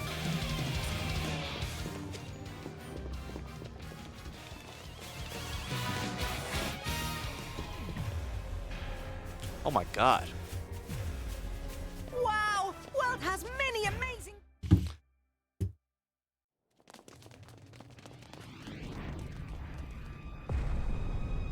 You're Oh, finally I forgot. I I've forgot. been expecting you. Oh. Malos. Your core crystal. So you finally gave up your little human act. Are you looking for a place Thank you for the sub, Musharino. to belong? Or are you just a fickle child who doesn't know what she wants? Where's Pyra? Hell if I know.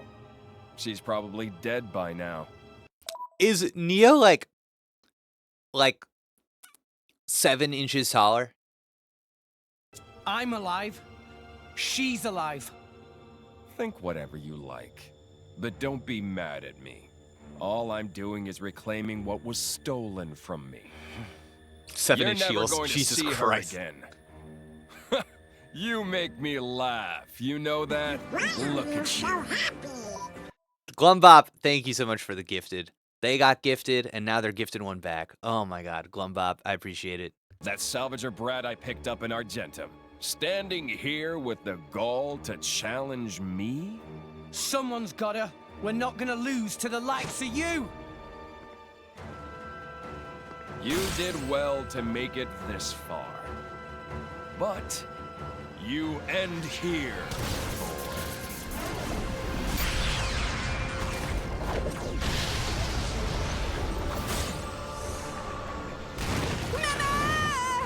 Meh.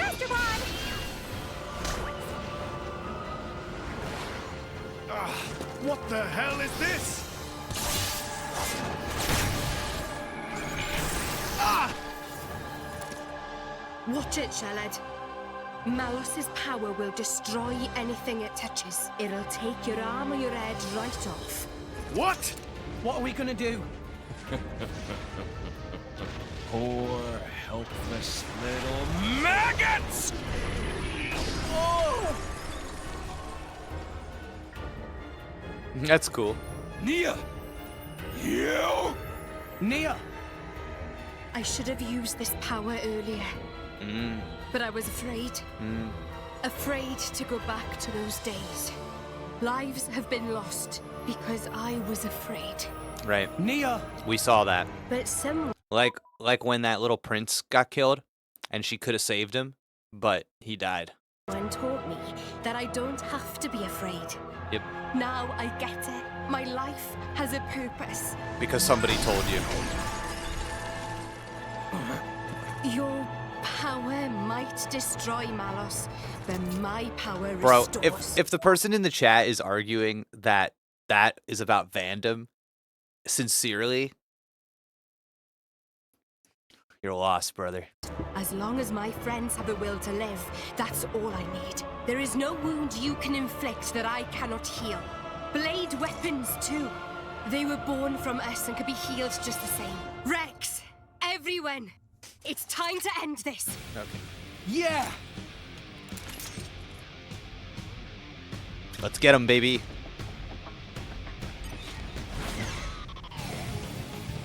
This Hugging is the the glory, eh? real me! Yes! Wicked arms! Striker it! Try it!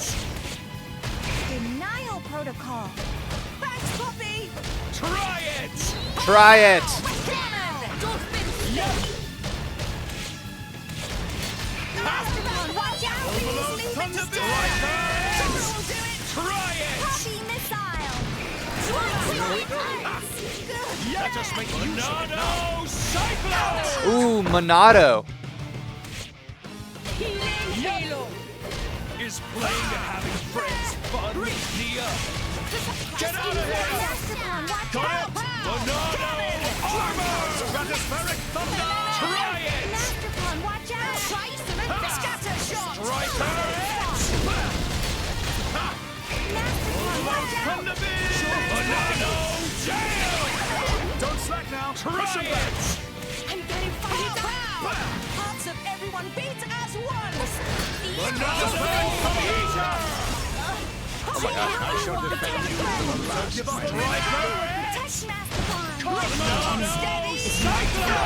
Oh my god.